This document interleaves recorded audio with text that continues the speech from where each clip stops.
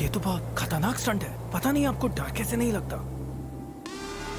डर सबको लगता है, गला सबका सूखता है, पर डर से डरोगे तो कुछ बड़ा कैसे करोगे? तो ड्यू उठाओ और डर को पी जाओ।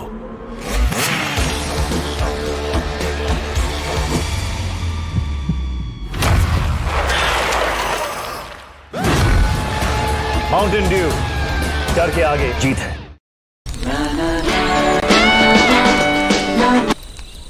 अरे वीडियो फिर से फ्रीज हो गया। मैंने बोला था इसका नेटवर्क जाएगा। मैंने भी सुना था, उसने बोला किसकी सुनूं? अरे इसने कहा उसने सुना, सब भूल जाओ और अपनी आंखों पे भरोसा करो। मतलब वीडियो सही है तो नेटवर्क सही है। और इंडिया का ना बेस्ट वीडियो एक्सपीरियंस एयरटेल पे है। देखा? तो आंखें खोलो और सही चुनो।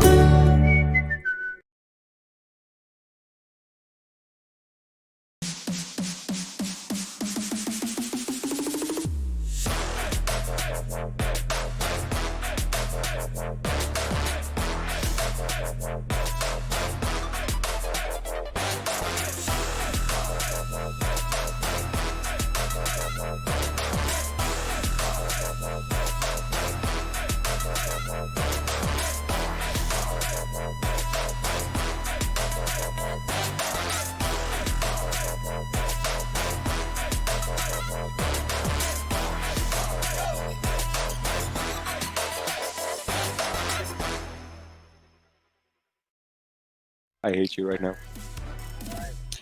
Welcome one and all, boys and girls, children of all ages, to the PUBG Mobile Pro League South Asia, fueled by Mountain Dew and brought to you by Airtel, who are preferred partner of the PUBG Mobile Pro League South Asia. My name is Blair, and joining me as usual are going to be my two favorite people, XP and of course Fixes. Gentlemen, how are you doing? Let's start with you, XP. How have you been? I'm good.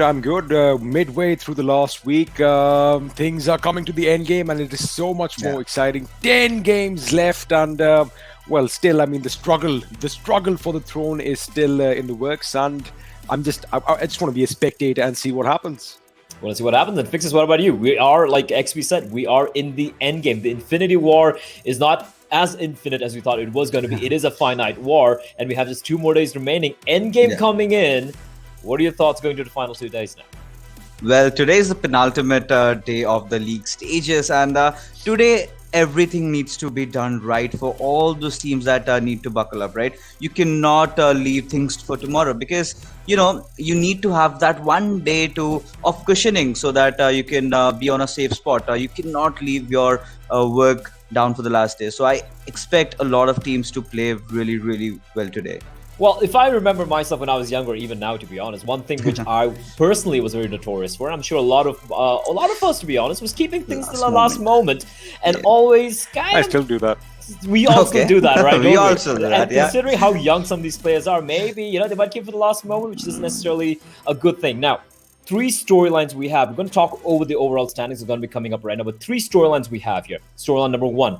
The battle to be the king. Who will be the king of kings? Orange Rock or TSM Entity in the league stages. We're going to be finding that out. Orange Rock with a pretty substantial lead, but you cannot ever count on TSM Entity because they still have 2 more games to tie up with Orange Rock on 42 over there. Now, the second story is Synergy versus Godlike. Now, Synergy have a pretty substantial lead right now. I do believe my math is correct here, about a 58 points lead. But Godlike are trailing by 4 games to be played. So this battle to be in the top 3, I think it's really heating up at the moment. And then the third storyline I want to talk about is at the bottom of the table, where INES, Team Tumulus, and Hype and Deadeye's Guy are in very real danger of getting knocked out and not making it to the finals. Now, John Martin, Elementrix, and Team Extreme, they look comparatively safe right now. But if you look at the points difference, it's not too substantial. Even Celts are in danger of potentially getting knocked down if they do put their foot off the pedal. And INES and Team Tumulus, I think they have a pretty good chance, considering they've only played 38 games alongside Elementrix as well. So let's start with you, XP. Which storyline do you want to talk about first? I mean, well, the struggle up top is obviously something that everyone is going to be keeping their eye on. But this battle for the 16th position is a little bit more interesting because we have a lot more teams in contention. And of course, as you mentioned, INES and Team Tamaras, they do have those games in hand. So does Elementrix. So we can actually see them kind of using that opportunity to rise up through the ranks. However, we have seen on the other side of the table that, even if you have a few games in hand, it doesn't always go your way. And will they buckle under pressure or will they rise and shine? Again, 10 games. Let's find out. Let's find out. And Fixes, now we've had the little bit of an input from Experiment regarding the bottom four. Let's talk about the other two storylines we have. Now, which one do you want to touch upon? The battle of the King of the Kings or about the third and the fourth place within Godlike and Synergy?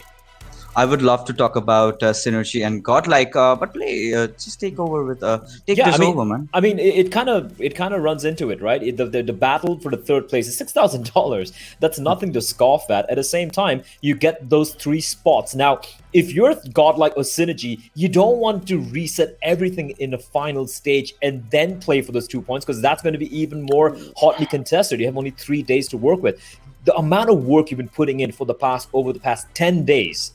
Right now, you need 2 more days remaining to 12 days at the total league stage. You want that coveted third place. Although, second place isn't really out of the question yet, but it is looking a little unlikely right now, Fixes. It looks like TSM Entity and of course Orange Rock have kind of cemented their first and second position in the league stage.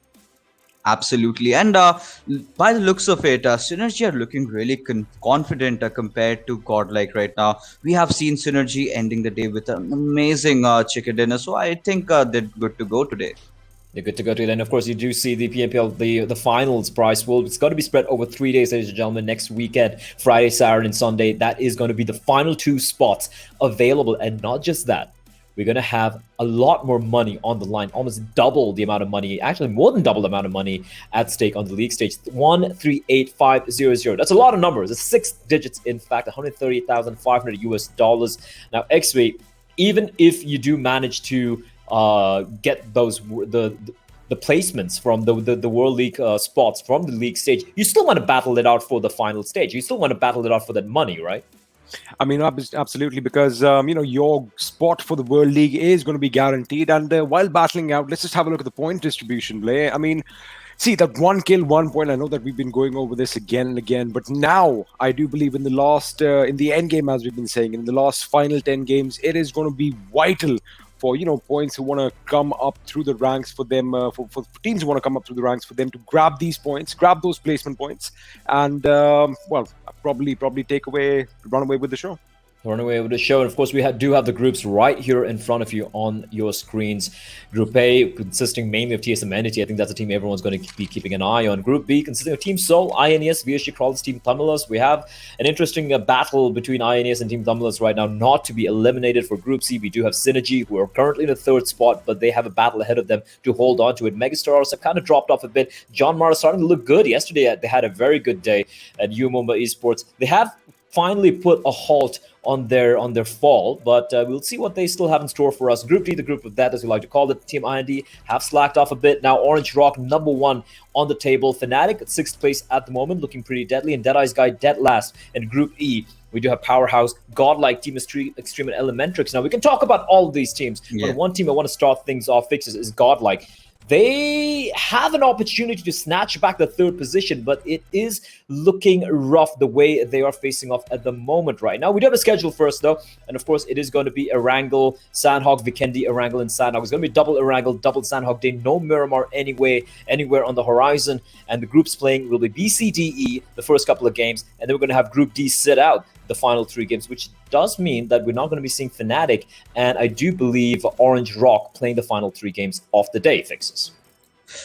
Well, talking about Godlike, I feel that the pressure has kind of surmounted over them. It has kind of clinched over them and it's taking over. And they are reluctant to taking those fights. Earlier in the first phases of the PMPL, we saw them playing really free. We saw them playing till the circle by circle. Then in the final stages, they went all in. But right now, lately, we have seen Godlike being caught off guard a lot. And during those 4v4 fights, we see two players from their side being taken out instantly, and then all the pressure comes down on the rest too, and they still try to take a knock of you, but that is not enough. That is not enough indeed. And of course, what is not going to be enough is for either of these two teams to get knocked out. INES Elementrix, they're in the bottom half of the table, hovering around the 14th, 16th to 17th position, in fact. And I do believe INES is 16th right now. And now both of them are in danger of getting eliminated. They still have, like XP mentioned earlier, 10 games remaining to be played, XP. Now, I know it's still early days. We still have 10 games. We still have 2 days, XP. But which 4 teams are on your list and who you think are going to be in danger of getting eliminated? And this is not just a random guess. This is based off how the trend has been for these teams in the past few days.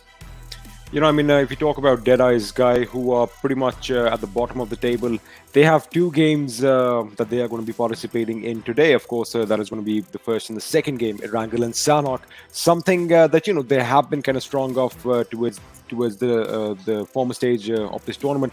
However, the fact that they just came short thrice, just you know, that chicken dinner in grasp and just falling a little short towards the end is going to be something that they need to work on.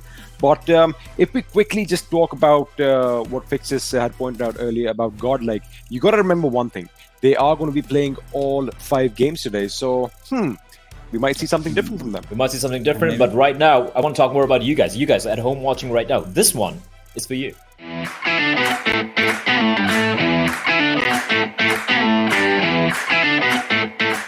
Hey guys, मैं हूं कुशल बेद and PMPL के अंदर मैं support कर रहा हूं soul team. चाहे आप कैसा भी खेलो, बट आप इंडिया के लिए टॉप पे रहोगे। गेमिंग कम्युनिटी को इतना ऊपर लाने के लिए धन्यवाद। दिल से Godlike. Guys, I'm Anurag and I'm here for the support of Team Soul. Please, आपकी टीम अगर परफॉर्म ना कर रही है तो हेट ना फैलाएं. Every team is champ themselves. Thank you, Soul, for the win. Team Soul for the win, guys. Team Soul come back as usual. Team Soul. मैं एलिमेंट्रिक्स का बिग फ़ैन हूँ. मैं हमेशा PMPL देख रहा हूँ, एलिमेंट्रिक्स को फॉलो कर रहा हूँ. टीम एलिमेंट्रिक्स, go for it. You guys deserve. Hi guys, I'm Dr. Asim and I'm currently serving in a COVID ward in a hospital in New Delhi. And I really support Team TSM entity. You guys will fight for us fans like we are fighting for you in the front line. All the best. Soul Mortal, please come back. I want you as a IZL and love you Mortal, love you Sangwan and love you Rega or Viper. Once a Soul supporter, always a Soul supporter. And lastly, the casters are doing a great job. Ketan, Ocean and Johnny, your trio is best. Your casting is really, really awesome. Here to support Fnatic Scout and enter Fnatic team. Always Fnatic. Love you Team Soul and all the best. I believe you will be in a World League and this time Soul you're gonna rock in World. Fine. I support Team Soul, give your best. My favorite team is Erangel. I support Team Tamilas, always TT, love you guys. I'm supporting Team Hype in this recent PMPL. Hype is real. Thank you. All the best Team Fnatic for this South Asia Pro Championship. I hope you will win.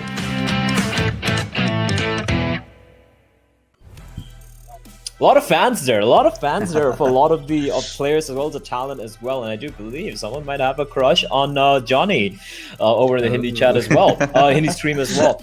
But we do, of course, if you watching right now wondering, hey, how did they get featured on the stream and how come we're not? It's very simple. Drop a mail to video@nodwin.com. Record a message talking about who you like.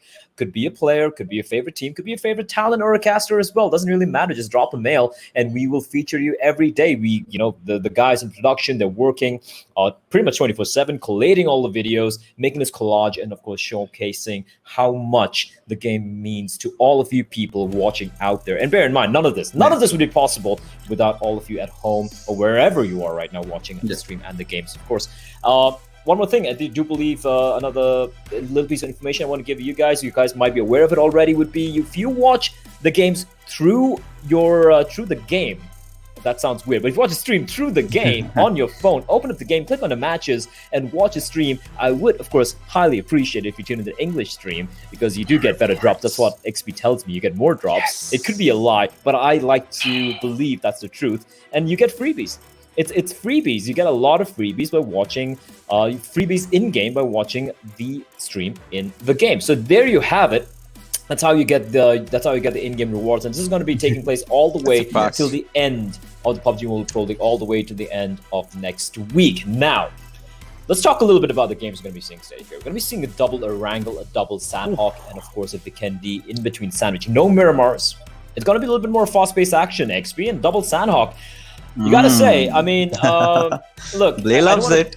I don't want to talk about other teams, but that's a map that a team who have been belabored so far. Team Seoul, they've had 3 chicken dinners, and each and every one of them have been on Sanhok. So I'm going to put you in the hot seat. Do you think that's going to happen? But I'll let you answer that later on, because Fixes, I will have to ask you to just sit back, relax, enjoy the show for now, because now we're going to be jumping straight into Erangel, and it is going to be an interesting playing path indeed. It's going to be starting off all the way from Yasnaya and heading all the way west of the island, XP. And now I'm going to switch the question up a little bit. Who do you think is going to win this one?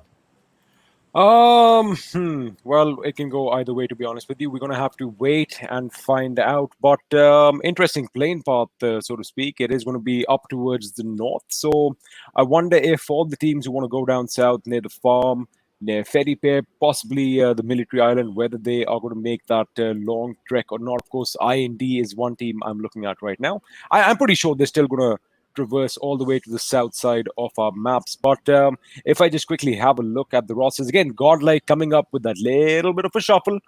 I do believe Gronton is not going to be playing this game. Yeah, it's a little bit of a switch up there, and we do have Seoul. Typically, they do like dropping off on the westernmost side of the island, and they will have no trouble there. Fnatic, ooh, that's interesting. That I do believe is the first time in quite a while that we've seen a circle not end, but at least encompass the military island here. And I'm unfortunately hearing word from the admins and the producer that we might have a server restart coming in because a little bit of lag being experienced in the server for a lot of the players. And that's unfortunate, XP. If this game does get restarted, that circle is going to go to waste, because that is interesting indeed.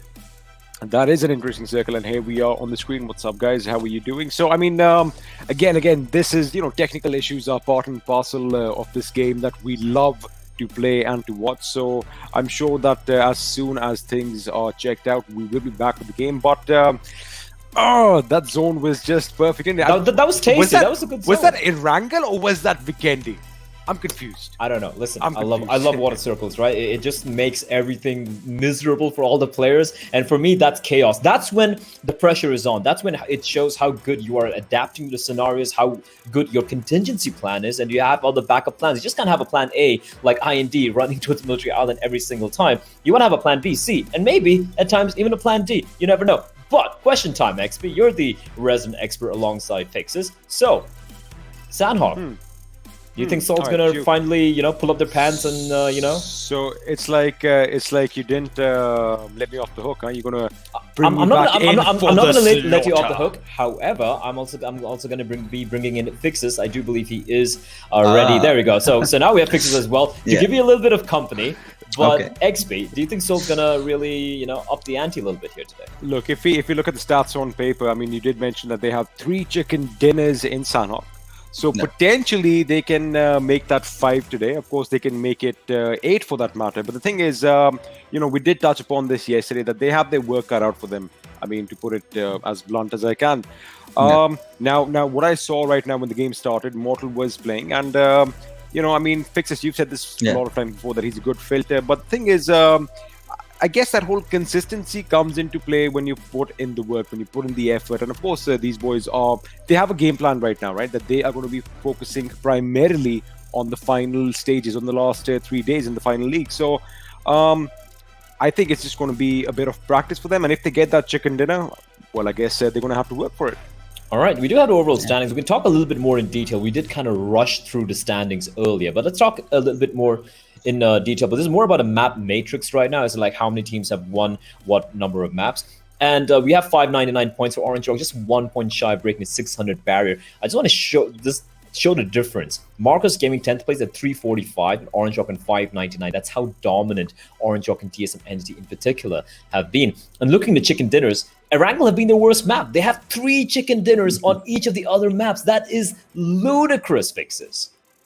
Absolutely. And the only reason why I feel that they've gotten less chicken dinners is because of their rotation pattern in Erangel. They are surrounded by a lot of squads. They drop at Water City. On their right, they have Marcus Gaming. On their south, they have Godlike. On almost the southwest, they have Team Hype. They have Team Umumba. They're kind of in the center of attraction. And every time they try to make that rotation somewhere, some other team does pop in and tries to take them out. So they've been lucky sometimes, and they've been really, really good sometimes. But trying to finish at the pole position was a little bit difficult. But other maps, they have been absolutely dominating. Indeed, they have. And if you look at the bottom over there, this is where I guess it's fitting. Like Team Thamilas, Team Hype, and Deadeye's Guy have yet to have a piece of the chicken dinner. Not a single chicken dinner yet, and there are only 3 teams, mind you, so far who have had no luck there. And if you look at the bottom half of the table, every other team has 1 chicken dinner, apart from Seoul, who have 3 on Sanhok, as I spoke about earlier. Now, Thamilas, Hype, Team Hype, and Deadeye's Guy. Talk to me a little bit about them, XP, because let's be real here. Deadeye's Guy, they look a little promising here and there. Hype also had a couple of moments, but Team Thamilas has been just a non-stop free fall. If you look at it, I mean, you look at the number of kills they have more kills than anyone in the bottom 6, mind you, and they have the highest number of kills there, but yet they are now in the bottom 3. So XP, what is going wrong with Team Thamilas, apart from the fact that Manti is no longer playing for them? Well, to be honest with you, I'm going to be blunt over here. Regardless of the fact that Manti is not playing for them, they had that issue, that whole free fall that we've been talking about much before that, and it's like beating around the bush right now because I mean, maybe they buckle under pressure. Maybe it's a little bit of team coordination that is lacking, and it could be a number of reasons, right? But talking about the bottom 4, they have a chance right now to still make an impact and battle it out, get those placement points, maybe play a bit passive, and again, the biggest. The biggest argument that we have is the whole rotation. You know how they get caught off while creating, and Fixes, of course, mentioned Orange Rock facing opposition at the beginning in Erangel, but I don't really see that as a problem because they tend to fight towards the latter half of the game. They do tend to do I'll that. come to that in a second. Yeah, but one team who does like fighting all the time is Synergy. They don't care about it's latter or later or now or then or earlier. They have been a force to reckon with. Currently placed 3rd. And I just want to show the kill spread amongst the top 3 teams. Now, you can't count on Strider, mind you. He has been so clutch many a times, but the heavy guns in his team are those 3 players on his screen. Ted, Sirvi, and Austin X. 63, 61, and 61 kills. That is Sirvi and Austin both in 61 over there. And I just want to say, like, it's just phenomenal how good these guys are at fragging. Now, they have managed to establish a lead in the 3rd place over Godlike. However, Godlike are still trailing by 4 games to be played. Now, Synergy are going to be, if I'm not mistaken, sitting out the final 3 games of the day today. If I'm not mistaken, Group D is not going to be playing. They will be playing, but Group D won't play, but Synergy might have a few games today. Yeah, Synergy do have a few games, actually. So they're probably going to be sitting out the majority of tomorrow. Likely, and that gives Godlike an opportunity to come back. So for Synergy, I mean, it goes without saying, Fixes, that today is going to be their chance to just get as many kills, as many placement points, and potentially as many chicken dinners as possible, because tomorrow it's frustrating. Think about it. You've done your job, now you're sitting and waiting. Do I go through or not? And it's not in your power anymore. You can't even control it, and that has to be so massive. But I just want to add one thing. If you're Synergy and Godlike is in the server with you, now Fixes, if you're Synergy, would you want to go and attack Godlike, target Godlike, and make their lives miserable, ensuring your position in that 3rd spot? If push comes to shove, why not? I mean, everyone's fighting for the spot in the World League, and if it comes down to that, if everything comes down to that position that I need to take out Godlike early off into the game to secure, if it's a do or die situation, then I will to make sure that I survive and qualify for the World League. All right, I mean, XP, it is a do or die situation. I mean, it's not necessarily die, but you won the 3rd spot. So, okay, if it was me, I'm Synergy, I'd target them. I mean, I don't look at it that way because it's going to be a lot difficult. Sure, I mean, suppose you have a skirmish with Godlike. If I'm Synergy and I have a skirmish with Godlike, I knock a person. I am not going to be going out of my way to make sure that I get them, eliminated before me while exposing my position or giving up cover. It's that mentality. Winners are winners because of that winning mentality, and it's not like all right, just because I eliminate this team, I am going to excel. They're going to excel no matter what. So whether they face Godlike at the beginning or whether they face them towards the end of the game, they are still going to do what we know Synergy is capable of and is, well, synonymous with running and gunning. Whether they get the chicken dinner or not, they definitely get those placement points, being one of the most consistent teams that we have seen in this tournament. And, I think they're just trailing on second position as far as skills go. They are indeed, and the one thing which I personally notice as well, this is something I touched upon even last year, XP, when you and I were casting some of the other PUBG Mobile tournaments earlier, is how in India, especially in South Asia in particular, like teams have their preferred drop locations, and it's kind of like an unsaid rule, so to speak, where it's like, hey, this is my area, don't come over there, right? It's happened, it's a fact, and if someone does that, everyone gets angry. They're like, how dare you come into my area? But listen. You head to the World League, I'm sorry, no one's going to give a damn. The Southeast Asian teams, the Chinese teams, they're not going to care where your drop zone is. They're going to come there and they're going to be like, listen, you want this house, take it from me, baby. Now, listen, again, this is from an outside perspective, but at the same time, do you think that playing this particular drop meta where everyone's zone, the areas are known and no one is being disruptive is in the long term not a good thing? XP. It is definitely not a good thing, and to be honest with you, it is something that needs to change for sure, because the thing is, when smaller teams kind of do that, I mean, I'm not pointing any fingers, but sometimes or the others, we do have, we have a little bit of repercussions to face later on. But again, it's on social media. I know what you're talking about. I'm not going to brush upon that. I'm going to try and deflect this question as much as I can. So, Fixes, do you want to have some parting words for us? I think this goes two ways, right? You can also, these all players mutually respect each other. So that is the reason why they have their own respective drop locations. And then later on, they're like, we'll just drop at our own locations and then we'll fight off against each other. But then again, like XP said, I would accept nothing. There's no name written on a certain drop location. Anyone can drop anywhere, provided if he wants to win. All right, if you want to win. And on that note, we're going to jump in straight into the game. Fixes, thank you for your thoughts. We'll jump in with you later on. And this playing path's very much more different from what we witnessed earlier. XP, it's going to be Milta. And ladies and gentlemen, welcome to Game 1. And it is going to be an Erangel of the penultimate day of the league stage. Now, the playing path is going to be all the way from Milta heading over towards Severny. And obviously, we're going to be seeing a number of teams actually heading towards Military Island. And I just want to touch upon one thing that Fixes mentioned there. Before the game started, XP, the fact that the teams over here have mutual respect when it comes to drop zones, that respect is going to be completely absent when they play internationally.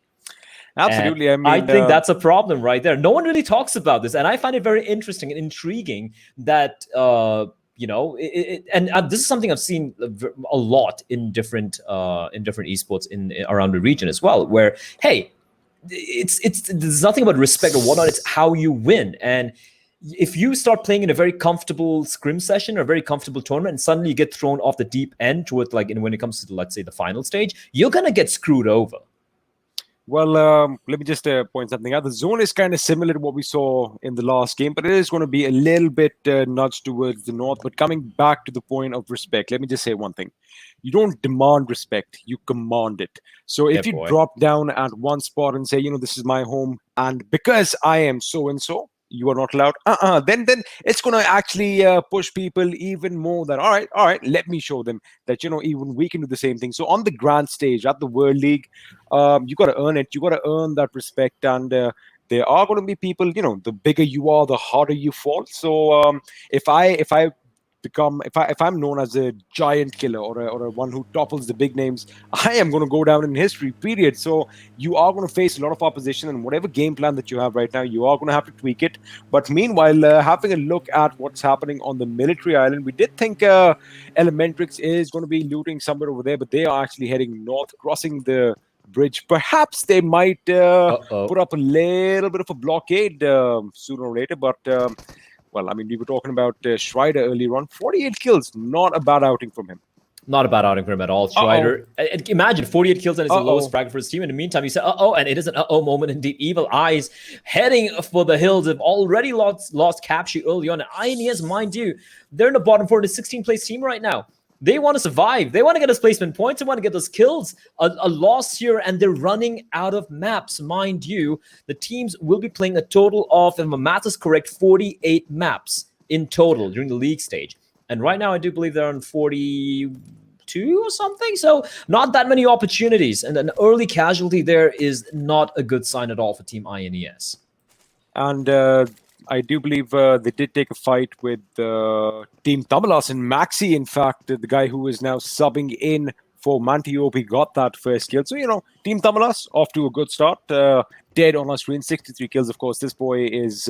he's no surprise to be up here because he has been gunning the opposition down and has been a constant fixture on the top half of the kill leaders. But the boys' synergy, if we just quickly have a talk about them, the way Austin bought X in yesterday's Erangel kind of snaked his way into the top 3 position, and mind you, he did get a few kills here and there. That definitely helps. So it just goes to show that these boys are not ones to give up. I thought that maybe he's just gonna, take it easy, lay back, let everyone fight each other, and hopefully just get those placements points. But nah, he wanted those kills as well.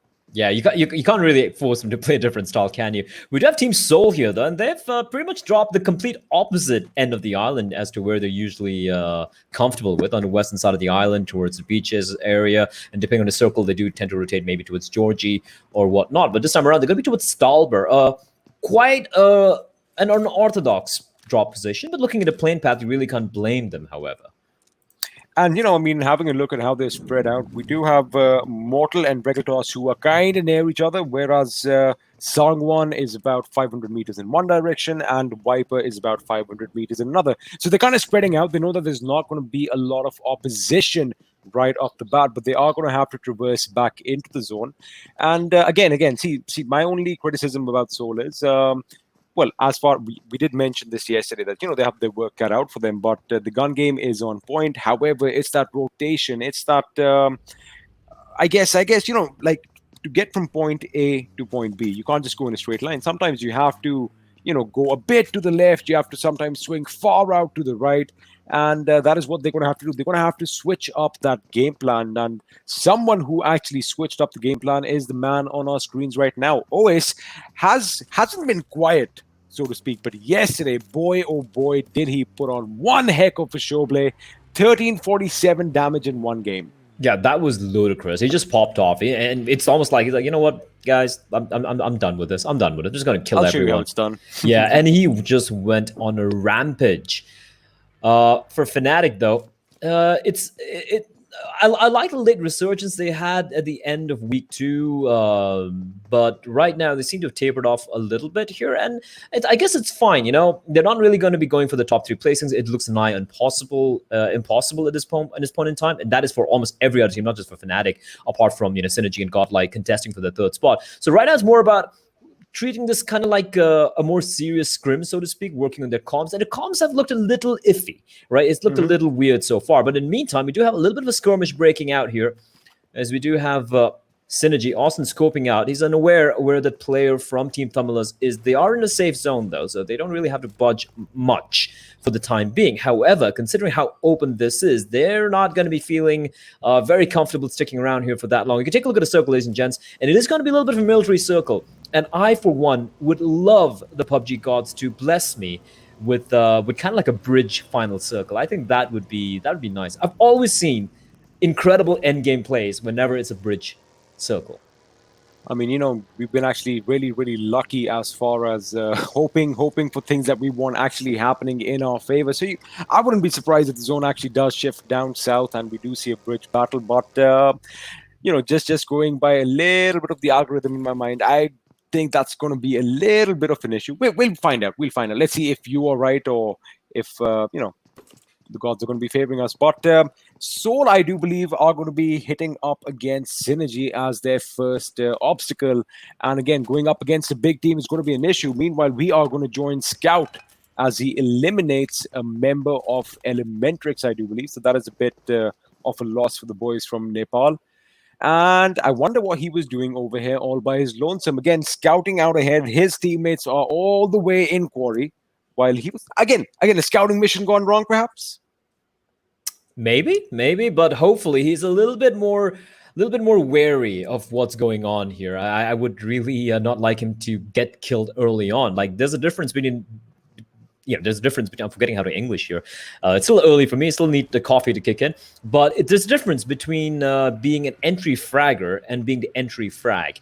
And unfortunately for a scout, he has kind of been an entry frag for a few games so far. I've seen the past few days. So hopefully he's a little bit more wary and a little bit more trepidant in his approach when he goes in his scouting mission. I do love the surfboard on top of that. I would like someone to go for a surf. M249 on the drop, a lot of level 3 goodies as well. No AWM yet, as we do see the circle shrinking in. My fingers are crossed for a South Island circle. And IND already rotating in. They might take a U-turn. No. Oh, okay. It is close enough. I'll take it, man. I'll take it. You know what this means? We can actually come out with the predictions because I think the Costas curse has been lifted. So go for it. If you want to go ahead and take a few names, go for it. Take names. I am going to back you up. But now this is going to force all the teams to head up north. And I thought that, Fnatic might actually put up a little bit of a blockade. And what is this? We see Soul Mortal knocked out of his vehicle. That is going to be a bit tricky, I think. He's too far away. Did he get picked off by someone? He is. Look at that. Regeltos is going back for the revive, but he can't make it. I kind of missed out on the kill feed. Was it a bit of an issue? Did he step out of his vehicle at the wrong time? I don't. There's no one nearby. No one's shooting him. I guess that's the only thing that happened. I don't think he can reach him in time. I think he's done for. I think he's going to bleed out. I think that is a little bit of a misstep on Mortal's part, and he is going to pay for that. He gets eliminated. Oh my goodness! Oh no! Soul fans all over the world are going to be heartbroken because, obviously it's a valiant effort when you go down in a fight. But when you get knocked out like this, it's like, oh man, that is going to sting just a little bit more. I didn't even notice how he got knocked down. Did he like hit? See, there were two buggies nearby. This is what I'm speculating. Maybe he was short on fuel in one, and he just probably pressed that exit button a little bit too quick. Yeah. And you know how gravity over here is not like how it is on Earth. It's just a little bit stronger. It's like watching those, crush you. It's like watching those Instagram clips earlier of Kiki, do you love me? And people step out of the car and they get smacked in the face with the car door. It's kind of like that. I feel like as Paradox gets a knock. Still early though, and they're all together, Megastars, who they have been a little quiet so far, apart from Vexy obviously being an absolute beast. And Deadeye's guy, now they need to try and help Illusion. Unfortunately, Illusion is all alone in the building of his. And to cross on over, it's an empty area there. They need to smoke it off. They need to put a wall of smokes and go for the heal here, go for the res. And Megastars are not going to make it that easy. They have to cross his train on to that position. And a reply comes in. That's a brilliant shot coming from Lazy Sir. That's a nice little scare. He's go and get the thing. Oof. That was scary. Meanwhile, Sangwon has been knocked and finished by Synergy's Austin Bot X. That is what I told you. That Synergy was going to be the first obstacle that Soul is going to run into. And by the looks of it, Soul now down to a 2-man squad. And if you remember, just moments ago, Viper was actually looting the crate of Mortal. So wherever Regeltos is, he is going to have to wait for his teammate to back him off. And that is going to be a bit of an issue. Meanwhile, Megastars on a collision course with Godlike. Now, Godlike play, they haven't had the best of days for the last couple of days. I think, for the last 3 days, they've had probably 1 or 2 good games. They've had one good game. That's it. They have a chance today, right? They have all 5 games today. And like I've said so many times, they need to build up that momentum, after which they can start, steamrolling the opposition. I mean, if this game, I do believe if this game is good for them, that is something that we might see, and Synergy might have their work cut out for them. But if it doesn't, if they don't pop off in the next couple of games, I think Synergy just might walk away with that 3rd position for the World League. Yeah, that could indeed happen. So for me, that is the battle, right? Synergy and Godlike at the moment. And for Godlike, though, like you said, they still have some fight inside of them. You do see the next circle. Okay. It is going to be towards the mountains or maybe ending towards Gatka. And Fnatic are actually in a very, very good spot at the moment. And Seoul, they have to traverse quite a bit of land. And once they enter the safe zone, there's a team called Orange Rock waiting for them. And that could be a problem indeed. You ride your vehicle straight into a rock. Usually the rock wins in my experience. Now, Team Thummelers are in an excellent spot. No one's going to be looking to cross over the mountains on their side right now, considering it's just not worth it at the moment. And if they just go into the circle, they can actually potentially be the king of that hill early on. And bear in mind, Team Thummelers are battling not to get eliminated. So for them to have a late game position, maybe get in top 4, top 5, get a few kills here and there, that could potentially save them from elimination. I was talking about riding uphill, and they are doing indeed that. Carry OP defying gravity. They're just going to be legging it. What is that? What is going on? And there is an enemy behind them in the form of Mumbai Esports. Are they going to reclaim this pinnacle of sorts? Are they going to claim this summit? We are going to have to wait and watch. Pansing is going to open up on Karaoke. He gets shot, but he makes it out in the nick of time. And you know what? I thought that Team Tamalas over here, Blay, might be the king of the hills, but there is a little bit of a power struggle for Mount Olympus right now, and UME are vying to stay on top. Yeah, they are, and I didn't even see them pushing up this far. I thought they'd probably just wait at the foothills, but... I was kind of confused when I saw all that color. I was like, wait a second, that color does not match up. Why is blue following maroon? Car has been abandoned, mind you, and there is a player for Yumumba with the ghillie, which might not be that useful in that hilly terrain. Oace spotted out. I think Trance is very much cognizant of the fact that there are a couple of players over across the road towards that compound. Of course, we are privy to the X-ray. We know exactly where Fnatic are. 4 members alive, Team IND, who have kind of fallen off a bit, although they were not really looking like they were contesting for the top 3 placing, and they have maintained their position in the top 10, I do believe. So they're not too worried, but as a team, they were looking very solid the first few days, and now they have quieted down a little bit, XP. They don't seem as dangerous as they seemed earlier. I mean, they did have a very, very good couple of days. That is when, of course, they came kind of in our radar. They were, consistent before that. That is one word that I kept using for IND. I called them a band of brothers, so to speak, because that is what they are. However, perhaps it could be a little bit of a... I don't know if they're getting distracted or what, because, you do have to grind in all the hours. They've been playing PUBG Mobile for so long. Sometimes it can get a bit too much. So you got to take a break every once in a while. But again, circle. Something, you have to. All work and no play, makes Jack a dull boy. So you've got to take some time off. And this, mind you, I know we're playing a game, but at times when you are doing it for about 10, 12, even maybe 15 hours a day, it can get to your nerves, get on your nerves. Oh, and, indeed. Your productivity kind of falls. 100%. Like, I don't personally know any of the, apart from a couple of players of the Seoul guys, I don't personally know most of these teams, but at least I'm privy to know, at least I am kind of close to some of the few other players internationally when it comes to other esports titles, and I know from their personal experience, and me as well, when I used to play this game, other games a little bit more seriously, it was quite taxing, where you stop having fun at a certain point and it becomes a job. But that is the way it is. That is the way it is. You want to be the best, it becomes a job. It's no longer a hobby. But hold on to that thought. It is going to be the battle for the hill. Like we said, we just saw 2 teams earlier. It was Mumbai and Team Thummelers. Now VSG crawlers crawling up that hillside. In the meantime, we did see a couple of players from INES getting hammered down by Orange Rock, and now Viper taking a fight. He's going to be dropped. Regaltos is left alone and is far away from the skirmish. And it looks like Soul's going to be dropped to one final member, Regaltos. Now, we all know what this guy can do, but all on his lonesome, it's going to be a tall ask indeed.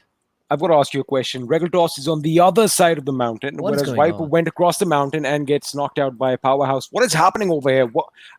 I get it. Splitting it up, individually, everybody's good. But then, if you go solo, you get knocked, you're done for. But I can kind of see a world where they split it up together so that if one gets taken on, the other one doesn't get taken on immediately. He still has a chance. I can see that. I guess that's what they're going for. Yeah, but I don't know, man. I still feel like if they stuck together, we saw how TSM Entity played it when it was just 2 players alive. They still made it work together. In the meantime, bullets getting rained down above by Destro in that ghillie. He's doing a bit of damage, but Chala from Jean Mara is going to be dropped down. Gil is going to join the fray as well, dropping a member of a Deadeye's guy. And this is starting to definitely heat up indeed. Gil continuing to rattle off bullets as Lucifer is going to find a kill onto Evil Eyes, and I do believe INES will be eliminated in his 16th position. That is terrible for INES. They're 16th place right now, I do believe, and they're with this knockout, they might drop to the 17th or the 18th position, and now Swag joining the fray, putting in the pain on the Synergy as the bodies are starting to fall by the wayside, XP. An interesting factor, of course, I'll come to that in a second. Deadeye's guys getting eliminated in the 15th position. We have a lot of teams battling it out right now. Synergy up against Megastars and Team Tamalas towards the base of the mountain. And right up top, we have Mumbai Esports just raining down death. I mean, that is what these boys are going to be trying and doing right now, getting a few couple of knocks here and there. And Servi is the last man standing for Synergy. So Synergy, something that we're not accustomed to, they are not up to the start that they wanted. Of course, getting caught out on multiple ends by the enemies. Servi is going to have his work cut out for them. But something that I saw was quite interesting is that IND is actually shuffling up their roster a bit. Lucifer is going to be playing today, and I wonder, I kind of missed out who is he playing instead of. We'll find that out soon enough. However, if you have a look at the zone, where is it going to do? Have a look at Regaltos. He is right up towards the north, making sure that he gets those zone position points, but now is when it's going to become a little difficult for him, because he is the last man standing and he is going to have to traverse quite a bit. Meanwhile, if I quickly have a look at who is in the zone, Godlike have cemented their position in what is essentially the only compound left remaining in the zone play. Indeed. This is not looking good for a few of these I thought it was teams going to be indeed. Orange Rock. I'm sorry, I thought it was going to be Orange Rock. Oh, well, yeah. I mean, imagine Orange Rock winning this one. Like, you can rename this mountain as Orange Rock. But Sinich getting knocked out, this is that's not a good sign. We're talking about how they need to, kind of build their lead up on the third position, but this is not looking good at all. Mumba, that is such a good position for them. They can basically, like you mentioned, rain death and hellfire from above, and it's nothing anyone else can do. Paradox is going to meet his maker in a couple of seconds. Pansing is going to ensure that. And one by one, they're starting to fall. The rest of the teams, Viru from Orange Rock getting knocked. Now, the rest should be coming in for Orange Rock. Now, Mumba, they're paranoid. They're on top of the hill, but that also means that they're exposed from every direction possible. In the meantime, we also have a fight taking place between Megastars and Team Thumblers, and that could be an opportunity for Bhishma to kind of play spoil sport and rain more bullets down and join in the fray here. Now, that is absolutely one option. Or option two is going to be that they lay down the lead on Orange Rock as they were doing earlier and, pushing on the position, because like you said, they do have to move into the zone. But meanwhile, bodies are falling all over the place. Vexy with a grenade over here. Is he going to get a connect? He doesn't. That grenade just missing a bit to the left. Onko shoots up, gets a knock on Destro. Destro is going to go down. However, he does go down through Striker's gun and not Onko. So this is utter chaos, utter pandemonium. Each team is knocking each other out. And I do believe Team Thumbalas gets a knock on Megastars players as well. So Megastars down to 2 members. One of them is knocked, remember. So Swag and Vexy are going to be going in for the revive, but they've got to be careful from the Hellfire up top. Meanwhile, IND Slayer getting a knock on a member of Powerhouse. That is going to be devastating. And Fnatic are shooting up as well. I thought they were up top on the hill, but they are shooting elsewhere, knocking down members of VSG Crawlers. Of course, they won that one game in Miramar yesterday. So right now, it's going to be chaotic. And I think Orange Rock, despite the fact that they were under fire and potentially in a very bad spot, they might just make it through. Godlike are not letting up, knocking people down right now. They're not done yet, but one player, you didn't touch upon that, and we didn't see him on your screens, but I was looking at a kill feed, and I do believe there were 3 knocks taking place for Team Soul. Regaltos is not done yet. He's still mowing people down. I do believe we got a couple of kills there, and finally he will fall, just getting the 1 kill despite getting a few knocks, and that is going to be it for Team Soul. Now Mega just running around. He knows there's so many players around. He's trying to find Encore, but with the number, look at this. It's a war zone. Everyone is in the vicinity, and there's not much cover here as 420 OP spots out. Vexy Team Tumble is going to be eliminated in 11th position, and it's going to be 420 OP getting taken down. Mumba getting knocked out, and somehow, I don't even know what's going on. Like, how are he's people sneaking in for the standing? revive? He might actually just get the revive right now. He might actually get the revive. Is he going to be deploying a smoke grenade? We are going to have to find out. Or is Megastar going to be reduced to one-man squad? Meanwhile, Fnatic on the prowl right now. 4 kills to their names. They are going to be going up against the big boys. Orange Rock. Viru gets a knock on Ash, and they are going to be looking to push this team even further down on the table. Of course, it's going to be a battle of the best right now. Zebra getting knocked out, and with that, Powerhouse are going to be exiting this game in the 9th position with 1 kill.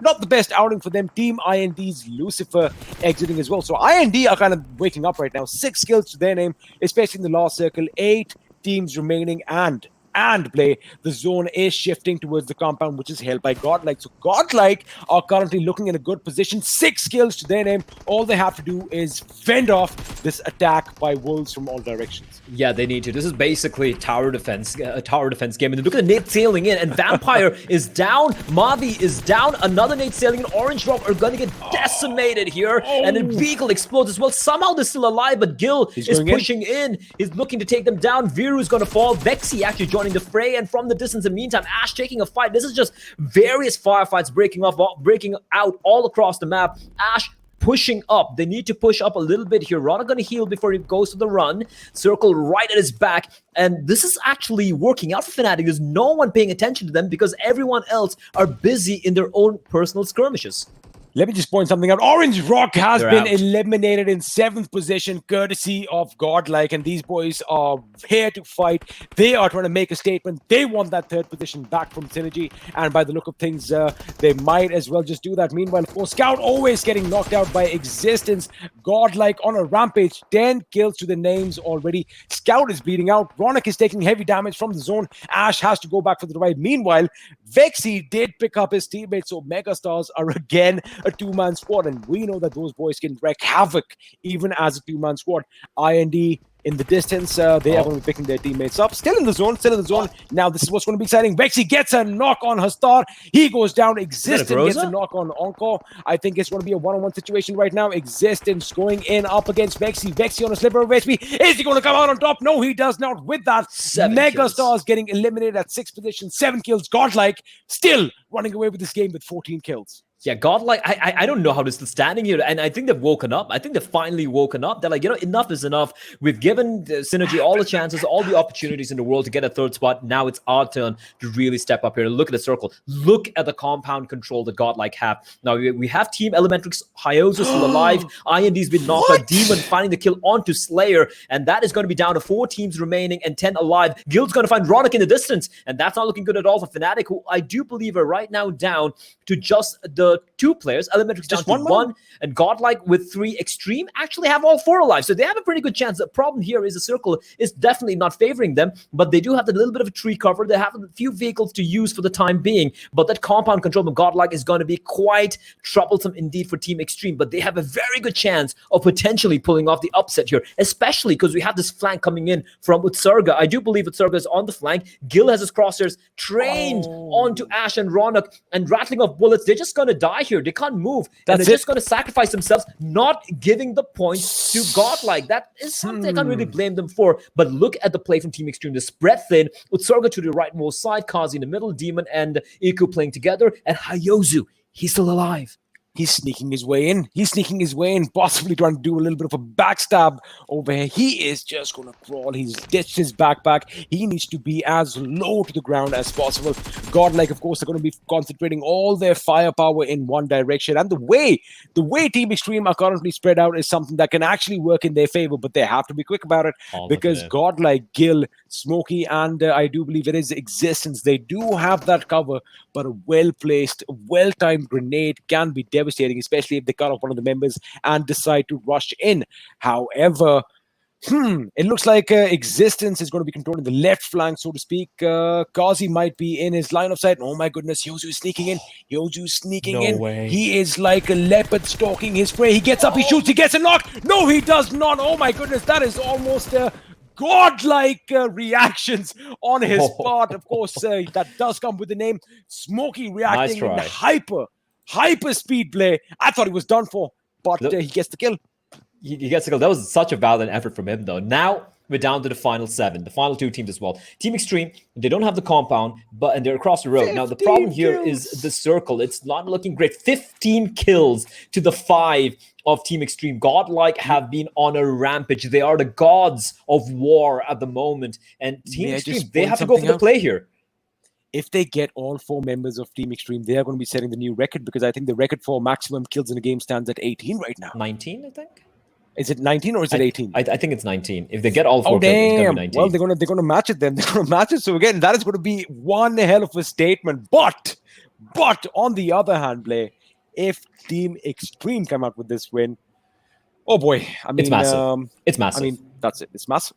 It's massive for both the teams, right? One battling at the bottom of the table, one battling on top to get a 3rd spot. Smoke's going to be reigning in because Godlike realized they have to go for a player. It's going to be King's ZI. Going to be tossing a few smokes. He's got that drop container for some cover if needs be. Of course, if he does go for that, he's going to be exposed from multiple angles. And of course, the nades will be a problem. Indeed, Kazi cocking the nade, looking to lob it in, and he's going to be lobbing it in. I don't think it's going to go that. Oh, he gets the knock. That's a brilliant Kobe coming in. And now they know one is down. And they know they have the man advantage. Not just a man advantage, you almost have a 2-man advantage because the res is going to be very hard to come in. And I do believe Godlike have to give it up. They can't go for this. As Smokey pushing up, and he's just basically mowing the lawn with a machine gun. If his server's going to come up, he's not going to check left though. And it's going to be Smokey who gets 2 knocks, looking for more, but it's going to get dropped. And Gil's going to find a kill. There's now a 1v1. Demon facing off against Gil. Gil rattling of bullets, going to find the Surga. Looking for the second kill. He's going to find a second Izzy. Still trying to spot the player out. Gets another kill. Now Smokey bleeding out, and the zone is going to finish it off. And Godlike, they play to perfection.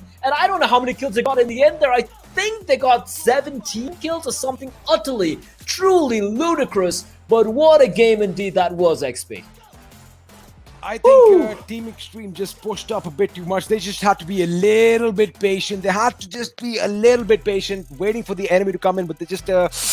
did they overextend or not? I don't know, but what a game by Godlike. Just that patience, a couple of mistakes here and there, but Gil keeping his calm, keeping himself cool under pressure, kills.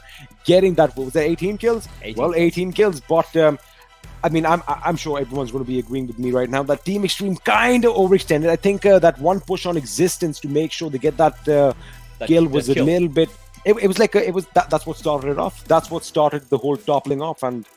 Well, they paid the price, and Godlike walk away with the chicken dinner. It was a 2v4 as well. And with that performance, okay, they were trailing Synergy by 58 points, I think. They just got 38 points right now. And on that note, we're going to be going to a break. We're going to be coming back, breaking that down, because that was an insane performance coming from Godlike. We'll see you on the other side.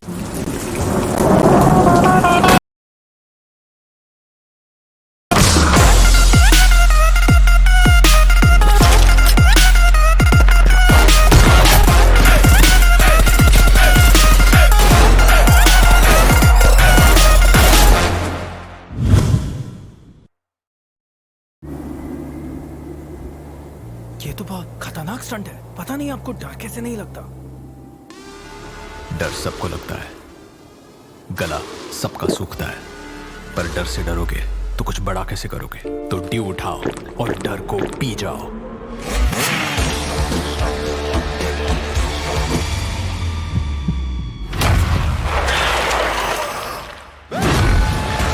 Mountain Dew, डर के आगे जीत है। अरे video फिर से freeze हो गया। मैंने बोला था इसका नेटवर्क जाएगा। मैंने भी सुना था, इसने बोला, उसने बोला, किसकी सुनूं? अरे इसने कहा, उसने सुना, सब भूल जाओ और अपनी आंखों पे भरोसा करो। मतलब वीडियो सही है तो नेटवर्क सही है, और इंडिया का ना बेस्ट वीडियो एक्सपीरियंस एयरटेल पे है। देखा? तो आंखें खोलो और सही चुनो। The main menu, so invite some friends and explore this new space. The shooting range has been revamped. Now, when you start a round, you'll have 60 seconds to down 20 targets spread over 5 waves. Your results will then be rated and displayed. The player with the highest rating will stay at the top of the ranking for others to challenge. You can also play against your friends to see who is the better marksman. Players can now duel other players in Cheer Park via Quick Draw. The duel will start after both sides confirm the fight. The two sides will have red borders and start a duel. The player that defeats the other wins. Don't forget to take a photo with each other afterwards. Friendship first, results second. The selfie system is also available in Cheer Park. Get together, find the right angle, and strike a pose. Say cheese. Nice shot. Don't forget to share it on social media. Players can also create their own cheer parks and invite their friends.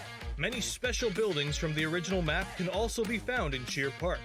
Don't miss out. Of course, there's a lot more than what was mentioned, so come explore Cheer Park's features now.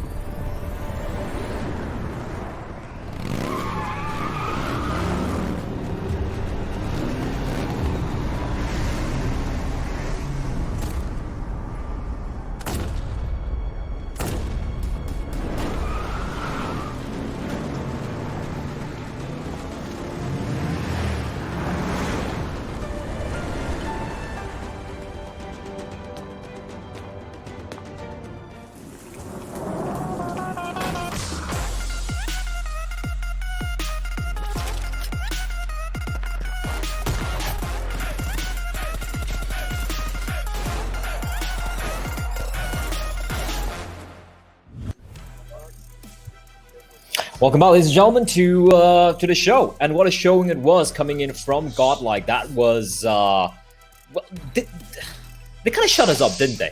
They kind of shut our mouths up completely. Now, XP, I know you have a lot to talk about. I want to ask, fix his brain a little bit there. Yeah. What did it do right this time? Like, what changed there for Godlike? The first thing that I really loved about them was the quick rotation. Their zone prediction was absolutely on point. And this time, what were the fallacies? They really worked upon it. They improved their team fight. And my, oh my, that last fight where Gil did that, so that was amazing. 7 kills for Kings, and it wasn't just him. Everyone just popped off there, and finally in the end as well, XP the 2v4. A little bit of a mess up there from Team Extreme, you might say, but still second placing, and I do believe they had like 6 kills at the end of that game, so they're going to be feeling okay, although they would have almost tasted a chicken dinner, and they're going to be still a little frustrated there. You know, I mean, of course, the MVP over here, this guy just played brilliant. 868 damage, the way he was playing, and he was quite instrumental in Godlike's victory in Game 1. And I believe they have arrived with a full tank of gas today, because they are, right off the bat, these boys have come with a big win. It's not just the chicken dinner, it's the big win. 18 kills, Play, 18 kills. And that's I the think second they're highest. going to be... They are the second highest, and have a look at what we have on our screens right now. Gil and Kings put together 13 kills, and even Hastar joining in, 16 kills between the three of them. And how much did they have in the end? They had 18. That means 2 more kills coming in for the fourth member. So Vexy, you can't put the man down. The 4 kills. Are you surprised? Not at all. At this point, I'm like, yeah, Vexy's there. I don't care. I mean, you're not he's surprised, always right? there. IND's Trans coming in fourth there with 3 kills, despite doing a substantial amount of damage. But Gil, man, 1,000 points of damage over there. Despite coming in second. I mean, they were just popping off. And in that final 2v4 as well, the amount, the spray down, and even his target priority. He didn't go for that kill on the knock guy initially. He went for the shots and said, oh, hold on, let me see if they're pushing up. They're not pushing up. Goes for the kill, then mows them down. And also Smokey. He pushed up. He crawled across that floor. He's like, okay, we don't have the advantage. Let me try and bring that up in our favor. Got like 38 kills. It's the highest number of points accumulated by a team. Second highest number of points after TSM Entity's 39 point win they had a few days ago. Extreme coming in second with 20 points. They're going to be pretty happy with it. IND as well, a pretty decent showing despite not really having the placement points. They do get 14 points there. Megastars, Fnatic, Elementrix to close out the 4th, 5th, and 6th. John Martin, Orange Rock over there at the bottom as well. Umumba, rough game. Powerhouse Team Tamilos looking rough there. And Team Seoul, I mean, we'll talk about them a little bit later. That was not a game they're going to be looking to remember. The Asia Crawlers, a quiet game. Deadeye's guy once more failing to do anything. INES getting knocked out with 1 point. But the one team I failed to mention and didn't fail on purpose was Synergy. I mean, you're not used to it. You don't see them on this half of the table. Yeah, you don't see them with 1 kill usually. Number one. Absolutely. And number two, they still, Godlike still have 4 games to play to catch up with Synergy. Now, we're going to be seeing the overall standings. Synergy had a 58, 57 point lead over Godlike. Yeah. They just got 38 points right now. That got whittled away to just 20 points. So now with Synergy, they're like, oh, we have a lead. Oh, wait, what happened to our lead, guys? Our lead just got completely, utterly smashed into a puff of dust as you showcase their experiment. And they're going to be feeling a little worried at the moment. We had overall standings coming in and boom, there you go. There you go. 22 points the lead they have. And Godlike still have to play 4 more games to catch up to them. And suddenly, the tables have turned. How the turntables, as some people like to mean as well, Fixes. Blay, I have to talk about that last fight in particular, talking about Godlike, because there we cannot blame Team Extreme. They did take down one member, and that was a beautiful grenade. They knew that Hastar was down, and that was the only moment they could have capitalized on Godlike. And yes, ups to Smokey there. He was proning in like a silent assassin, took out those 2 members, and Gale, of course, with that amazing cover fire. He finished the job out over there. But yes, Godlike finally putting all the gears running, and they're looking really strong right now. They're looking really confident, and my oh my, they are here to take that 3rd spot. And I just want to say one more thing as well. Orange Rock had a quiet game by their standards, but they are the first team to have cracked the 600-point barrier. Yeah. Holy Christ, what a game from them. We have Team Seoul over in 11th, Powerhouse Extreme South. Now let's look at the bottom 4. Forget about everyone else. INES now in a 17th position. Elementrix and INES have swapped positions. So you got to remember that. Team Tumblers had a pretty decent game here. They managed to climb back up a little bit. Deadeye's guy, I think this could be it. They played 43 games, and they're still dead last. Team Hype, 40 games, 218. Still a few opportunities here and there. But this battle between INES and Tamilas, and more importantly, Elementrix, this is going to be big here. Because for INES and Tamilas, they need to jump over Elementrix, and it is very possible. It is very possible. It's a 30 point to 35 point lead difference between that 16th place and the 17th, 18th position. However, one good game, a 2nd place game, or maybe miraculously getting a chicken dinner for some of the Team Tumblers, that could turn things around. But is it gonna, or do you think this is going to be how the remainder of the tournament is going to be played out? This one goes to you, XP. But before that, the Dark Agitated moment, and this was the final moment. Please take us through this, XP. I mean, this grenade was lobbed to perfection. The trajectory, I've said this before. I mean, these kids are obviously honor students in class because their physics is on point. But now this spray was phenomenal. But I do believe if you have a look at Utsarga, he rushes in. That is going to be a bit of a problem because he had an idea where Smokey could have been, but he exposed a bit too much of himself. They could just not provide that cover fire. Yeah. Again, one thing that we've been talking about: trigger discipline. They got that knock. They thought that, you know what, they're going to rush in. This is what they assume. This is what probably happened. They assume that someone is going to go in for the revive for existence. That didn't happen, and they paid the heavy price. The hammer was swung, and they got knocked out for 6. And Godlike, the boys on our screen, came out with that amazing chicken dinner. 18 kills. Do you have a feeling that if they had all 4, they got the knockdown right with the grenade, if that all 4 grouped up together and just rushed up the hill towards a house, they potentially would have had a better chance there? Because the circle was at their back. They had to make a move eventually anyway. I mean, to be honest with you, not really, because Godlike and the boys would have been forced to come outside the house as well. That is why we had all that smoke being deployed earlier on. So Smokey was obviously in a good position. He was well within the zone. Gale would have had to come out of his building. And again, this was just a little bit of... I don't know whether it was a hasty decision or whether it's just... Now, this is where experience comes in play. Because, we use words like trigger discipline And we saw that being displayed by Ovis yesterday, if you remember, in the map when Vikendi was being played.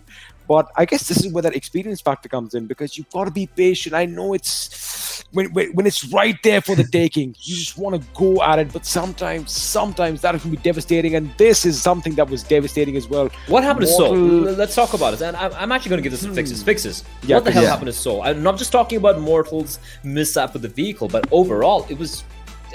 It didn't make sense. Some of the plays, they were so far away from each other, individually getting knocked out, no trades taking place. Regaltos was the only saving grace. He was a reason they potentially didn't get knocked out even lower there. He in fact got one more kill before it got taken down. But what is going on in Team Soul's camp, especially in this matchup? Before fixes, before you answer, do you realize one thing, Blaine?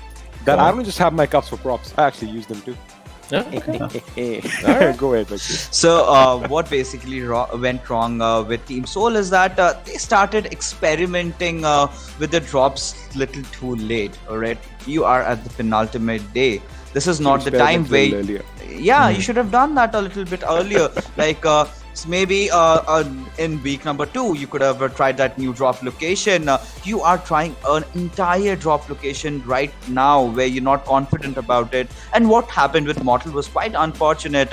He might have just like XP said over there, he might have just dropped to change the vehicles, and there you go, the gravity doing all the magic, and he got knocked over there. And that's when Viper, like you guys even mentioned, Viper came back to take up those meds and revive heals and everything, and that's how their rotation got delayed, and they were in the wrong place.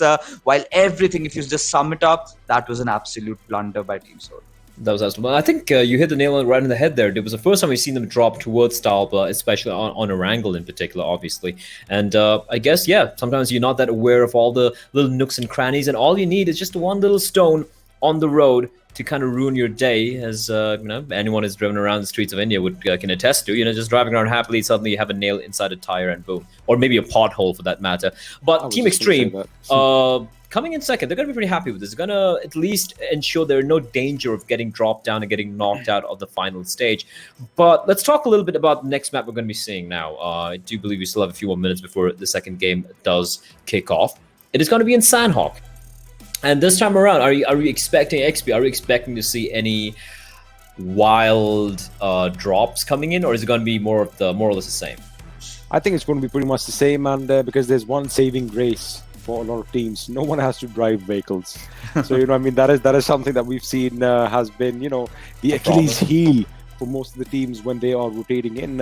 It's that when you get separated and you are in a vehicle all alone, no one's firing out of that vehicle. So, all the gunfire coming at you, there's no way of retaliating. And that's when we've seen a majority of the teams being knocked out. And, as far as Soul is concerned, again, one of the reasons I've stated before that why they are successful in Sanhok is because it's a smaller map, a lot less traveling to do in between zones. And, they don't have to work on that. And of course, like I mentioned before, no vehicles in action. No vehicles in action, and as long as you don't self-sabotage yourself, you should be fine. Right? We're going to be seeing 2 Sanhok games today, ladies and gentlemen. And for me, personally, that's a fun thing to see. And also, in the meantime, for those of you watching right now, the hashtag the PMPL fan moments. If you guys want to drop a message over to your favorite team, your favorite player, maybe to XP, maybe to Fixes, maybe to me, or to any of the other talent who are potentially watching, who you are potentially watching, just drop a message to video@nodwin.com and we shall feature that in the daily video collage that we do for the official PMPL broadcast. And of course, as well, if you open up your game, click on matches on your phone, you click on, you open up PUBG Mobile, click on the matches and select the stream, and it better be the English stream. You also have the chance to earn free loot dropped into your account directly from PUBG Mobile themselves. That's great stuff right there, XP. Free stuff. Who doesn't want that? I'm a hoarder. I probably got one of those hats, but I definitely want another one. And I've already applied. I'm actually looking at the stream on my phone through the game. So like I said yesterday, I think Blake, you got 2 rewards already. I got 1. So guys, if you are watching the English stream, it's just pure facts. It's just elementary there, Watson, that you are going to get more rewards watching the English stream, and I'm not making that up. It's not that did you know that Sherlock Holmes never really said elementary, my dear Watson, ever? I mean, well, I mean, everything is a work of fiction. So, you know, I mean, somewhere along the lines, it was now he now has it is that part of pop elementary. culture. It is, but it's kind of funny how small little things in pop culture gets completely, like, you believe that's what it said, but when you really read it or watch it, you're like, wait, he's never actually said elementary, my dear Watson. He always said it was elementary, but never dear Watson together. Likewise, it's also like, Luke, I am your father. No, Luke, I am your father. Spoiler alert! In case, listen, I don't need spoiler alert for that. Like, if you haven't watched The Empire Strikes Back, but how could you? Now my Star Wars experience is ruined. Ruined? All right, you know what? You deserve it. You deserve your experience to be ruined because you have watched that movie at least a couple of decades back. But he never said, Luke, I am your father. He said, no, I am your father. Which is so jarring because you're like, wait, is that what he said? But anyway, I'm segueing far away from the action, what we're about to talk about. It is going to be Sanhok, and it's going to be starting off very, very quickly. Now, we're going to be seeing the same teams playing right now, and one team which many people will notice hasn't played so far is TSM Entity. They are sitting the first couple of games out, and they're going to be jumping in later on when I do believe Group D is sitting Group D will be sitting up. That is Orange Rock and Fnatic. For a change, you're actually right, Blake. Thank you. I do try at times. Sometimes, I mean, a broken clock is right twice a day, right? That's the old adage goes. But we're just waiting for the players to jump into the server. I can actually take a look for you guys and find out. Yeah, we do have more than half the teams jumping into the server. We're just reading up right now. But let's talk about the final 2 days here. It is heating up. The action is heating up, and there's a lot on the line right now. Orange Rock Entity, we've been talking a lot about them so far. We've spoken about Synergy. We've spoken about, of course, the guys over from Godlike as well. Let's talk a little bit about players now, particularly. Mavi and Synergy's Ted. Overall, like head-to-head, it looks very close. But what impresses me a lot here, now this one goes to you, Fix, this is Orange Rock's Mavi. He's not just a frag. He's the in-game leader. He's the bloody in-game leader and is out-fragging almost everyone in the competition. What is up with this guy? Absolute practice, sheer determination to be the best. That's what drives Mavi, and he is, and of course, listening to their coach and doing all the homeworks right, and kind of being a player with a calm mindset when it comes to. You've always seen Mavi clutch those situations. Yesterday also he was so close to pull off a clutch against, if I'm not wrong, against Team Extreme. So that is how good he is with those 1v3s, 1v4s, team fights, gives his cover from behind, does every role that an IGL needs for the team. Yeah, I have a rebuttal to this. Okay, go on. All because right. I've said this again. I'll say this again. Gone are those days when the generals lead their armies from the back. Nowadays, we have all these boys leading from the front by example as well. So I am not at all surprised seeing him up there because, again, he is a good player. He is a really, really good player. And the fact that everyone is thinking on their feet. Of course, the IGL has a few added responsibilities, but not taking anything away from that because, they do have a game plan prior to the game, right? It's not like, everything does kind of happen on your feet when you are, in those zone shifts and all that. But I feel an IGL does not necessarily have to have less skills. So I think the fact that Mavi is setting the standard is something that I applaud. And you got to point out the fact that, one more thing got to point out as well, Fix, is the fact that if you look at Mavi, since he goes for the aggro role, sometimes he's the guy going on the aggro lurk, he's the guy going for the big flanks, he's the guy going for the information plays. But even if he gets taken down and dies early on, his job's not done yet. He's going to be still in that TeamSpeak or Discord server, talking to them, telling them what to do. So doesn't matter if he lives or dies, he is so instrumental. And I believe you're talking about Vexy, you're talking about Jonathan, and you're talking about players like Z-God, and taking nothing away from them. These guys are absolute beasts. But when it comes to the most well-rounded player in the tournament right now, I would give that to Mavi. Am I wrong? Absolutely. No. Absolutely, 100% right. I'll tell you why. Yesterday, we saw in the map of Miramar where Orange Rock took the chicken dinner.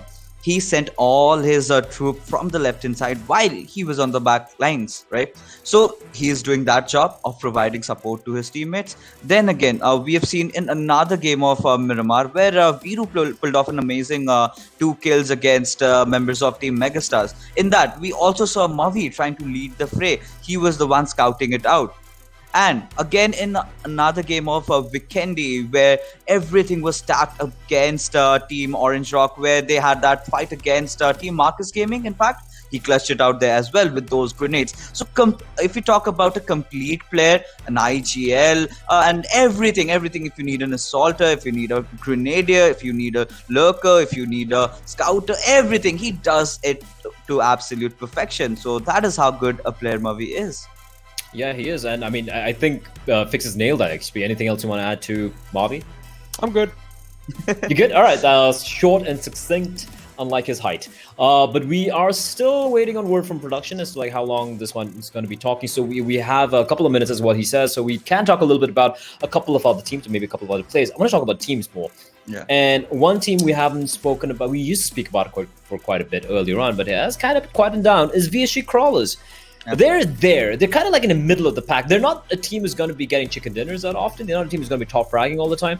They're going to have a couple of wins here and there, a couple of top placings, a couple of rough games. But they seem to be kind of like the middle of the pack team at the moment, but we'll get to that. We do have the top damage dealers coming in on your screens right there. Jonathan with an absolutely out of this world, get the hell out of here levels of damage at 15826. By the end of the league, I wouldn't be surprised if it hits 20,000. Gil coming in second, getting over Vexy, which is surprising indeed. Sirvi and Dark to finish it off. And Dark's not even in the top 10 in the kill department. He's not even a top 10 in the kills leaderboard, but he's in the top 5 when it comes to damage. That's how ludicrous this guy has been when it comes to just dealing out pure damage. But getting back to what I was touching upon, Fixes, VSG Crawlers, talk to me a little bit about these guys. So VSG Crawlers is a team that has put up a mediocre performance up until now. Yesterday, they were really good. But if you filter out their players, if you talk about them individually, we have Evo, who is one of the oldest PUBG Mobile players that I know of, who was amazing early when he used to play on iPad. He used to be considered as one of those greats. Then suddenly he had a lot of roster changes and things started fading out up until now. In VSG Crawlers, he started performing. But the best player that has impressed me so far for VSG Crawlers is their leader again, that is CG. Time and again, this guy has delivered. If you remember that clutch or if you remember that absolute dominating fight they took against wiping down TSM Entity, the sheer dominance, the way CG was leading the pack, the way they were going on against the likes of TSM Entity, that was amazing. That was the confidence that they had instilled amongst them, and that is what is driving them. CG, I must say, is the one who's keeping the team alive right now. CG is the guy keeping the team alive. And now, X, I'm going to give this one to you. Elementrix. They're another team who are kind of in the fray of the action. They don't have they're not as high up as VSG Crawlers, I do believe, at the moment. But I mean, they've pretty much almost guaranteed themselves a placing in the final stage. Now, they have their pros. They definitely have the pros, but it seems like they have a few cons which they're struggling with, which doesn't allow them to have these consistently decent placings. Do you have any thoughts on that? You know, I mean, I'm probably going to have some better thoughts once we see what they do in Sanhok, and I do believe that is going to be underway right now, Play. Is it? I don't know. Are we going live with Sanhok Producer? Are we? Yes, we are. And it is going to be Sanhok, and it's going to be a northeastern start, ending all the way towards the west, and it is going to be game number 2 of day 3. I'm forgetting how to English again, and I'm forgetting how to numbers as well. Day 3 of week 3, 2 days remaining, 4 matches remaining for the day. Fixes, XB, take this one away. Alrighty, so we are going to be on the northern side of the map. Camp Bravo to Camp Alpha. Fixes. Where is everyone going to go? I do see Soul heading down south, and I think Regaltos is going to be the first to reach their designated mark, which is, of course, something that they have been going pretty much all these games. Do you see anything different from a couple of other squads over here? To be honest, I don't see anything different. Yes, one thing that I'm observing is Team Elementrix. They're supposed to go to Ruins, but they're trying out something different. You see on top, way off where he is supposed to be. And talking about the circle, XP. Oh my god, that's a curveball. I mean, I think all these maps want to be Vikendi. That's about it. Everybody wants to have that water circle in, and they want to make sure that they get some action right off the bat. And talking about action right off the bat, Ois is going to go in for the kill. That man has no Is that a free kill? Is he going to let him be? He is just making him run around and around. Oh, he almost flipped him out. But is Ois going to be shooting? He is making him lose ammunition right now. Wow, Shifu. Shifu coming out with quite a little display over here, but unfortunately he is going to lose his life. Meanwhile, Destro gets a knock on a member of Team Extreme, and Kazi is going to be exiting as well. So we have 3 quick eliminations in Sanhok. That is something that obviously we are waiting for. This is Sanhok, and this is what you have been waiting for. But for a second, I thought it may have been Illusion who was trying to, create a little bit of an illusion for OS. But OS was made to work over there. He was made to work for his skill.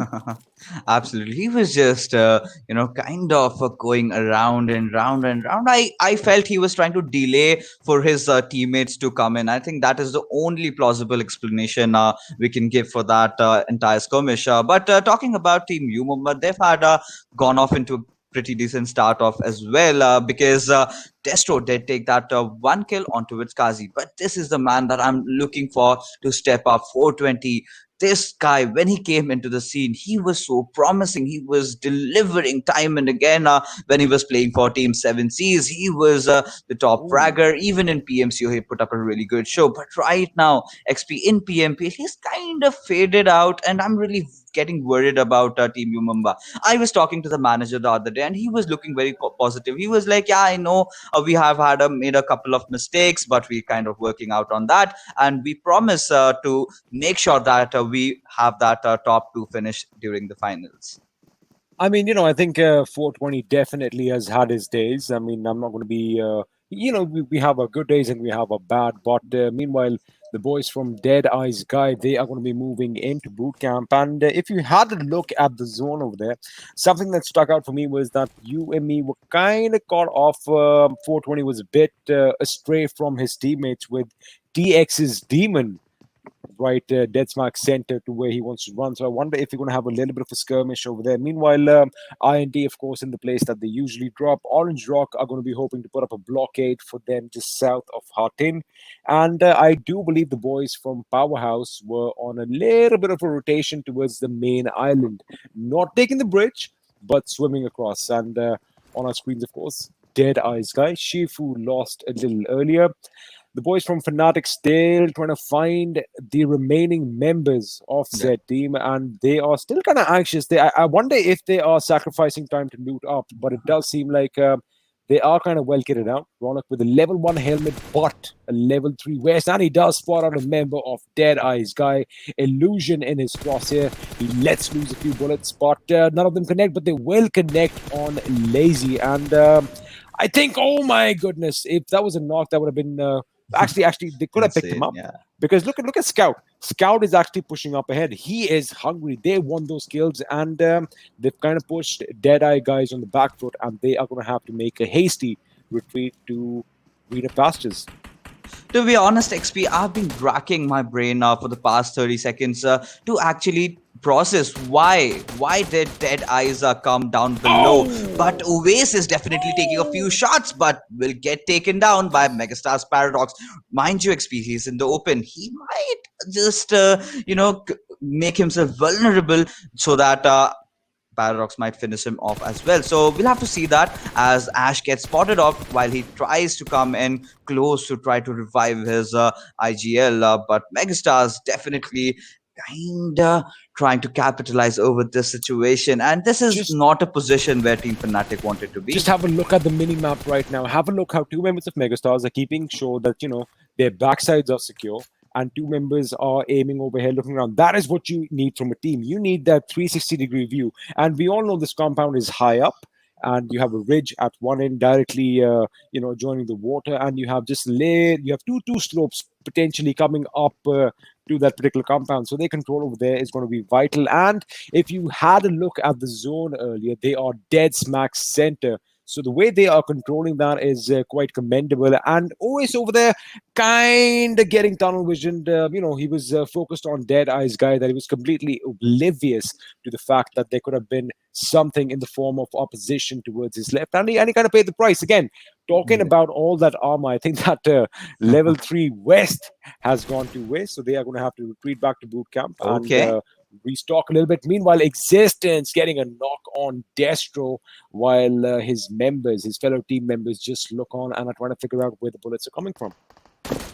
I think they pretty much know that where Team Godlike is, but Pansing does have other plans in his mind as he goes against the members of Team Dead Eyes. Now, Team Umumba has two objectives right now. First is to revive Destro, and second is to get the hell out of here because you are trying to sandwich yourselves amongst two squads. And Godlike, they are looking hungry. And after the first game, I'm pretty much sure that looking so much confident taking those fights, but Existence almost getting knocked away. That was an amazing headshot coming in from Bhishma, their XP. I mean, Bhishma's accuracy is on point, and Existence is lucky that he does not get knocked out. However, the fact that you Mumbai Esports currently have a lot of cover in the form of that little compound down below is going to be something that is going to help them out. Godlike still in the zone, but they've got to be careful for any opposition coming in from behind them. And the opposition that I'm talking about, of course, is VSG Crawlers. Meanwhile, we have a grenade knock, and down goes another member of UME. That is going to be a bit of a blow. And I wonder if they can capitalize on it because they're going to have to push in. If Deadeye guys are, kind of paying attention to what's happening and they have a little bit of a surprise attack of their own, then this is going to be quite a little bit of a pickle for UME. And of course, UME, they had a good day yesterday. Ended off on a little bit of a choke, as we like to say, but they've been pretty good today. And meanwhile, Existence getting a third. This was like, just kill me, buddy. Just end me. Got a third knock on Destro, and he finally finishes the job. Basically, just knocking and putting him out of his misery. I'm sure his meds would have been running low. And of course, like you said, we have that little saying in Hindi. And it's like just finish me, man. Just finish me. Please put me out of my agony. And that is what's happening now. Dead Eyes guy, they've got to be careful too over here, Fixes, because while they are having a fight with the boys from UME and Synergy are joining the fray as well, Fnatic lurks right behind them.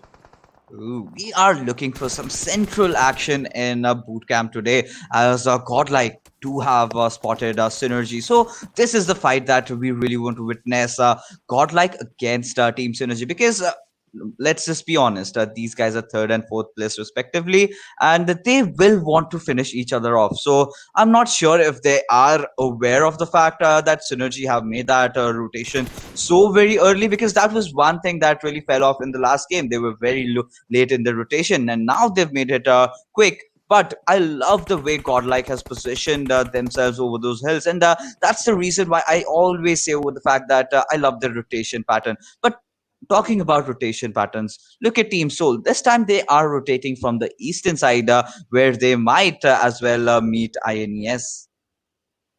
I mean, they might meet them, of course. So they only have one way to go. They have to go up north, or they have that quarry, and I'm pretty sure they are going to stay far away from the quarry. But have a look at the zone. Where is it going to take us? Where is it going to force people? I'm pretty sure there's not going to be a lot of migration. A lot of teams are not going to be thrown off their way. I'm just waiting for the zone to change right now. Is it going to be a drastic shift, or is it going to be something simple? It is something simple. So everyone's still in the zone, still comfortable. IND can move in. If you remember, Elementrix, not on our maps right now, are still just north of Camp Alpha. They are making their way out of the blue. They're going to have to come in. They're going to see some opposition in the form of IND and, of course, Orange Rock, who are still cementing their position in that compound just south of Hatim.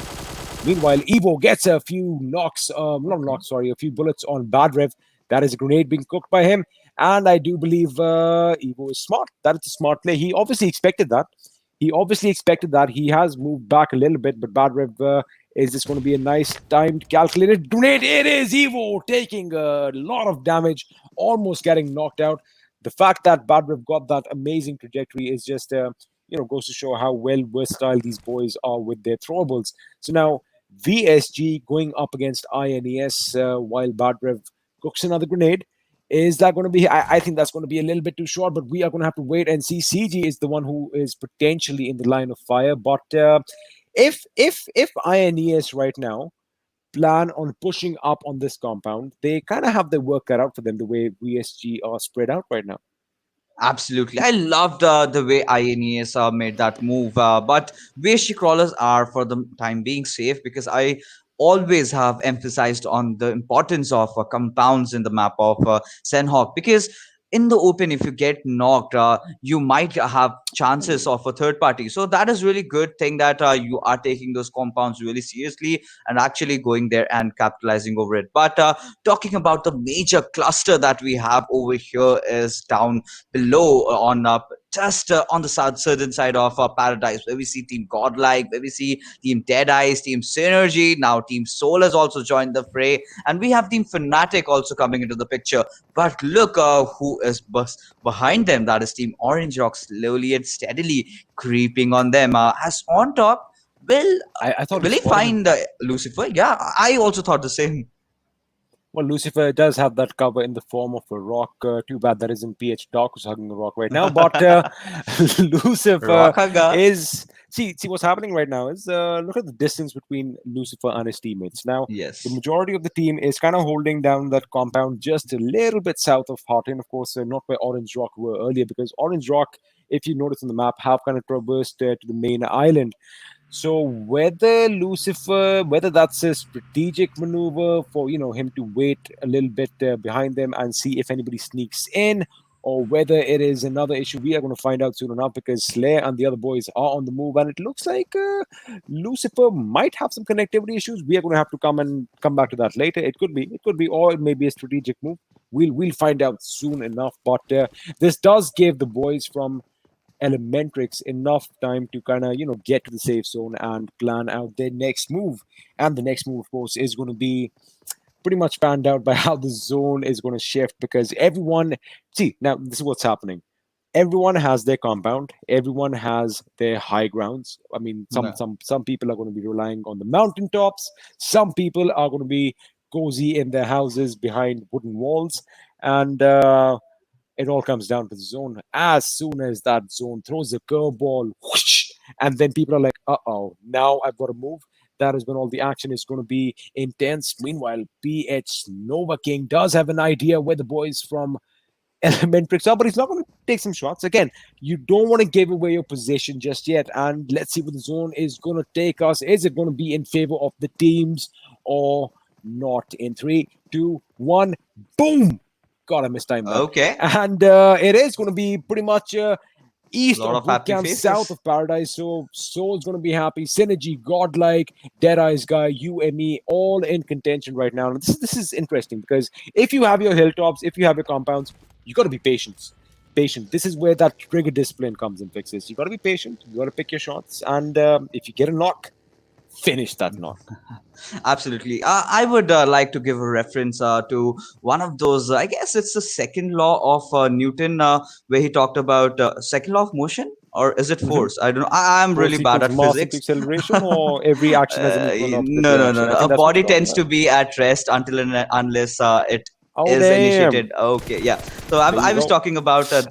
They were also steady and still, but Fnatic finally putting up that force as they knock down Lazy Sir, and they know that they've already taken down one member. Now they just have to finish up that entire squad, and that was a grenade that they lobbed in, and Lazy Sir took quite a lot of damage after getting knocked, and he'll just be finished off right now. Now Fnatic needs to search for the rest of the members as well, and they're pretty much sure that this side of the compounds, they're not there, but they're on the other side of the road. They have to be very careful with their approach, because one little misstep might cause a lot of collateral damage, and they might lose out on a player or two. Meanwhile, elsewhere, we have a fight breaking out between Jean Mara and Orange Rock, where Gunner actually got a knock on Viro, I do believe. So that is going to be something interesting to see. Orange Rock, of course, the current leaders under fire. And Jean Mara have been putting up quite a show of late. Meanwhile, Synergy's dead gets a knock on Godlike Gale. So Synergy and Godlike, the two teams vying for that third position, are up against one another. Lucifer is going to get knocked out of the play zone. I think we did have a little bit of an issue over there. We're going to come back to that later. Dead finally making sure that Gale is out of contention. That is going to be a major blow for Godlike, and a major plus point for Synergy. And talking about the laws of physics, I think the inertia kind of ran out for Dead Eyes Guy, because like I said, they had to be careful about Fnatic coming in from behind, and that is exactly what happened. Now Fnatic, they have to build that momentum. They are going to gain that velocity, and they are going to be going ahead with the attack. Ash grenade over here, hoping to find another one. He is going to bounce it off just a little bit. He has an idea that Illusion is on this side of the wall. Oh my goodness, Illusion almost getting knocked out. They might just come in. He knows he's hurt. He knows he's hurt. He's going to jump in. He has an exact location of where he is. He's going to come in. He shoots. He gets that knock, and down goes Illusion, not giving him enough time to revive. And meanwhile, Vadu gets a knock on Ronak, but he does get taken down by Scout. So with that, the Dead Eyes guy are out of this game. The first team to be eliminated, and I do believe Ronak should be picked up without a hitch, while we are going to join Snacks kind of sneaking up on Orange Rock right here.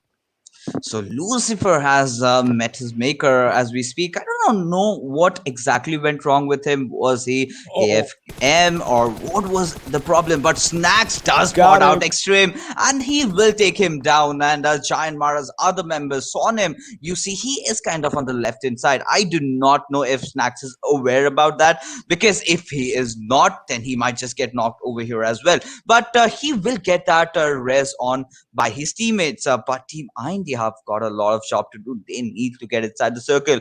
And Team Orange Rock, I think they're just hearing everything out, and they are pretty much sure where Team IND is at, and they're like waiting. Guys, just come in. We are waiting for you on the hilltop. We'll just easily clobber you down. But Megastars, so many squads are nearby XP. By the look of things, IND is actually in a collision course with Orange Rock, something that we saw yesterday in Sanhok as well. But both teams let it off a little bit too late and paid the heavy price of getting knocked out. I'm pretty sure they're not going to make that same mistake again, because Orange Rock is just a little bit outside the zone, so they are going to have to move in. But the fact is that there's not a lot of cover for them, because on one end you have a compound which is occupied by Megastars. Right in front of them we have Mumbai Esports, and to the right they have Fnatic. So again, we are going to come to the fight over here. Mr. Spray spraying down Crawler's CG. That is going to be a big blow. 420 OP meanwhile getting a knock on IND Trance. So Trance is going to be pinched in from either end right now, because right in front of them we have the boys from Orange Rock. Meanwhile, VSG Crawlers, CG, I think they were kind of getting ready for a fight with INES, and well, I guess they paid the price. You've got to be careful, because to be honest with you, the distance between them is quite a bit. Right now on your screens you only see two teams, but mind you, to the left somewhere off screen we also have Powerhouse, which the boys from VSG Crawlers have to contend with. So that is something they need to figure out quick. And of course, talking about Powerhouse, they appear on your screens right now. And Gary OP is going to get a knock on Zebra, while his teammate Mr. Spray gets a knock on Evo. So that is going to be a double whammy for the boys from Team Tamilas. And they are not giving up yet. Another knock coming their way. Meanwhile, Mega Vexy retaliating in kind. Absolutely. As we see Powerhouse trying to rotate around really quick, and they have to get inside the circle, and boy, do they have to do it really fast. Iconic was still prone and trying to sneak in around and try to spot out members of Team VSG Crawlers. But Team Fnatic, they are looking a way lot confident like they were yesterday comparison to. But Team Fnatic's players, they are kind of split out. They have eyes on different various angles. They have nothing to worry about right now, because they're inside the circle and they can just easily get out members of Team IND right now. I mean, that is absolutely a possibility, and I think Iconic, he does spot a member. Avi, is he going to get the kill? No! Badrev is quicker to the trigger. He gets a knock, while HB gets a knock on Iconic. But the first team, well, the second team to be eliminated is going to be VSG Crawlers, the first, of course, in this skirmish. I thought Powerhouse were in a bit of trouble, but here comes the rush. IND is going to be pushing up on Fnatic. They do have one member down, so it's essentially a 2v4 situation. Meanwhile, elsewhere, Liljit is knocking out members of UME, while UME are knocking out members of Orange Rock. So we have a kerfuffle going on right now. Slayer and the boys are coming in. They are very low on HP. Always gets knocked out by Trance. Slayer on a sliver of HP. He is going to have to revive himself up. Meanwhile, Fnatic losing two members. Slayer just down to the last man, and I think this is all it. This could be it. He is the last man standing. He patches himself up. He is going to have to go up against two people from Fnatic. One is obviously reviving. Slayer goes out. He shoots. He does not connect, and with that, IND are eliminated. Fnatic on a roll right now, like that inertia is actually working from them. These boys are on a roll. 7 kills to their names, and wait a minute. Okay. Hold your horses. Orange Rock have been eliminated courtesy of Megastars and joint effort by UME. We join a fight right now, Elementrix versus Team Extreme. Who is going to come out on top? Niku gets a knock. He is very low on HP. He is going for the finish, making sure he gets the kill. But the first is going to come in right now. Oh! Nope, they don't survive as Elementrix Mr. Hyozu will make a run for his life. And yeah, but he does spot out Ash, will try to take him down and does succeed. Team Fnatic, you're all knocked out. How did that happen, XP? I am really surprised. Just a few moments ago, we saw all of the teammates trying to absolutely clobber down Team IND, and they did so. They were successful at that. But suddenly, we see Team Fnatic just hobble around. They are looking so underconfident right now. They're gone.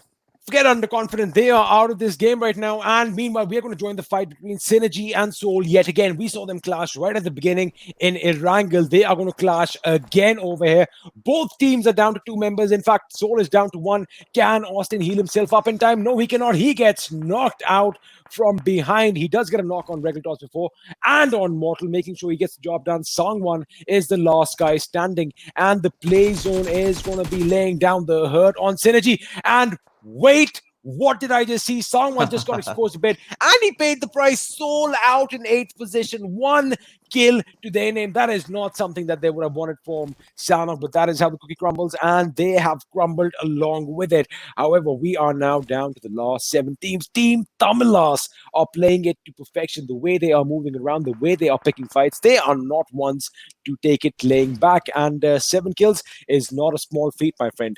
Meanwhile, Megastars may not be high on kills, but they are definitely high on adrenaline as they rush towards the enemy full force, guns ablaze, and INES and Raven TT, these boys are just pretty much knocking people out left and right.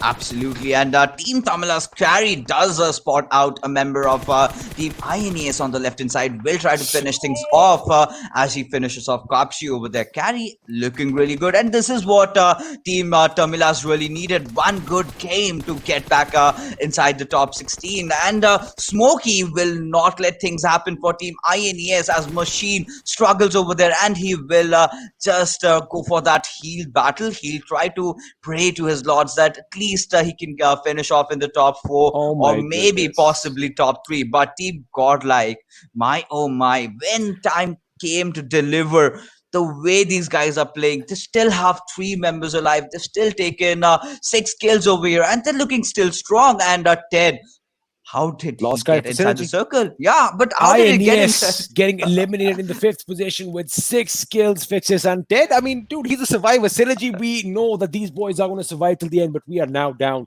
to the last 4 teams. Team Tamila's 3-man squad, Godlike a 3-man squad, Mumbai Esports and Synergy both being survived by 1. Now, if you have a look at how everything is panned out, Godlike are on a bit of a rampage. They definitely have that momentum rolling in from... Okay. Whoa, he got the position. But he wants to make sure his position is not revealed. But is he going to go for the kill, or is he going to be patient? Now, this is what you call trigger discipline. I think if he gets a hold on existence, he might actually shoot a bit, but the zone is going to force him to go in. The last first aid being applied, after which he is going to rush out. Hastar, meanwhile, is going to be knocking down UME 420 and finishing him.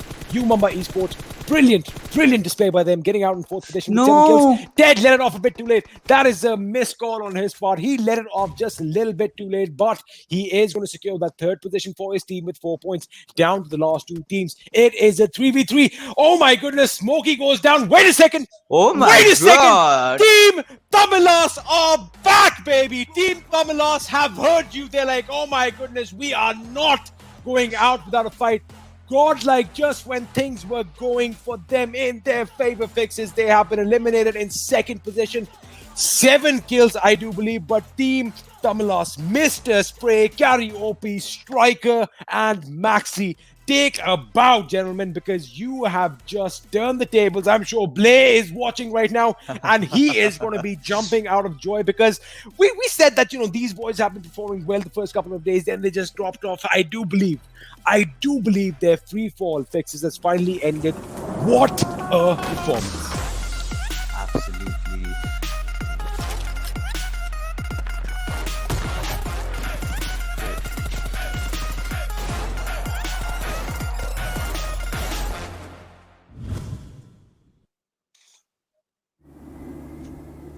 we... ये तो बहुत खतरनाक stunt है पता नहीं आपको डर कैसे नहीं What just happened right now? डर सबको लगता है, Can you hear गला us? सबका सूखता है, पर डर से डरोगे तो कुछ बड़ा कैसे करोगे? तो ड्यू उठाओ और डर को पी जाओ।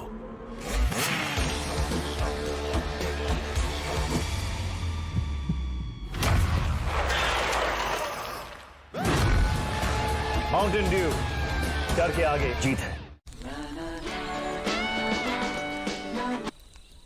अरे ये वीडियो फिर से फ्रीज हो गया। मैंने बोला था इसका नेटवर्क जाएगा। मैंने भी सुना था इसने बोला उसने बोला किसकी सुनूं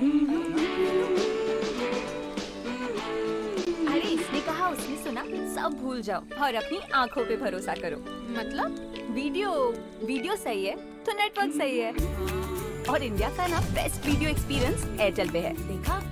तो आंखें खोलो और सही चुनो।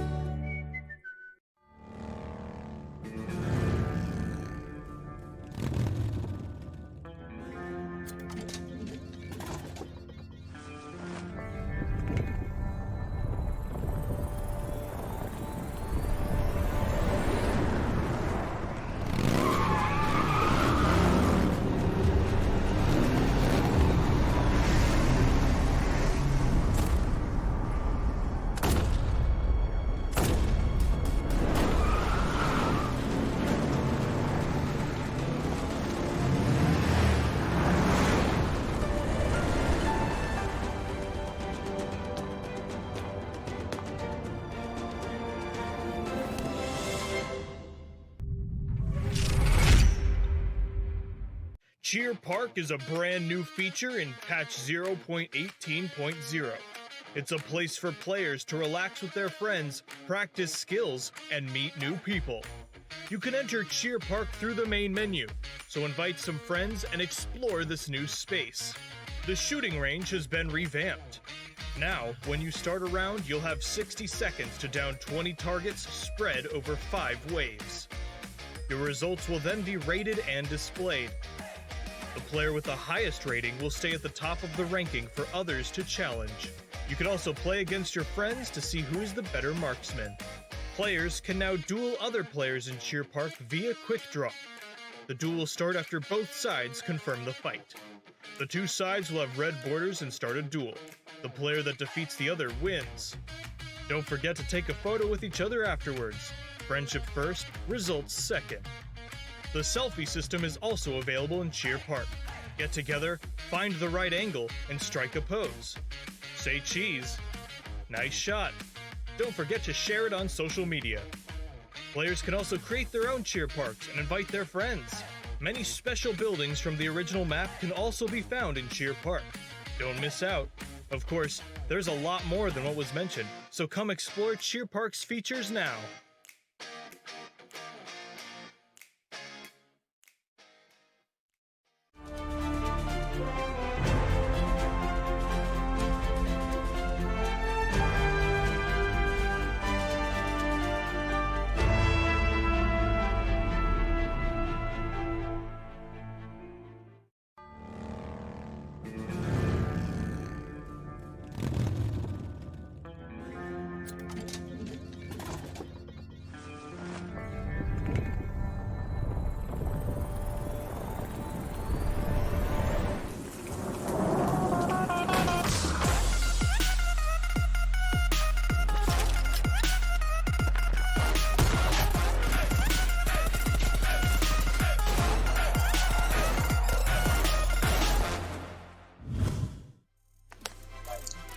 Welcome back, everyone, to game number 3, which is about to kick off very, really quickly of day 3 of week 3.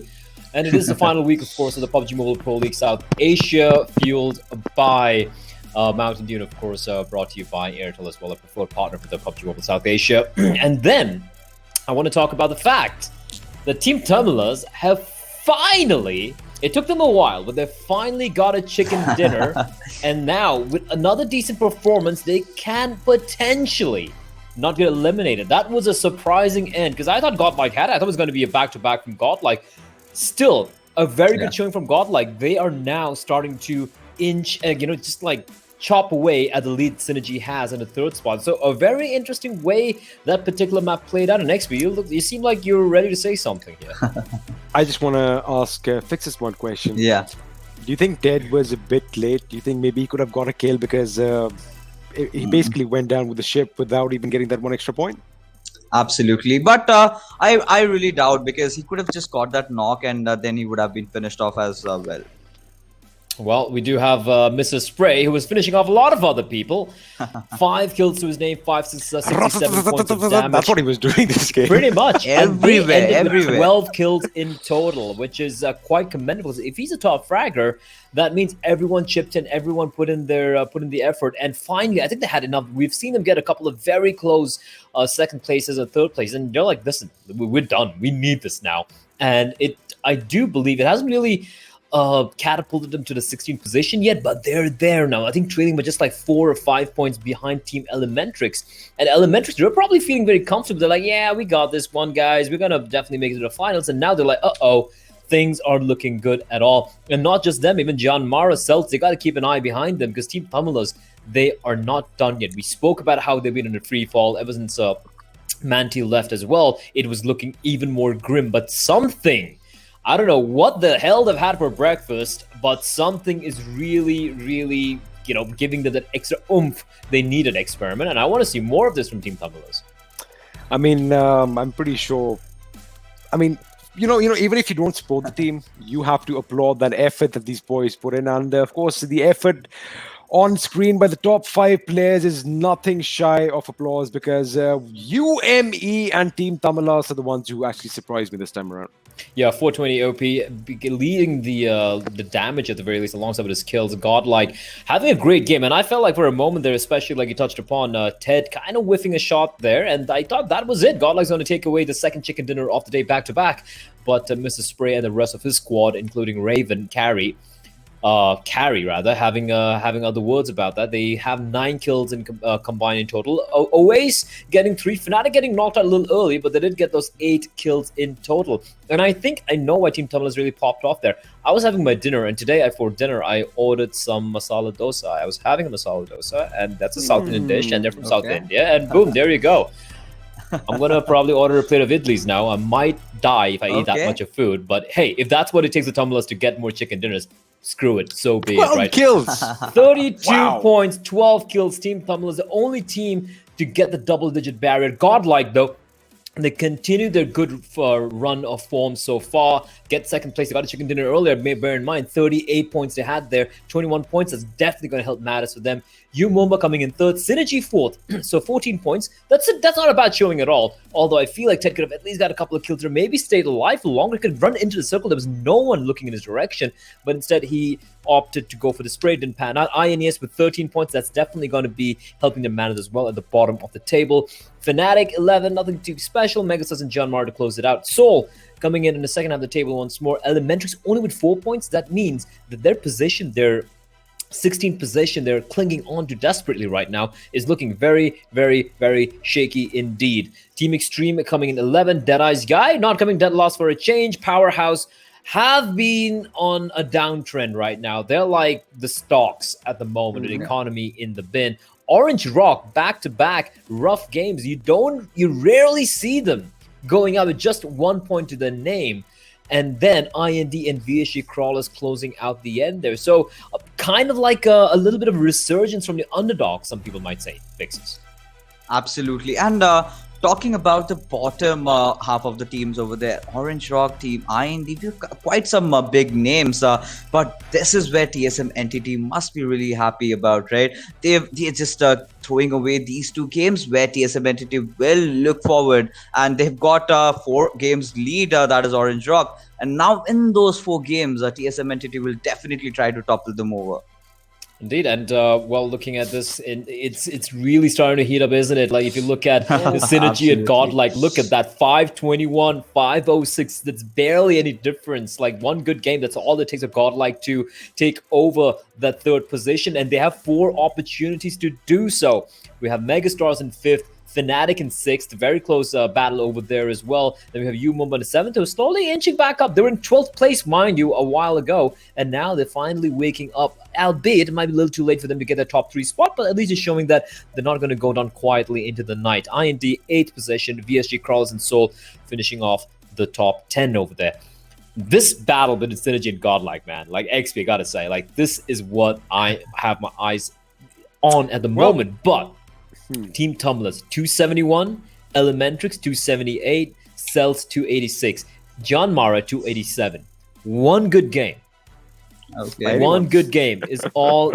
It's all they need, and more importantly, John Mara is even more scared because they played 44 games. They're the only team, apart from Deadeye's guy, in the bottom 10 who have played 44 games. So their 14th position is not safe at all. It is not secured, yet any one of the teams below them can just push them back down to the bottom 4. So it's sweaty, man. It's a sweaty affair down here, XP. I'll tell you one thing. Down here, up there, in the middle, everywhere is sweaty because you got to remember, Group D is not going to be playing the next 3 matches. So Orange Rock, they had a chance in the first 2 games to really make an impact. And to be honest with you, they haven't really shown up today. They haven't arrived as yet. 1 point in the last game is something that we do not want to see from a team, right at the tippity top. So basically, we have 3 power struggles going on right now. For number 1, Orange Rock versus TSM Entity. For the 3rd position between Synergy and Godlike. And Godlike, they've shown up. To be honest with you, Godlike have shown up. Yeah, I'm sorry for having to cut you off there because we have this particular play, which was ridiculous, hilarious, like a Looney Tunes episode out in for us to witness, running around in circles. And then we had to switch. This was textbook. This was like watching a SWAT team take down a bunch of kids in kindergarten. Fnatic were flawless in this take. And Deadeye's guy, I'm sorry, they got completely schooled, outplayed, dismantled, obliterated, just smashed and smacked out of the server. This was phenomenally played by Fnatic.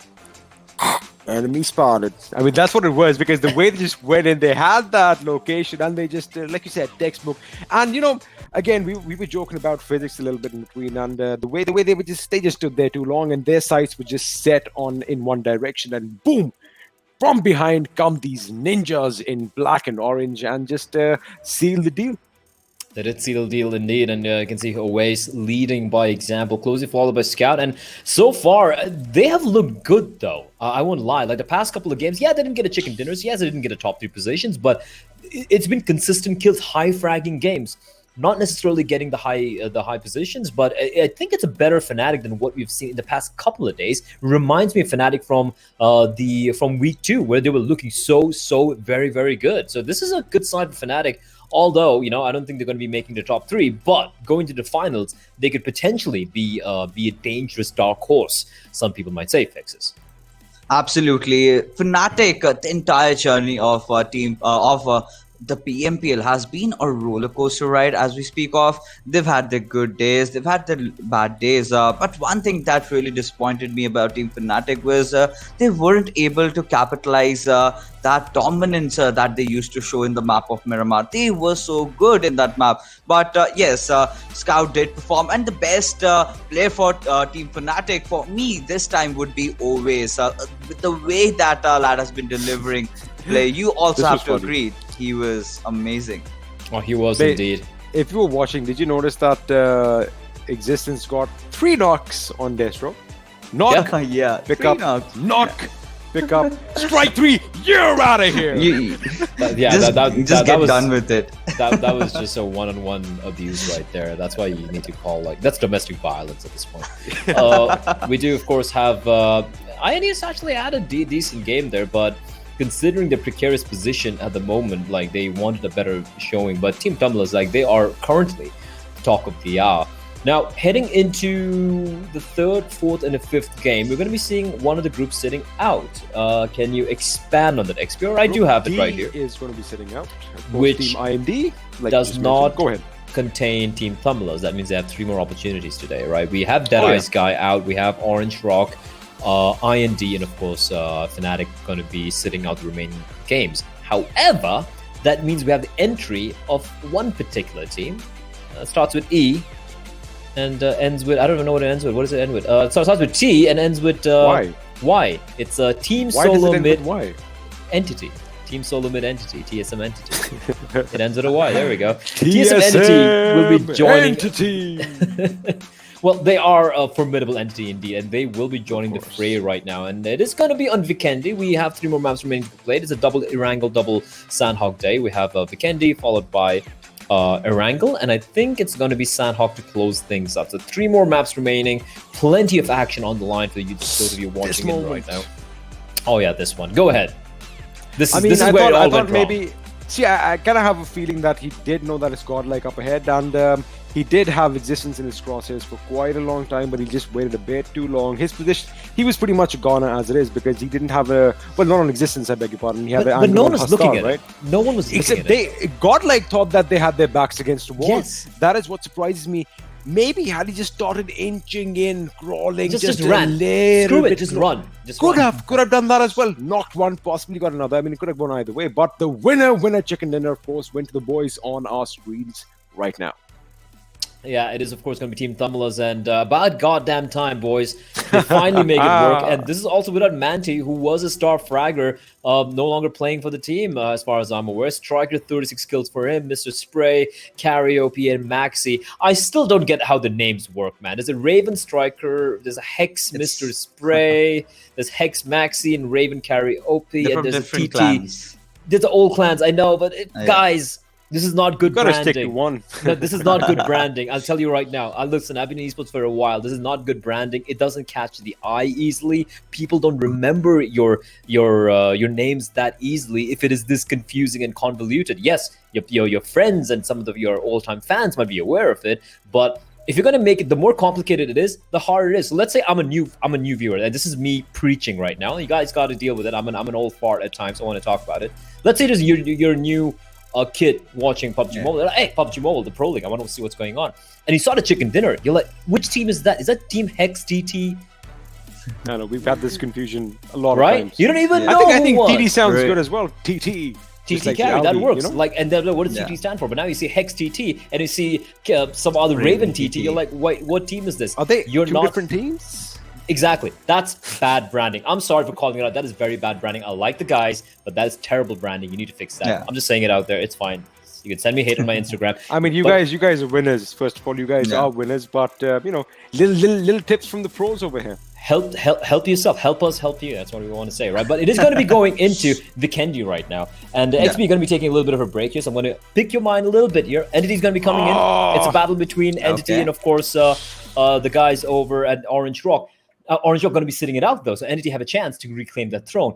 Meanwhile, Godlike, what do you think is going to happen with them? They've looked good today. They've woken up. It's like they've opened up their cryogenic chamber and like Demolition Man, like Sylvester Stallone. You're like, all right, time to get busy. It's like that today. But is it going to continue? We saw this a couple of days back, and then they disappeared like that. So is it going to continue? That's a big question here.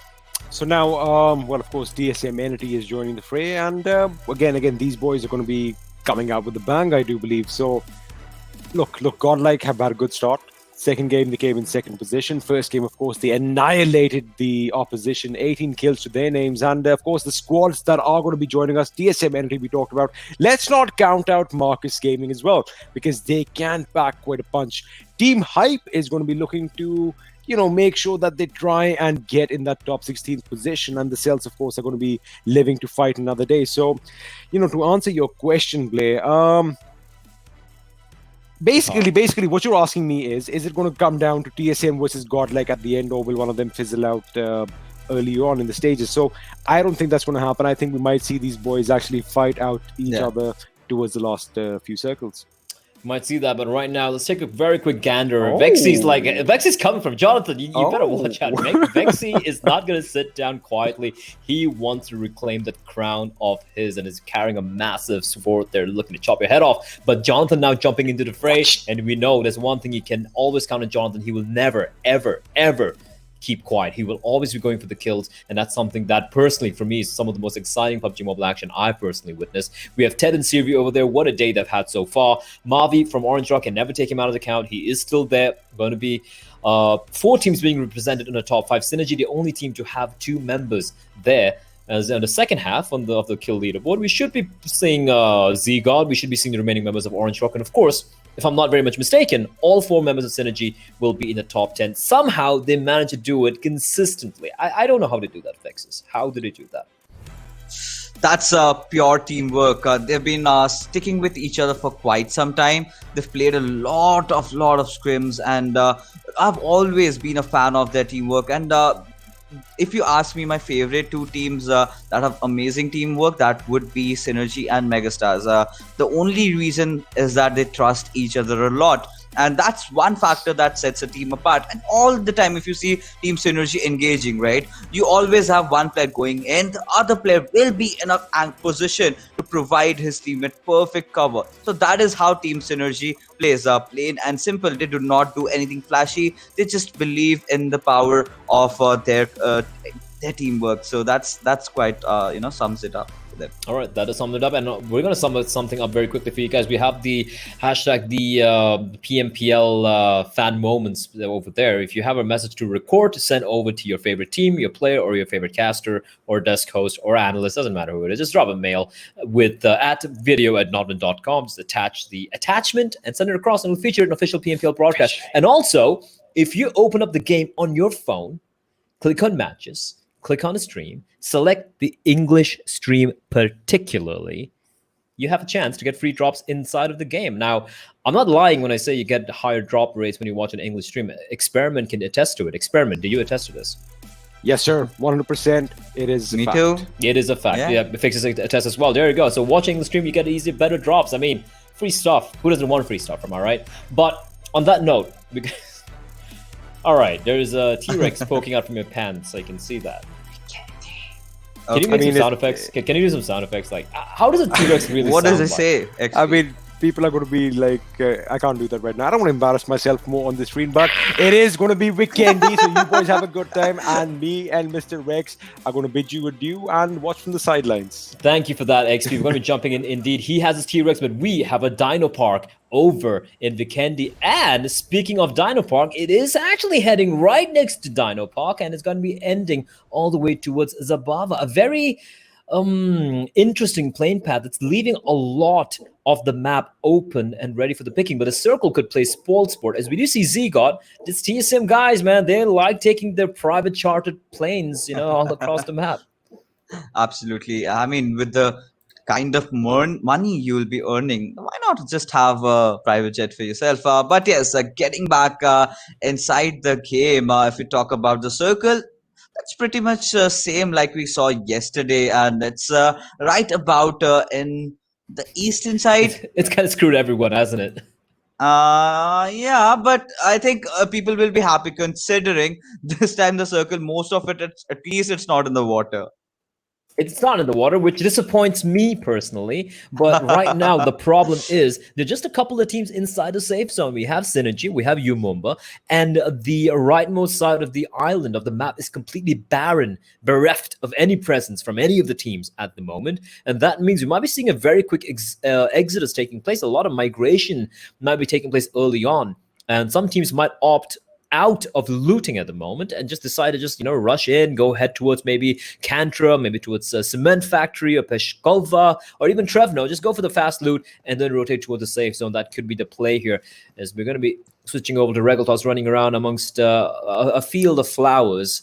The guy is a romantic at heart, despite being quite the Grim Reaper on the fields of PUBG. We have Swag taking a little bit of a nap over there. Just he's like, all right, I'm just gonna prone down, just take a quick nap. They're tired. And he's got the white as well for the camouflage. So it's and white hair as well. That's over the top. That's really over the top.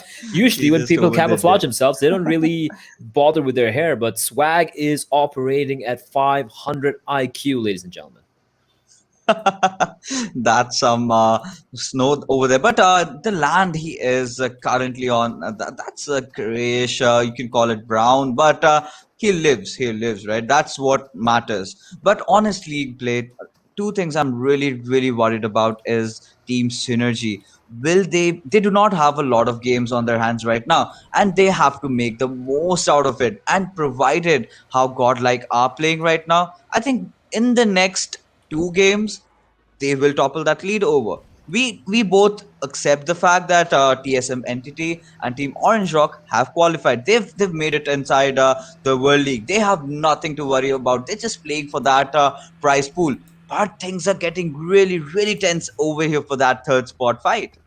It is indeed, and I don't know who's going to come out on top. I mean, Godlike have looked so good today, but they're a team who either they fall asleep completely at the wheel, or they just dominate and drop like 18 kills in a game.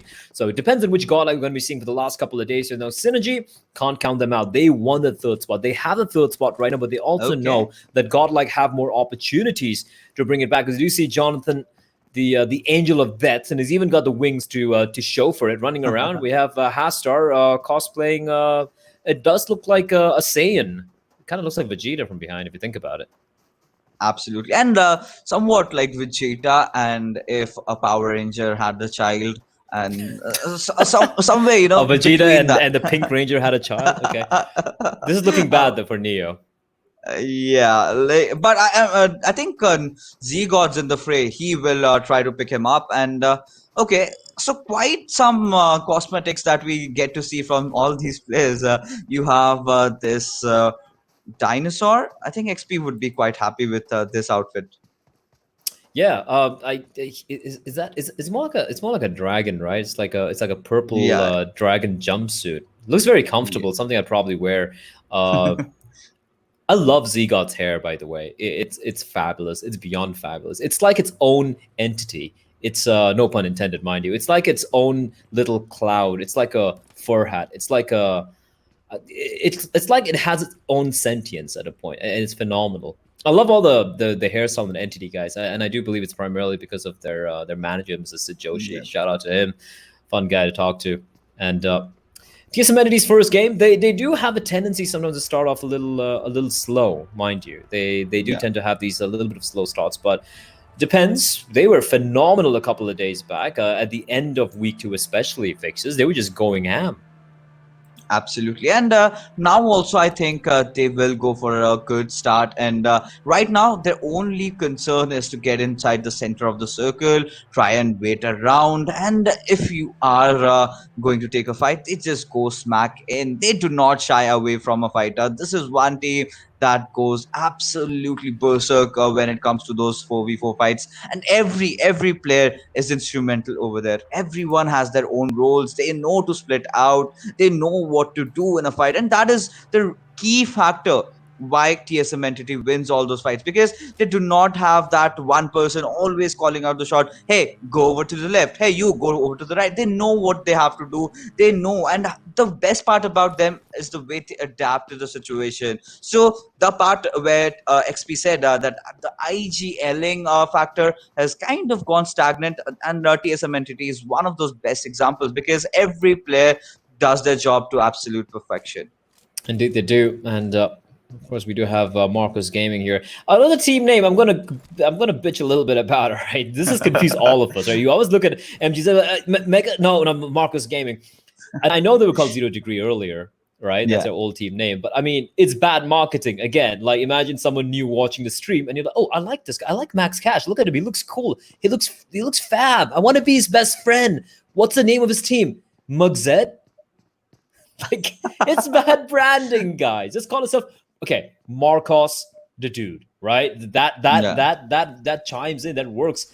And the dude really does look like the dude. Look at that. Like, that's someone you don't want to mess with in real life. Like, if he comes up and just like goes up to your girlfriend and says, yo, what's up? What do you do to that? But right now, pantsing towards Clutch God, yo, what's up? You're down. What you gonna do now?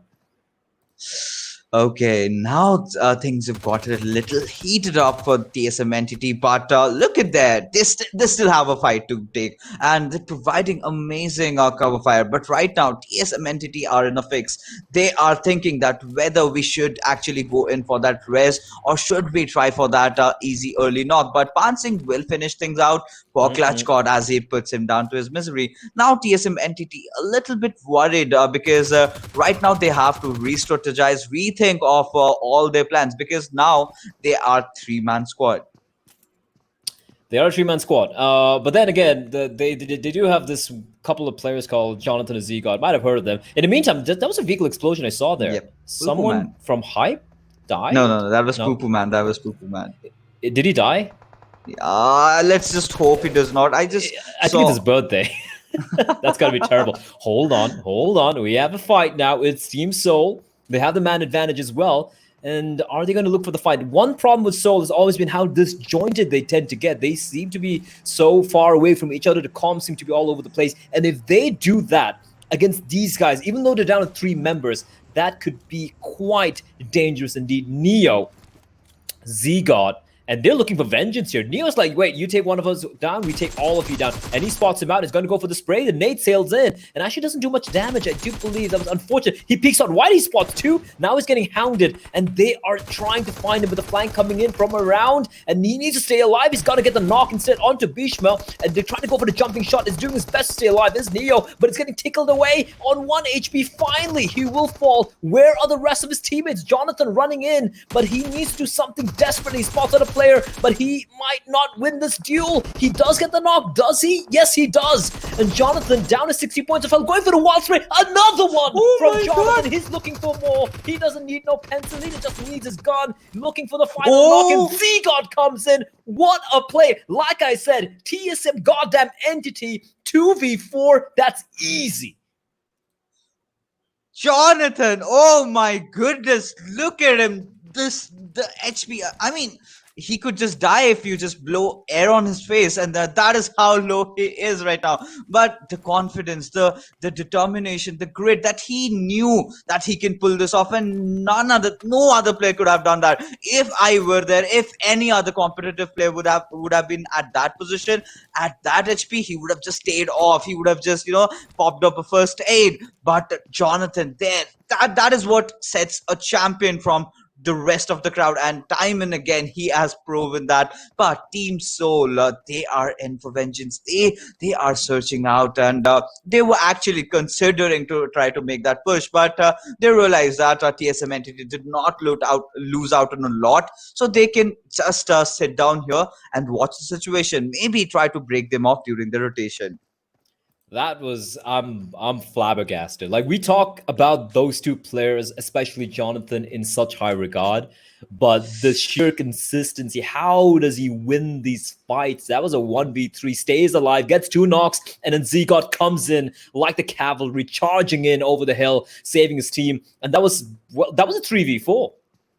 That was a 3v4. And Mumba, they dared to take down Clutch God. And TSM's like, well, fam, sorry, you gotta go. You're out of here. Completely smacked down into the ground. Good night, son. We'll see you next map. Seoul, however, have the high ground on top of TSM. And they're probably debating what to do here. Now, I do believe, looking at the kill feed and a little bit of a skirmish, the sounds they heard, they should have a pretty good idea which team is inside of that house. And they're going to keep their eyes on that. They're not really going to go for the duels yet, though. Godlike, the team who got the chicken dinner and got the second place, they were very close to getting back-to-back chicken dinner today, but they did get a second place, and they would be looking for another high placing. However, Mugzed are waiting for them across the field. Absolutely. Marcus Gaming, they are trying to take... Wait, who's Marcus Gaming? I only see Mugzed. I'm kidding. I'm sorry. Yeah, Marcus Gaming, I think they've been silent this entire tournament. They've had their good days. The dude has been performing amazingly well, but CG taking down Encore right off his tracks and finishing off before even Encore could realize what struck him. Now Megastars, slowly and steadily, these guys were also the contenders for the top 3 position, and now they've kind of given up.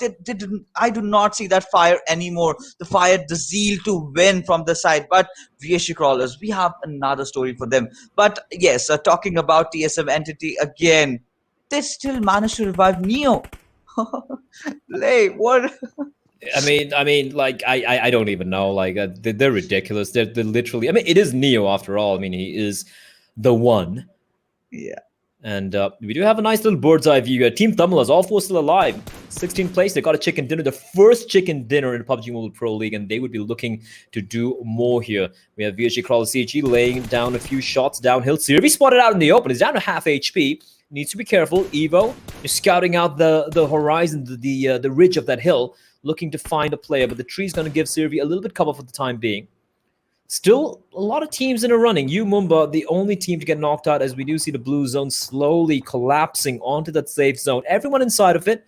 Team Elementrix, the last team, and I do believe they're inside, right next to Volovna. But look at the cluster of teams to the cement factory. I mean, That's a lot of teams, man.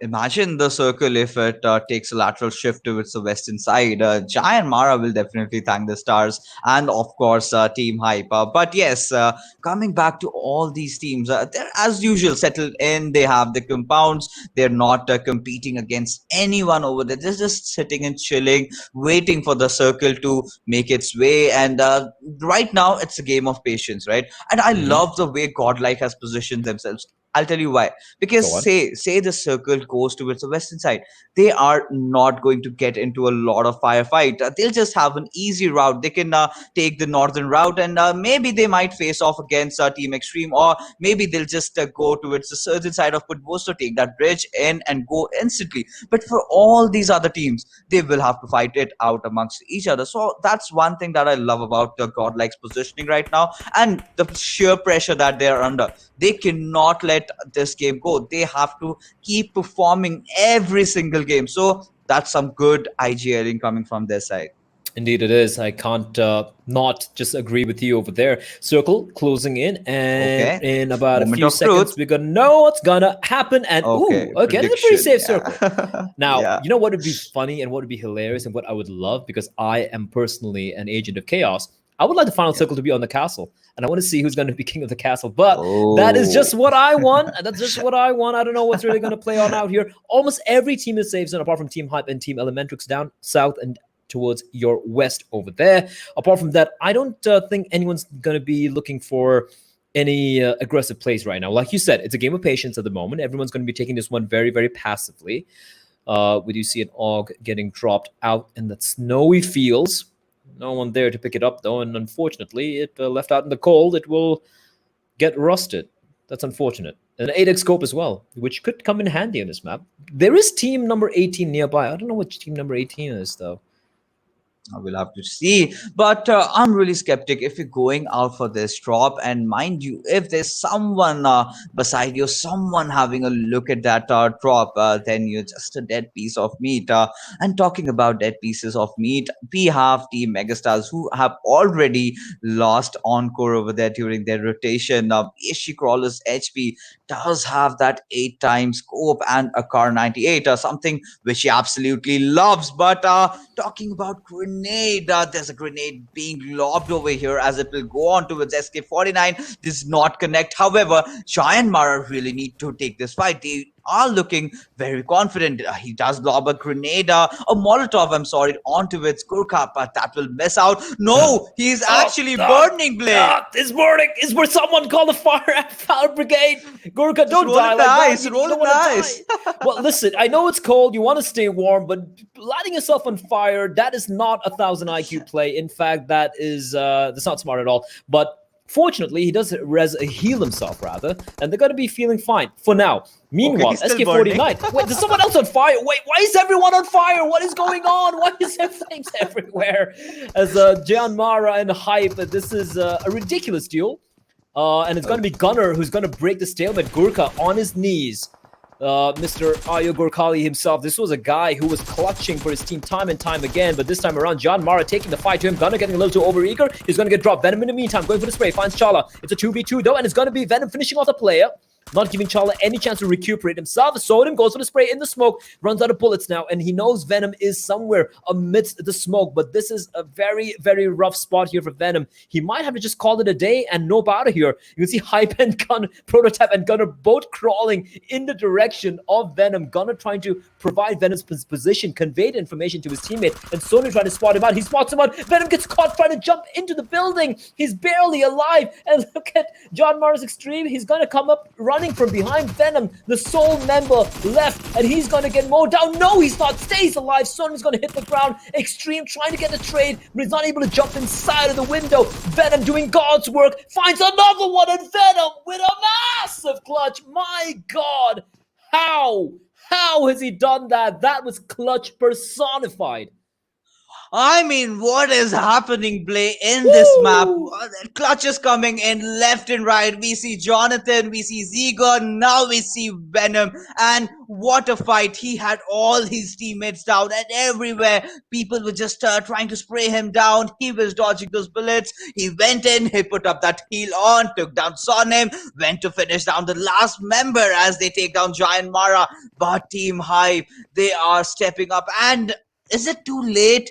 I mean, they are a squad that were very promising. They represented the country and they did fare off really well in the PMCO of their own region. But in the PMPL starting off, they were kind of slow. But right now, during the end phases, we see those true colors coming out. Everyone playing their hearts out. And Marcus Gaming right now look to engage with Team Powerhouse. Listen, man, Team Hype. I'm hyped right now. They are living up to that name. They have struggled. Absolutely. They have struggled throughout. I mean, I think Deadeye's guy and Team Hype, you guys can say. I think we can say now that they are the two teams who have really kind of looked out of place so far in tournament. Placed bottom last are the two teams. The 19th place for Hype, but that got my blood pumping. We have Team Mugzed waiting underneath the bridge. They are the trolls, and if you want to cross that bridge, you have to pay the toll. In the meantime, Mortal spots out a player. That's Team Celts, and is rattled off a few bullets. It's going to give away his position. Meantime, Prototype's blown up a vehicle, and two members of Team Extreme are going to be sent up to the heavens. That is an unfortunate end indeed, as Gurkha now, he's going to find Kazi, and suddenly Team Extreme in a very, very rough spot indeed. Kazi is going to be taken down, SK49, and all of a sudden, I don't even know how this is happening. Team Hype, they've come alive. They have come alive indeed. Now, Gurkha, he smells the blood. He knows blood has been spilt, and he wants his kill. He wants his prey. He's looking around like the rabid dog that he is, and he wants that final kill. But somehow, the final player, I do believe, staying alive for Team Extreme. But Gurkha tossing in the Molotov, trying to flush him out. He is eventually going to find the kill, though. But I like how very patient he is, not jumping in yet. Try to third person him, spots out the pad, and that is going to be it. He's going to peep around the corner. Hello, good night, sweet dreams. Absolutely. And the way Team Hype are really playing right now, Blay, I think something's come inside them, some kind of, winter spirit or something. They are just going all in.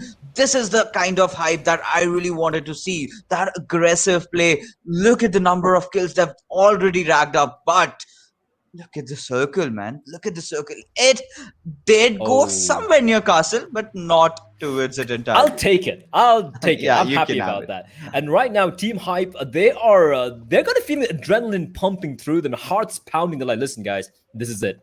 Enough is enough. I want that goddamn chicken dinner. This is our game. And unfortunately, this is how to face up against TSM Entity, who have been kind of quiet so far. But we do see Mortal now. Spots out a player. Not going to take the shots. So it's going to play this one a little bit more passively. Celts deciding that they don't really want to take this fight. It's really not worth it. They'd rather get into the safe zone. And that is indeed going to be the play coming in from Celts right now. But Mugzed Gaming's the dude, the big Lebowski, tossing in a Molotov. Strider's going to find Gurkha. Hype finally probably meeting their match in the form of synergy. But this fight is interesting indeed. Gurkha is going to fall. Strider finding the kill onto the man. Now, Powerhouse are getting power bombed by the nades from the Lebowski. That is the dude pushing in. Mugzed Gaming looking to wipe out Powerhouse. And let's see what they can possibly do. The dude just he's got the nades ready. He's got so many nades. He's got a bag full of grenades. How is he even walking around with 50 kilograms of grenades in his backpack? Answer me this, Fixes. How? Even I'm surprised. And all these teams are carrying a lot of grenades these days, TPP mode, so you have to carry it on. But talking about the fight right now, the dude is still playing around as Nova just lurks around behind the house and Powerhouse. I really want Zebra to go on that flank. I really want him to cover that position. Shadow is doing an absolute beauty of a job trying to provide cover fire from behind as Maxcast is on the fence. He is there when the dude will be taken out, but Prototype lurking around behind. Soul Sangwan takes a knock at Hathar and will finish him off. Team Soul looking really confident. They know that this is a fight that they can take and they are up at it. Oh yeah, but in the meantime, the Mr. Spray's not done here from Team Tumblers. They're gonna find Celts at rocks, but the dude from outside getting shot, and that's a fly coming in. That's a massive fly coming in from Nova. But now Dark chiming in with a frag of his own, and that just might be it for Marcos Gaming. Max Cash gonna hit the ground on his knees, and I do believe one player remains for Marcos Gaming. Mugzed, as they like to call themselves. They're gonna be Surya, and Surya's like, boys, I'm so sorry, but I'm getting the hell out of there.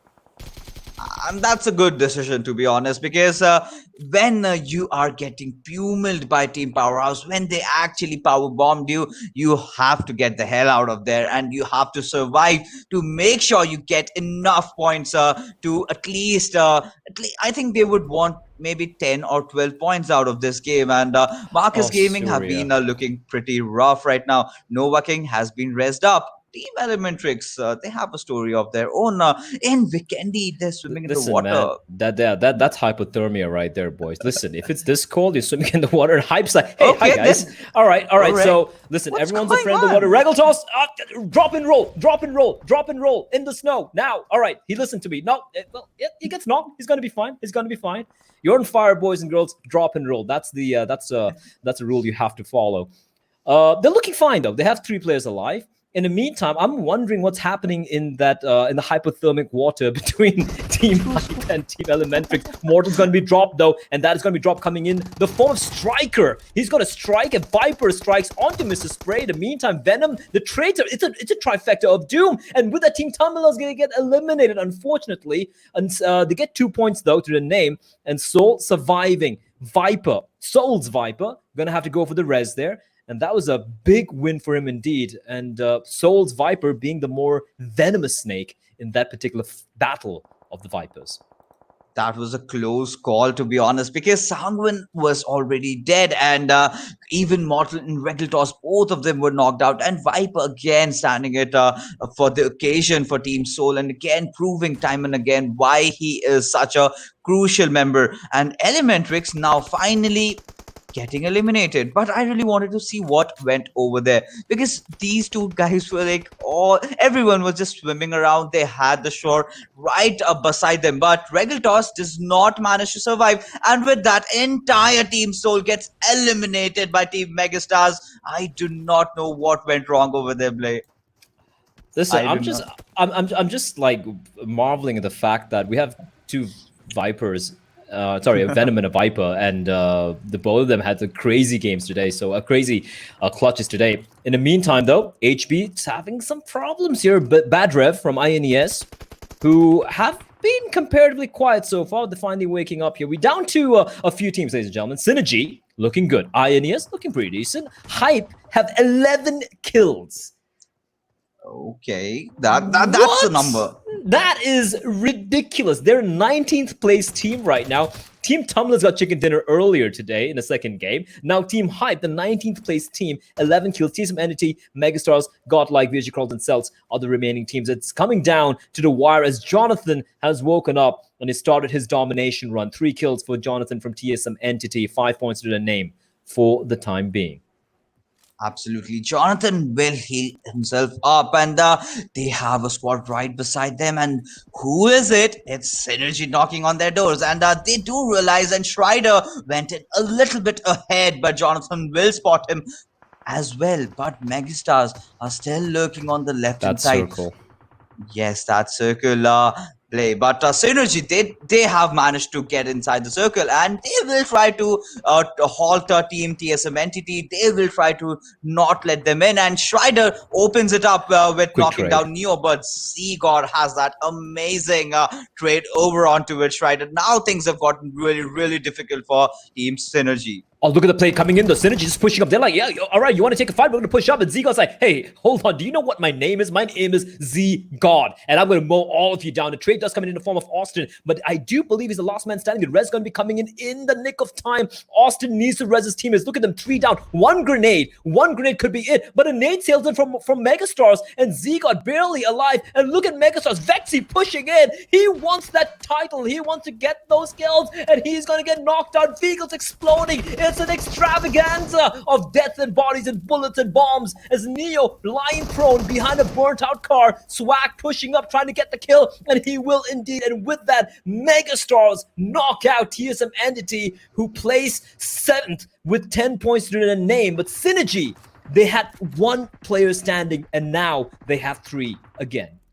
Absolutely. And they cannot also go and get that raise on Strider. They know his lost cause over there. But things are getting really tricky over here, because the more you're letting Team Godlike survive, the more points you're just handing it over to them. You need to make sure that Godlike gets eliminated early in the game for you to qualify. And the Team Synergy, though they are doing good, but they have to do better. Megastar's Paradox does power out MJ and will also eliminate Team Cells in the process as well. Team Megastars looking really promising this game, but this vehicle is smoked off. Sirvi did try to spot it, but Swag was the one who knocked him down.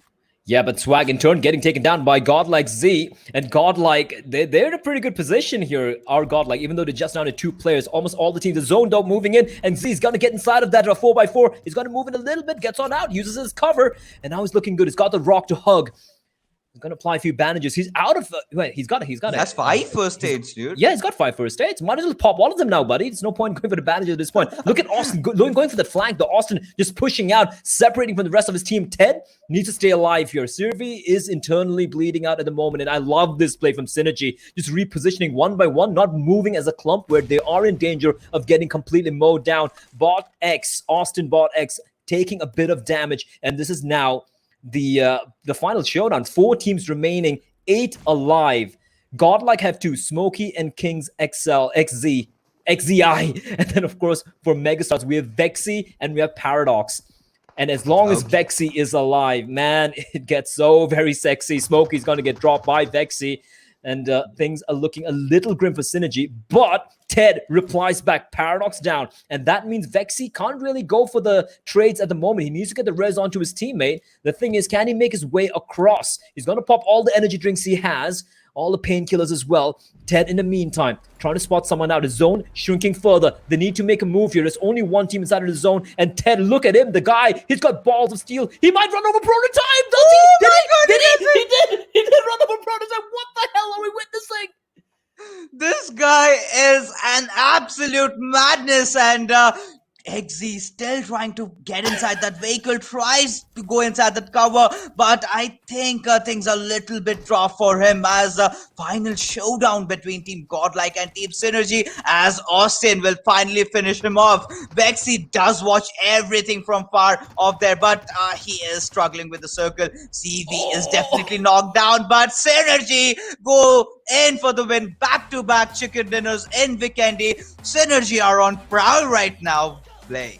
Ay, what have we just witnessed? But Synergy, they strike back. They were looking very good today. And if finally they get their chicken dinner, well deserved as well. And with that, the battle for the 3rd place, it continues to heat up. It is looking so wonky right now. Godlike and Synergy, they're battling it out. XP, I want to hear your thoughts.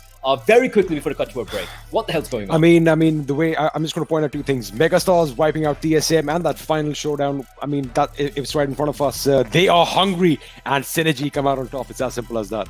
Yeah, it is as simple as that. And on that note, ladies and gentlemen, we're going to cut to a very quick break. I need a breather because that was hectic indeed. We'll be back after the break for game number 4. Stay tuned. It is definitely getting even more crazy after this.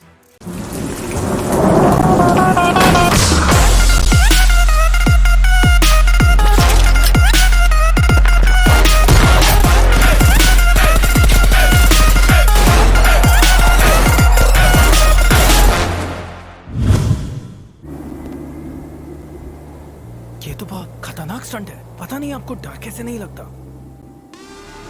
डर सबको लगता है, गला सबका सूखता है, पर डर से डरोगे तो कुछ बड़ा कैसे करोगे? तो ड्यू उठाओ और डर को पी जाओ।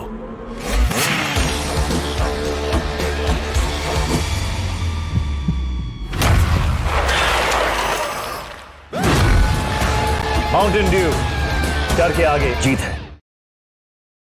डर के आगे जीत है। अरे ये वीडियो फिर से फ्रीज हो गया। मैंने बोला था इसका नेटवर्क जाएगा। मैंने भी सुना था, इसने बोला, उसने बोला, किसकी सुनूं? अरे इसने कहा, उसने सुना, सब भूल जाओ और अपनी आंखों पे भरोसा करो।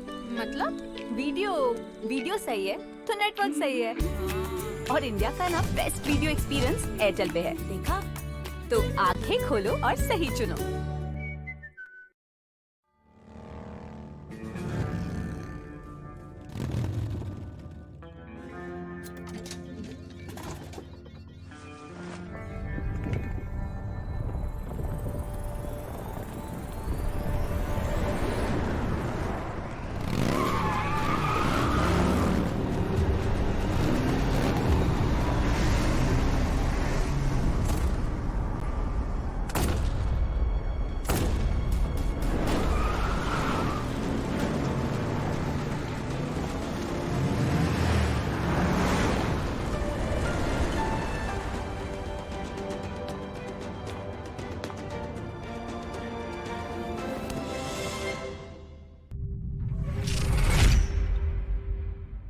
Cheer Park is a brand new feature in patch 0.18.0. It's a place for players to relax with their friends, practice skills, and meet new people. You can enter Cheer Park through the main menu, so invite some friends and explore this new space. The shooting range has been revamped. Now, when you start a round, you'll have 60 seconds to down 20 targets spread over 5 waves. Your results will then be rated and displayed. The player with the highest rating will stay at the top of the ranking for others to challenge. You can also play against your friends to see who is the better marksman. Players can now duel other players in Cheer Park via quick draw. The duel will start after both sides confirm the fight. The two sides will have red borders and start a duel. The player that defeats the other wins. Don't forget to take a photo with each other afterwards. Friendship first, results second. The selfie system is also available in Cheer Park. Get together, find the right angle, and strike a pose. Say cheese. Nice shot. Don't forget to share it on social media. Players can also create their own cheer parks and invite their friends. Many special buildings from the original map can also be found in Cheer Park. Don't miss out. Of course, there's a lot more than what was mentioned, so come explore Cheer Park's features now.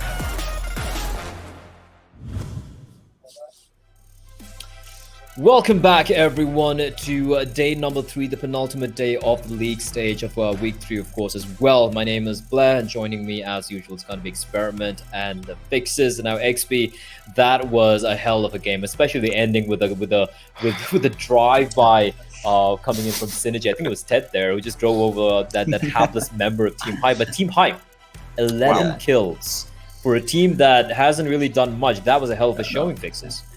Absolutely bow down the way that they have played and the way that they have performed under pressure. Right now, when we have already approached the final phases of the league, these teams are showing their true colors, showing what they're actually capable of, and too late, but still then a good way to end this league. Still, I mean, they get 30 points, and if they manage to have a couple more, 32 points in fact, if they manage to have a couple more good games, they could work on out. Yeah, we have the MVP on the screen, though, and the MVP, of course, is going to be none other than Mr. Ted, who had a phenomenal game, especially that run over. That was that was so painful to see, and it was brilliantly played as well. I think his teammate dropped the smoke and he drove over. He knew the player was there, but just brilliantly played by Team Synergy. And it's making things interesting, XP, because Godlike came, I think, 3rd or 4th. Synergy placed 1st. This battle for the 3rd spot. You know, Vikendi never ceases to disappoint us, and the top 5 players on our screen right now. I mean, it's not a surprise, but Hype prototype making his way up there. Boy, what a game these boys from Team Hype had. Yeah, Venom as well. That massive clutch initially, the 1v3 clutch, brilliantly played. Vexy, there's this guy called Vexy somewhere there as well. 900 points of damage. Is he up there? I think it's I've seen that name before. Vexy, come on, 4th place? What? This is disgusting. This is terrible. I'm so sorry. Vexy, 4th? Unacceptable. I'm sorry. Jonathan, 3 kills, but 885 points of damage. TSM still being quite a nuisance indeed, even though placement-wise, it wasn't the best day of the office. But then again, they have a tendency sometimes to start off slow. And they're a team, mind you, that Mumba, they got the first knock on them, and they just got annihilated by Jonathan and Zika. That, I believe, has to be probably the Dar Ke Aage Jeete moment. We're going to find that out later on. We do have the standings coming up for you guys right now on the screen. And that is, of course, Synergy placing first, 10 kills to the name, 30 points. Megastar second. They do have just 7 kills, 21 points. Team Hype, despite placing 4th, they do have 11 kills. That's a big boost that they desperately needed. Godlike, 16 points, not bad. So Godlike and Synergy, right? Neither are letting go of this. Entity with 6 kills, 11 points in total. Celts, INES, and Soul coming in 6, 7, and 8. And INES have slowly but surely been getting some decent number of points so far, XP.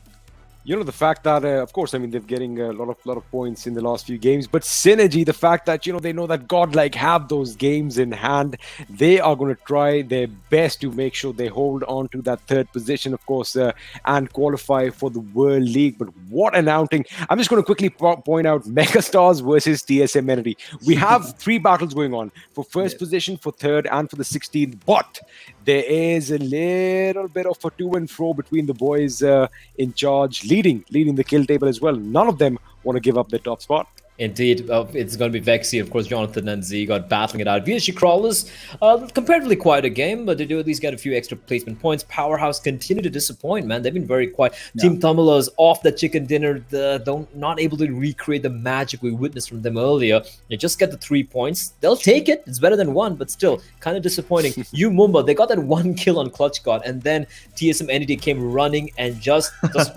sat on them. Just like they sat on them, and they're like, there you go. Why? Why did you kill Clutch God? Why? Why did you finish him? Why did you finish him? You shouldn't have done that. Anyway, we're going to be seeing overall standings coming up right now. And that should present an interesting picture for you guys. Orange Rock Entity on top, no surprises there. Now Synergy and Godlike. Now Synergy with the chicken dinner, they've again extended a lead. It's like a cat and mouse game at the moment. The thing is, Godlike have those 4 extra opportunities to get that 3rd slot. And the way they're playing right now, it is looking a little dangerous with Synergy. So for Synergy, every team's going to play a total of how many games in total? 48 games. Synergy have 3 more maps to play, and they're done. And they want to capitalize on that as much as possible. For Godlike, they have 7 more opportunities. That is scary for Synergy at the moment. Meanwhile, Megastars solidifying their 5th placing, Fnatic in 6th, Mumba climbing up the ladder, they're finally waking up, and that's a good sign indeed for the guys from Mumba. IND lying in the 8th position, and then we have VSG Crawlers and Team Soul over there on the 9th and 10th position. But bear in mind, they have only played 41 games apiece alongside Godlike, and more importantly, TSM Entity, who have also only played 41, being in 2nd place right now. The second half of the table, Marcus Gaming, as I like to call them, McZ, based on how their name is. Powerhouse, Team Extreme, Team Celt, John Mara, Elementrix. Now, this is where it gets interesting. Elementrix 16th place. They're safe? Are they? 5 points away is Team Thumbalas.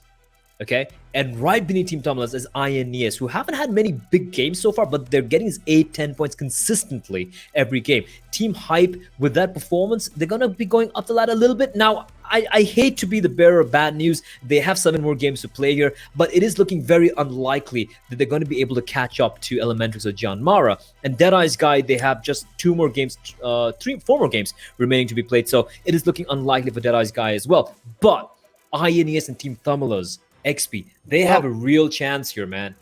So, I mean, I think the fact that they have 4 games in hand is something that Jean Mara is going to be, they're going to be hoping against all odds that, maybe they just might hold on to that 16th position because it looks a bit dicey for them. But, talking about the former half of the table as well, something interesting that stood out for me was Synergy, although TSM Entity have 4 games on hand, Synergy have overtaken them in the total kills tally. 248 compared to 246. Again, TSM Entity do have 4 games in hands, but Synergy, my oh my, the way these boys have been just literally obliterating the enemies on the field is just amazing. And all 4 of them have been putting up quite a show, just running and gunning. I don't think they're going to get tired of it anytime soon. For me, it's going to be heartbreaking, right? Either way. Well, right now, let's be real here. Few games remaining. Orange Rock, TSM Entity, they're going to go through. I'm going to put it out there. I don't see a world where they're not going to be making it through. They're going to go through. Now it's just about who's going to go out on top and get the big chunk of the purse, right? Yeah. If Synergy go through, I'm going to be shattered for Godlike. Because they were so good the first couple of weeks, right? Then they quieted down, but now they're putting up a fight. Now, and Godlike, actually, if they one more chicken dinner, a couple of good games, they can easily overtake Synergy. But if Synergy go out of 4th place, I'm going to be shattered for them. Now, they're not out yet. They still can play later on, but they have been, apart from TSM Entity and Orange Rock's late game plays, I think Synergy have been the most entertaining team when it comes down to it. What are your thoughts on that, Vexus? Absolutely, you are absolutely right. Somewhere at the back of my mind, I wish if the top 5 teams could just get selected from here only. Megastars, Godlike, Synergy, they all deserve it the way they have been playing. Megastars, yes, I could hope that the other players might just step up. But Synergy and Godlike, they are a story of their own. They have different play styles coming in. We did see quite a bit of a roller coaster ride for Team Godlike, but the way they have pulled themselves back together, the way they're showing a lot of signs of good gameplay today, and I'm pretty sure that over the next couple of games, they will topple down Synergy. But yeah, you gotta feel bad, man. You gotta feel bad for Synergy. Either of the teams. If it happens, again, it's a big if. It could happen. It's an if, but yeah. Godlike could crap the bed, XP. It could happen. They have been very quiet. Yeah. They've looked good today. They've looked phenomenal today, but it could happen. We thought initially that Godlike at the beginning of week 3 that they're going to be in contention for possibly even the 1st and 2nd position, but things didn't go according to their way. So again, woulda, coulda, shoulda, anything can happen. Now Godlike are on a good roll right now. I mean, all the 3 games that we have seen thus far have been played, almost to perfection, getting a chicken dinner, then slightly just tapering off at the end over there. However, Synergy, you did mention, Blay, that Godlike week 1, week 2, probably half of week 2, they were on a rampage, right? They were playing Godlike, but Synergy, all of it, they didn't have those chicken dinners. Consistency, kills, all of that. They definitely, according to me, they are one of the best teams in India right now. They are indeed. I don't think anyone can really deny that fact right now, right? But now we're going to be heading into map number 4 today, and it is going to be the same bunch of teams who played right now on Vikendi. However, a little bit of switch up. It is going to be, I do believe, we're going to be starting off on Sanhok. Oh no, we're going to start on Erangel. It is going to be Erangel, and the first game of Erangel was, well, how did that one play out, Fixes? That was a hell of an ending over there. Absolutely. The first game in Erangel where we saw Godlike taking the chicken dinner. Again, the zone coming into action. A lot of players were confused as to where the circle will end in, and it all came down to whose circle prediction was the best, and that is where Godlike showed. And yes, like XP said, Team Extreme could have done a little bit better. Even I feel that, because when they made that knock on towards XZ, if they sent one player out, they needed to make sure that they had him covered, right? They still had the numbers, and then Smokey comes with that magic, and the way he took down 2 of the members, that is where things started breaking off for Team Extreme, and that is where the pressure shifted. And Godlike did have the cover. He just had to peek out. As in Hindi we call it day jiggle. He just did that, and it was a chicken dinner which they easily took. Just like that. Isn't jiggle an English word though? I don't know. Anyway, day jiggle. Day jiggle. All right. The thing give is, a jiggle. That's give what he the basically translated to But it's English, still a jiggle, Mr. Blay. It's been coined by Right. Snacks, apparently. All right, but here's the thing, though. Talking It ain't about wiggle. It's talking jiggle. about the first game though, on Erangel. Now this is what many people like to say, right? Like we want to say like, oh, the zone prediction by Godlike. My God, Godlike. Or were they just lucky? No. Let's be real here. They were kind of lucky with that zone. We brought and that this compound. up quite a few times. Zone prediction, is it a myth? Now, I think it's. I mean, you can't really predict where the zone is going to go. But again, it's all a chance of luck. I mean, it's a factor of luck, right? I mean, if it comes your way, then well, you look are like the a genius. masters of Suddenly you look like a prediction. genius, right? Now, if we have an argument over here, like apparently up until now, the gods of zone prediction were Orange Rock, but it didn't go their way today. So I'm not sure that suddenly they fell off the map over there and God have taken that position. It's Orange. They were at the same place. They were at the same place. Hold on. Order in the court. We have the dirty Agajit hit moment, and this was a Neo pushing in, and this was the fight between Bhishma, Yumumba, and of course TSM. And bear in mind, this is the vengeance fight because Clutch God was knocked out first by Yumumba, and TSM, instead of running away, they're like, we're going to take the fight here. And look at Jonathan's pushing. What a beast. XP, like what a god. I mean, I was just watching and I was just holding my breath. I thought, oh my goodness, especially at this point when he was on such a small sliver of HP, the way he manages to juke the enemy and that knock coming in, I thought he was done for. Honest to God, I thought he was done for. I thought maybe my eyes are deceiving me because I thought maybe Jonathan is going to get knocked out. That would have been a major blow for the lads. But, well, they pushed through. Only to get eliminated later on. But what a game. Again, like I said, Vikendi is full of surprises. And to be honest with you, Blay, it has never disappointed us. It never disappointed us. And of course, we have Venom as well. This was a massive clutch coming out from Venom. He was in 1v3. He was pincered all by his lonesome. He was so low. And amongst the bullets flying, whizzing all over his head, you could hear the footsteps. He manages to heal in the nick of time, takes out his rifle, finds one, gets a knock. Then we have Extreme pushing in over here. Venom takes the fight out in the open. He gets taken down, and he basically 1v3s everyone and has enough time to res all his teammates as well. And then Hype continuing their tear across the map. 11 kills. This one. Hey. It's ridiculous. Gurkha just speaks down the corner. Hey, it's Sarga. That was the peekaboo moment. Peekaboo, I see you. You dead. And a lot of the blood stains you see in the snow on that map, now that you probably have the guys coming into the map just cleaning all the blood and guts and the bodies off the map. Most of it was because of Team Hype. Unfortunately, they don't get a higher placing than I do believe was 4th place there, but some very interesting fights. And this was the funniest moment of them all, though. Team Elementrix and Team Hype taking kind of like not a skinny dip, but just taking a little bit of a dip inside of that really cold water. And, I love the fact that you are giving out PSAs as well. I mean, guys, if you are on fire, lay down and start rolling. That is what you're supposed to do. Drop and roll. Blankets might help, but that's the first thing you do. You drop and roll. And I think he almost hurt you over there because he did get picked up by his teammates. So he's lucky that he was right next to him. But this last fight, this little push, Megastars, once they found out, all right, it's TSM that we're facing, I think Vexy wanted to make sure that he retains his crown as the top kill fragger. And well, wiping out TSM is no small feat, but they got it, and well, they are going to reap the rewards. Oh my lord! This was ludicrous. That's yeah. You hate to see that, but very well played in the end there by Synergy. I liked how proactive they were in almost the final circle, and it is tied. Jonathan and Vexy clawing back up, but Jonathan just has a little bit more damage to his name. 16,711 points of damage.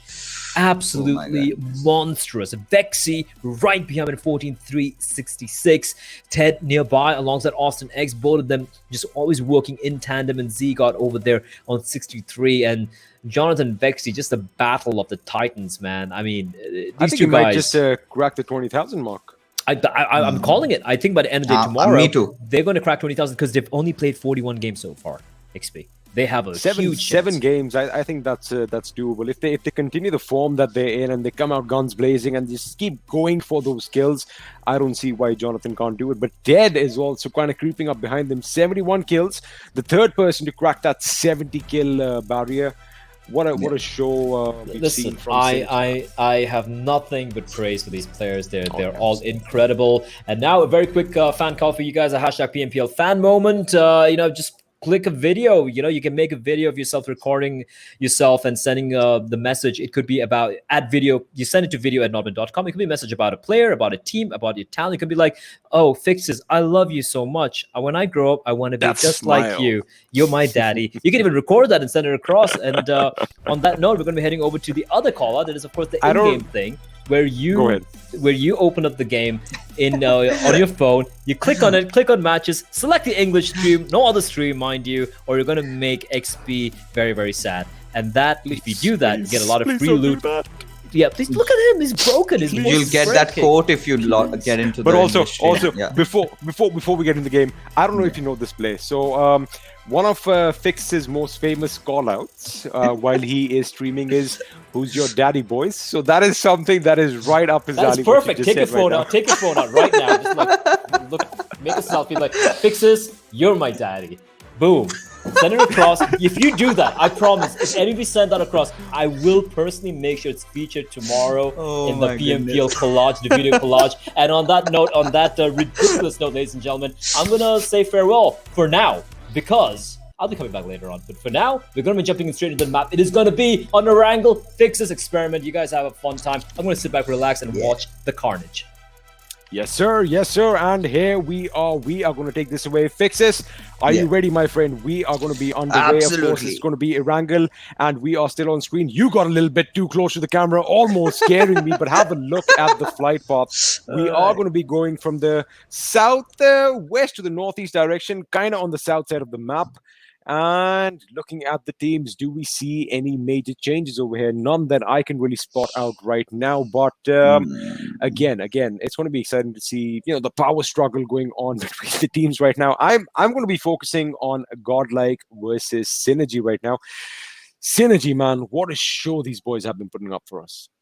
Absolutely. If they could, just go back in the past and try and fix a little bit of things, they would have definitely taken those placement points that they missed out on I think in week number 2, because after day 2 in week 1, they were in the second position. They were doing really good. After that, they had some rough performance, but they still had that kill counter ticking in. But again, do we see a same zone? Do we see the repetition of the same circle, XP? I mean, it is pretty much very similar to what we saw earlier, just probably nudged a bit more to the north. And there, of course, is the zone on your screens right now. And I kind of like that outfit. That gladiator outfit looks dope. But anyway, talking about the zone, it's pretty much the same. Whether we are going to finish at the same spot, let's wait and find out. Meanwhile, I think we already have a knock. I definitely saw somebody in the crosshairs of that AKM, and we have a member knocked out right in front of us. He is going to be run over. Oh my goodness, that is just brutal. Vehicular manslaughter. That is going to be a big blow as Machine finds himself eliminated this early on, courtesy of Mumbai Esports sponsoring. Okay, XP. Spot the difference. What just happened? Do you get it? These two guys tried to came in for I think a statement was made right now. That's exactly what happened. We've seen them go head to head in the past, and this time, I wonder. I think obviously one of the major factors is that Team IND are not playing this map. Of course, they are setting out in Group D. This is, of course, between Group A, Group B, Group C, and Group E. So IND, Orange Rock, Dead Eyes Guy, and Fnatic are not playing this one. But the Cells, now MJ's had quite a few good moments. 30 kills, that's not a bad outing for him. But they've really been quiet, so to speak, because they've had a few good moments, but not something, to write home about in the sense of a long stretch of good luck, so to speak. I wonder if, again, they are going to be vying for the final showdown that is going to happen next week. So, maybe they're preparing for that.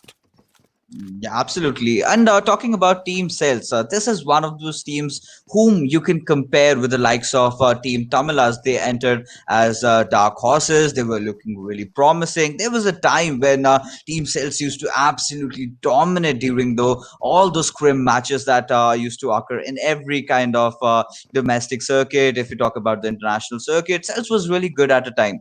Then they qualified in PMCO. They were good there as well. But when they entered the big leagues, right, The same thing which happened with VSG Crawlers, the same thing happened with Team Sales. Firstly, some things that I really want to question is that continuous roster changes. They made a few changes in their roster. They brought in Ash Gamer, they brought in Ultron. And the reason why they brought in, because these players are individually so good. But Ultron, he has not been able to perform for what he was taken for. Ultron, we know. I have always laid emphasis on this particular fact that he's very aggressive. He's one of those best assaulters, but he has not delivered XP. I mean, you can have good days, you can have bad days, and as far as the roster shuffle goes, it's all about what clicks, and sometimes you click, sometimes you don't. It's as simple as that. So, I think they are going to try and find their footing, so to speak, right now. And of course, this is, this is a big, big tournament, but they have a lot of opportunities in future, and if they stick along and if they stick around together as a unit, they might just, prove us wrong. But meanwhile, we are going to join Pansing, who has been quite instrumental in UME's comeback of sorts. Of course, Bhishma leading from the front. But, you've been a little skeptical about 420. He's been doing the best that he can. Destro, 420, Bhishma and Pansing have been playing as a unit for quite some time now. And I think the fruits of their labor are finally on display for us now. And, again, best of luck to all these teams. And yes, the final showdown is where it's at. We already have the first three, which is pretty much guaranteed. Of course, there is a little bit of a power struggle between positions 3 and 4. That is, of course, Synergy and Godlike. But everywhere else, barring the 16th position, I think everyone is going to be waiting for next week. Absolutely. Maybe it's just me overthinking stuff over there, because I've seen this. I know you like to analyze everything from every single angle. but like 420, he was one of those best players. I absolutely love the way he used to play, and then suddenly, not able to deliver as much, breaks my heart a little bit. Yes, the name. Yeah. Okay, I see where you're getting at. But Team INES XP, they've been the pride of Bangladesh. They've been doing so good. They've had their individual moments, but as a team, they've never clicked off together. They've the cover fire. You remember that blunder? If I might recollect, where they were going against Synergy, and Schreider, I think, was the last guy who was alive and just took away entire squad after even Bad Rev took 2 members down. See, the thing is, obviously the pressure is on these shoulders, and all these lads are gonna, either you crumble to the pressure or you rise to greatness. But it's their first outing on a big stage, so I think we ought to give them Yes, some time, and absolutely. maybe they just Right. might make Bangladesh proud in future, which they are doing at this point as well, as the only Everyone team is to a have, champion. Everyone's a emerged winner. from Bangladesh. Of course. I mean, the fact that all these teams have made it to this, and we have the privilege and an honor, so to speak, about casting about these boys is, it just goes to show that these boys have already made it. But this is still an uphill battle. Of course, we have the World League up ahead, but there are going to be so many more opportunities for the lads in future. And talking about opportunities, we had PH on our screens just a moment ago. Now, these guys, of course, a lot of fans, a lot of love and support in India, and a lot of expectations as well. Everything goes hand in hand. And the best thing I do believe about our fans in India is that, we love our teams with all our heart, but when push comes to shove, oh my goodness, can we be mean or what? I mean, we love to love and we love to criticize. So you got to be able to take both factors in. Actually, I mean, you have to have thick skin in this game, right? And I think Nova King and the boys do have thick skin, and they can actually take all that criticism. But now the question is, do you take that criticism as constructive criticism, or are you going to buckle under the pressure? So that is something that we're going to see. And the zone is going to be forcing people together. I see a lot of people coming in close right at this point. Godlike Gil in the crosshairs of VSG Crawlers.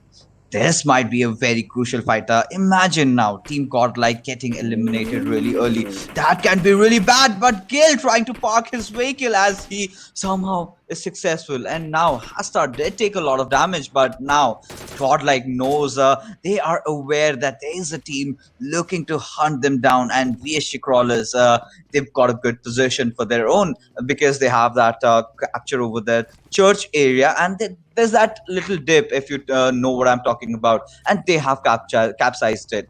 But yet, Now we're looking for the circle to close in, and I am Where really is it going to anxious as to go? see where is it going to go. Okay, Aha. is it a deja vu?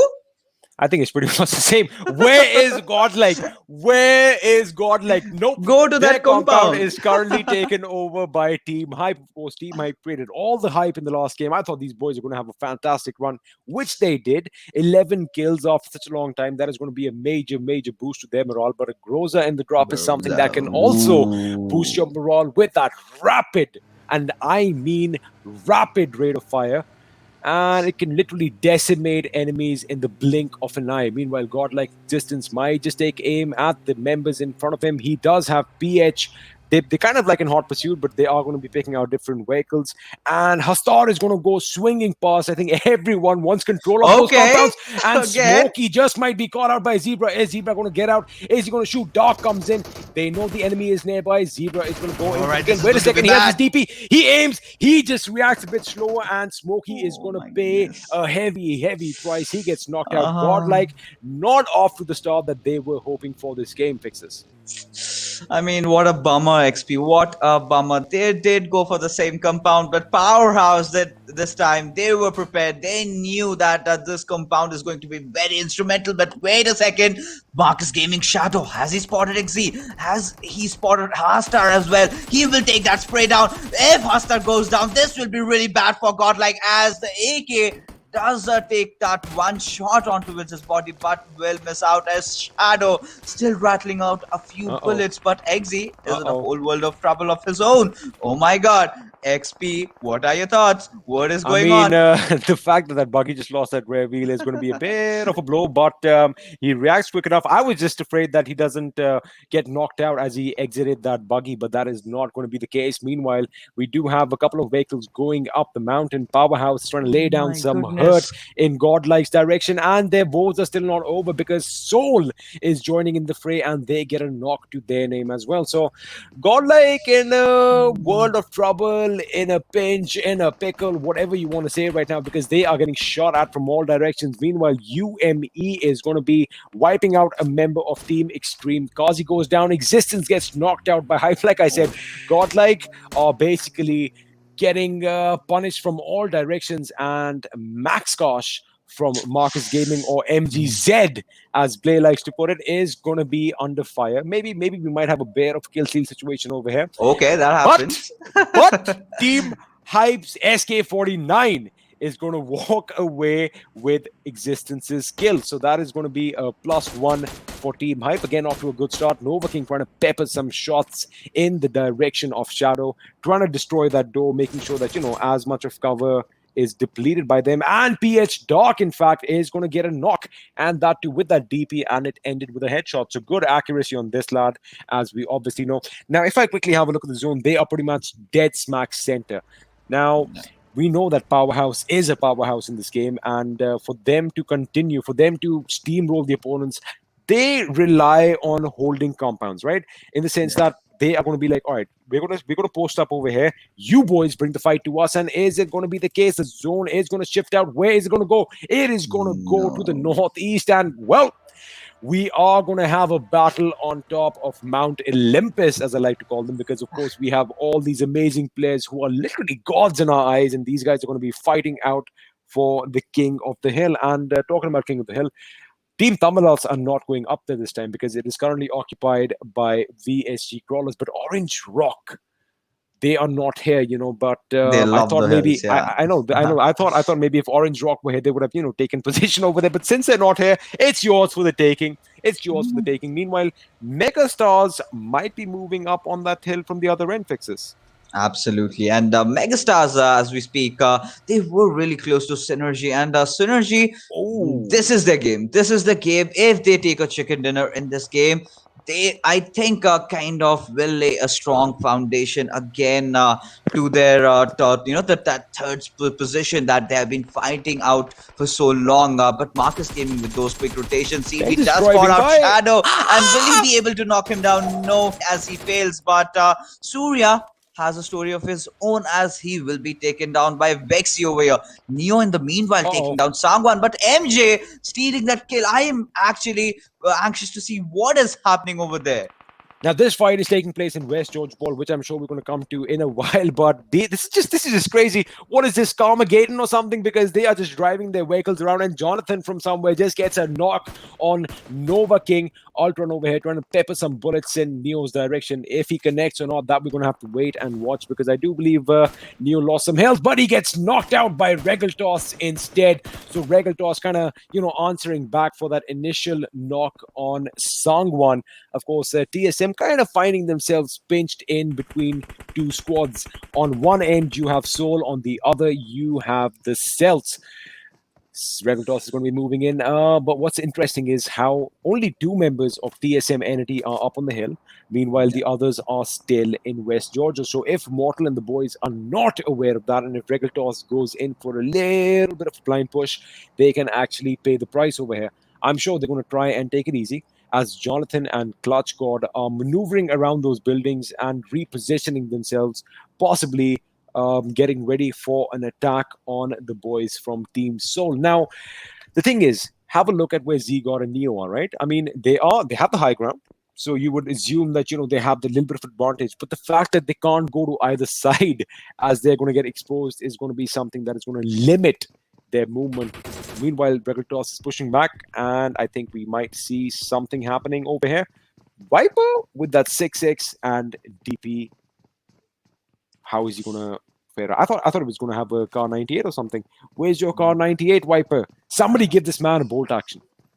Yes, obviously he loves that bolt, and even a lot Look of at the players zone. of okay. Another U-turn.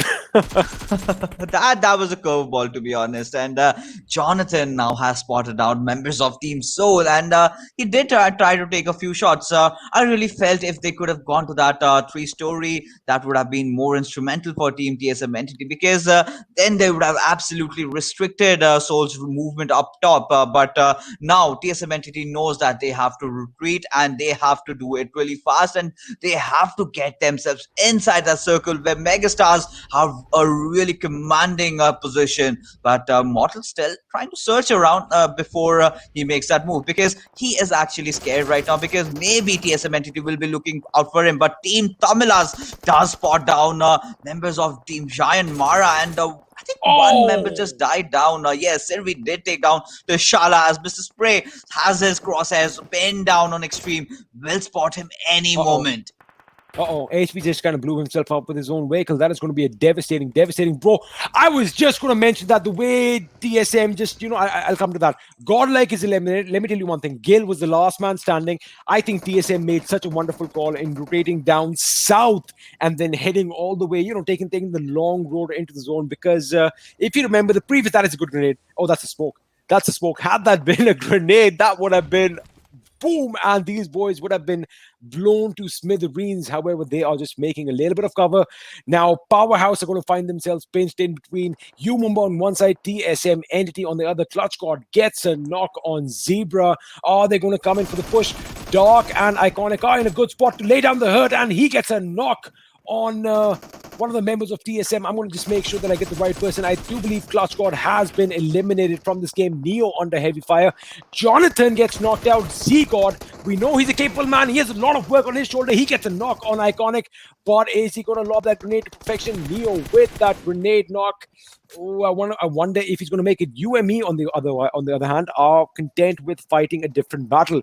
They could have kind of pushed off and been literally wreaking havoc for both those teams, but Destro is going to time that grenade. He is going to pick up an angle. I think he has his sights set on Iconic. Is Iconic? I do believe he is the last member standing for Powerhouse. Is he going to survive that? Regaltos getting knocked out over here. Mortal on a one-on-one right now. He does get that finish on Team Hype. Team Hype are going to be exiting this game right now, quickly followed suit by INES. Well, Mortal, he does come in, and I thought he almost lost that gun battle, but he does get the victory over there, and I do believe he does have enough time to pick up his teammates. Meanwhile, UME, still king of the hill, they are going to have to fend off one member of Powerhouse behind them. Nova King is still alive, and as we all know, he can do a lot of damage. Absolutely. And we'll have to see. Mumba really did hold off that pretty well, but things are not yet done. And Mumba kind of getting back, getting their act together, and they're looking really strong. Finally, the kind of Mumba we wanted to see, they are performing right now. But Ted, there's a bad news for Team Synergy as their star player gets taken off. But Team Mumba, he does want to drive that buggy off on a reverse direction. But 420, he still has spotted down the members of Team Cells. He will try to take them down as Austin X goes below the bridge. They are in for a hunt. They are lobbing the grenade. This might be very crucial. We might just die. No. Okay, he survives. He survives. And now Team Synergy, they need to get inside the circle. But they do acknowledge this fact that they cannot until and unless they eliminate everyone behind them. So that is the reason why Team Synergy is actually taking this fight. It's 10 seconds to go. Strider is waiting. Yeah, Strider. We'll have to see that. Max Cash did knock out Austin. Now this is bad. This is bad XP. Oh, he spots him. Avi had to come up for some air, and with that, we SG Crawlers are out of this game, but Austin Borix does get knocked down. He should be picked up by his teammate. Now, this is when Jean Mara can actually push in. They did lose Chala earlier on. One well-timed grenade can be devastating. Solemn is timing it. Is it going to be to perfection? He lobs it. I think he might get a knock over here. Ooh, that grenade just falling a bit too short. Strider is going to retaliate with a grenade of his own. This is going to be a boom and a bam, but no one is going to go down. We are going to come down to a gun battle. Strider and his teammate going up against Jean Mara. One van has gone down. Austin falls to Gunner. And is he going to live up to the name and gun the other person down? He does. Sonim comes in, making sure he knocks out two members of Synergy. And Servi is going to be the last man standing for Synergy. He is going to make his escape into the zone, but he's got to be careful. His vehicle is almost near destruction. He's got to get out, make some cover for himself, but he's got to be careful because on his back, he has a lot of enemies in the form of mega stars and I beg your pardon, Team Tamilas, I beg your pardon. Mr. Spray, they're currently in a battle with Jean Mara, so they've got to be careful, but Cell's getting eliminated over here. And wait a second, what is going to happen over here? Does Maxi spot out the enemy? He's got to be careful. The last member from Synergy has really got to be careful, but Jean Mara is in the crosshairs of Maxi. I thought that was a knock, but he somehow survives now. Again, all these revives coming in is going to give the opposition a little bit of time to, recollect their thoughts and move in while pouncing over here. Again, as soon as we are panning over to the different players, they already have someone or the other in their sights, and Marcus Gaming's dude is going to fall prey to just that, what we just saw on our screens right now.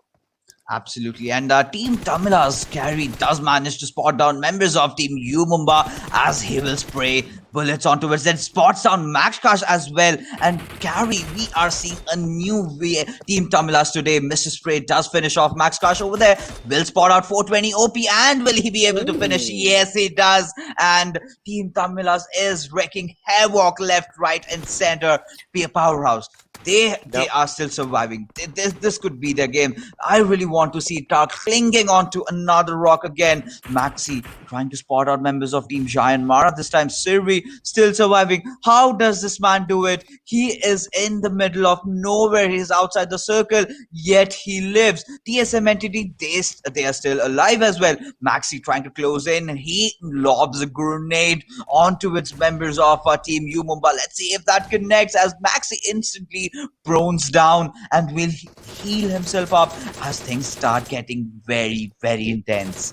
We joined Maxi over here again with that DP, very, very stable recoil, as everyone obviously knows. He takes down a member of Jean Mara Extreme. And talking about Dark, I do hope they have some rocks in the afterlife, because it isn't Dark this time. It's Nova King who's the last man standing, and Team Tamilas are literally on a path of destruction because they get another knock over here. Reveltos, meanwhile, is taking a fight with the boys from Elementrix, knocking out a member, but on top, retaliates, and gets a knock on Regaltos. Mumba Esports are going to be bowing out in the 9th position. Quickly followed suit by Soul Innate, who did a good job actually. 5 kills to their names. But TSM Entities, Jonathan quickly getting out of his vehicle, the last man standing for his team.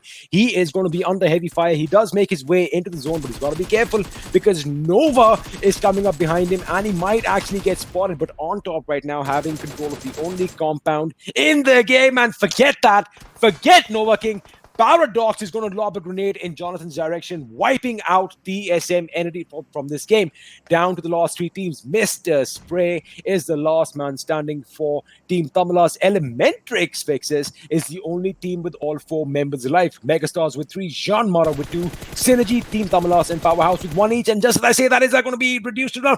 Oh my goodness, Servi gets knocked out from Gunner. He thought that, I thought he got the final finish on Team Tamilas, but no, it was the other way around.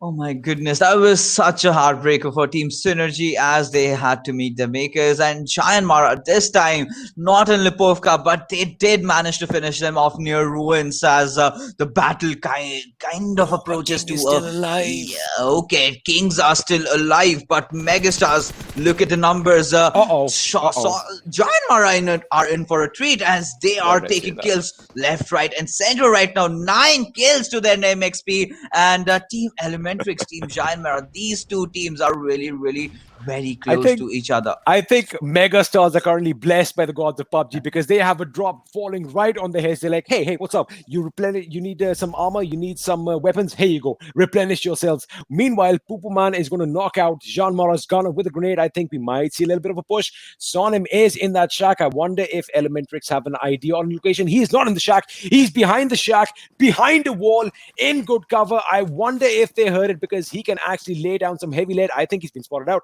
Oh my goodness, I think he's been spotted out. Now he definitely has been spotted out. Pupuman jumps, Pupuman shoots, Pupuman connects, and with that, Jean Mara are going to be out in the 4th position. A commendable effort on their part. 9 kills to their names. We are down to the last 3 teams. Elementrix, Megastars, and lo and behold, Team Tamilas are finally back in the top 3. All a bit, they just have 1 member, but it is Mr. Spray. And with that, he can actually do a lot of damage. But Megastars, 3 members, and again, blessed by the gods. I wonder what is going to happen right now.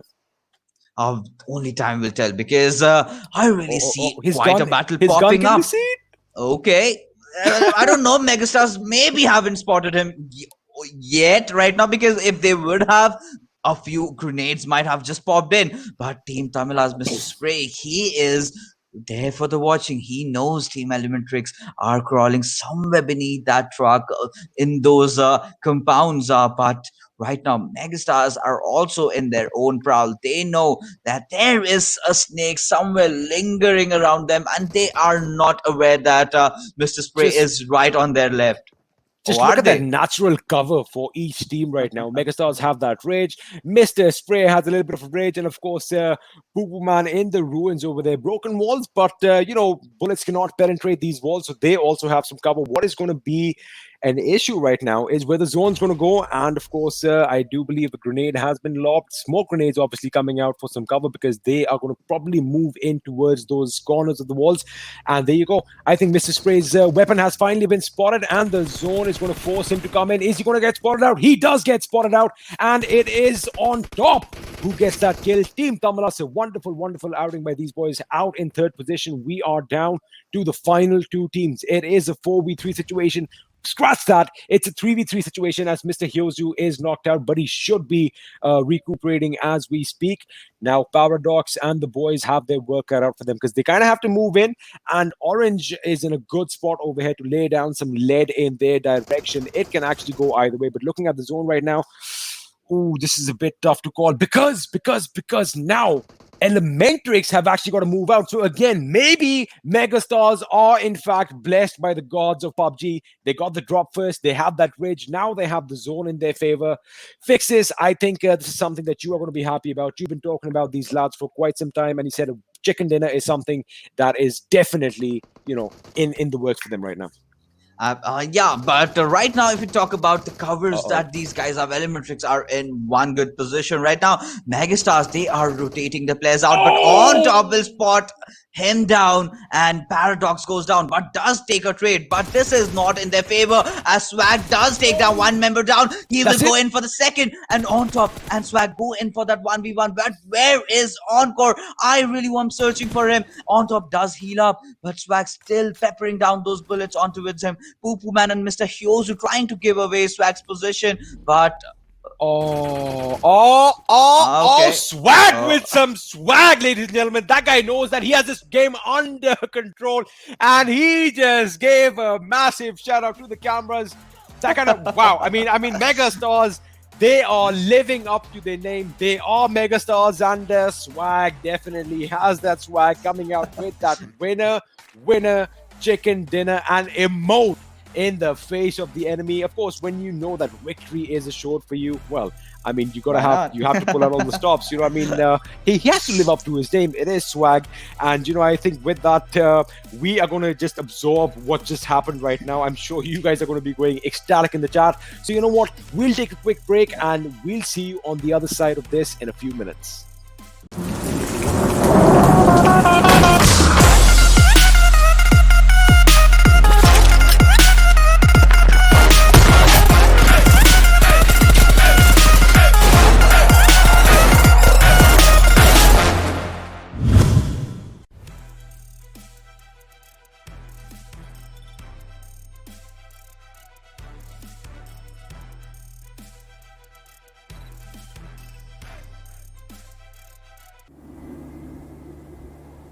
ये तो बहुत खतरनाक stunt है। पता नहीं आपको डर कैसे नहीं लगता? डर सबको लगता है, गला सबका सूखता है, पर डर से डरोगे तो कुछ बड़ा कैसे करोगे? तो ड्यू उठाओ और डर को पी जाओ।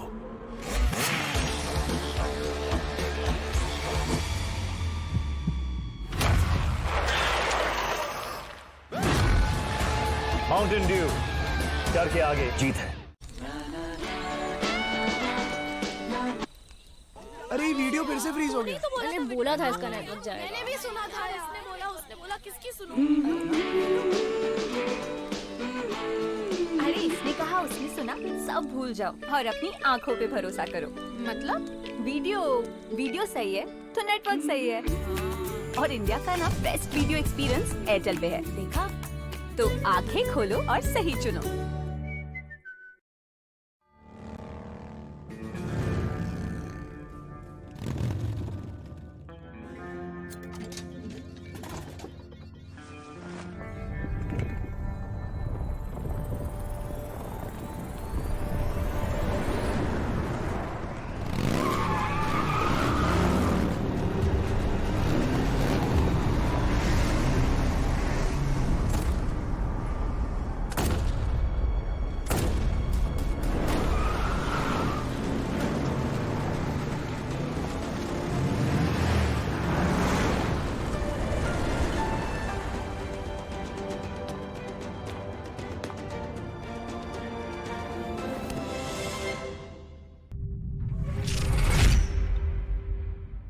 Cheer Park is a brand new feature in patch 0.18.0.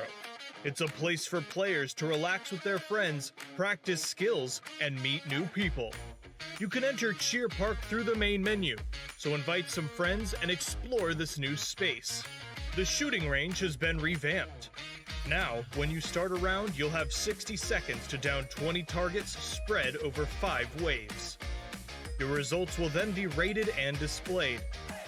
The player with the highest rating will stay at the top of the ranking for others to challenge. You can also play against your friends to see who is the better marksman. Players can now duel other players in Cheer Park via Quick Draw. The duel will start after both sides confirm the fight. The two sides will have red borders and start a duel. The player that defeats the other wins. Don't forget to take a photo with each other afterwards. Friendship first, results second. The selfie system is also available in Cheer Park. Get together, find the right angle, and strike a pose. Say cheese. Nice shot. Don't forget to share it on social media. Players can also create their own cheer parks and invite their friends. Many special buildings from the original map can also be found in Cheer Park. Don't miss out. Of course, there's a lot more than what was mentioned, so come explore Cheer Park's features now.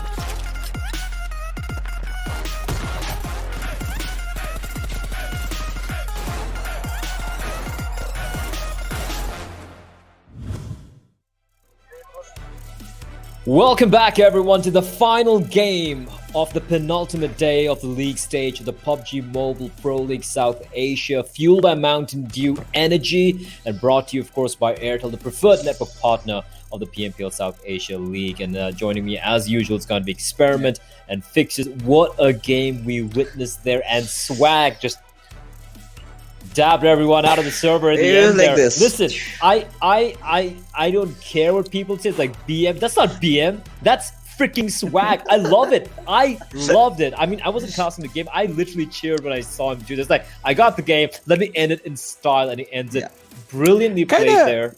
Fixes play. I don't know if you know this, but Fixes kind of reminds me of something that happened in PMIS last year. I don't know. Someone was PMIS in a shack. I'm just kidding. Fixes, you don't know what I'm talking about? My heart is broken. We got the MVP though. Hold on. We had an MVP coming in here. And of course, it is going to be Mr. Swag. And you can see the little bit of a smug look on his face as well. He just got the 2 kills, but he won the game in the end there. Look at the distance he's traveled. 11.7 kilometers. How much of back and forth did these teams have to run? Because that circle was like a tennis ball, just like up, down, left, Up, right. down, What was going on there, Fixes?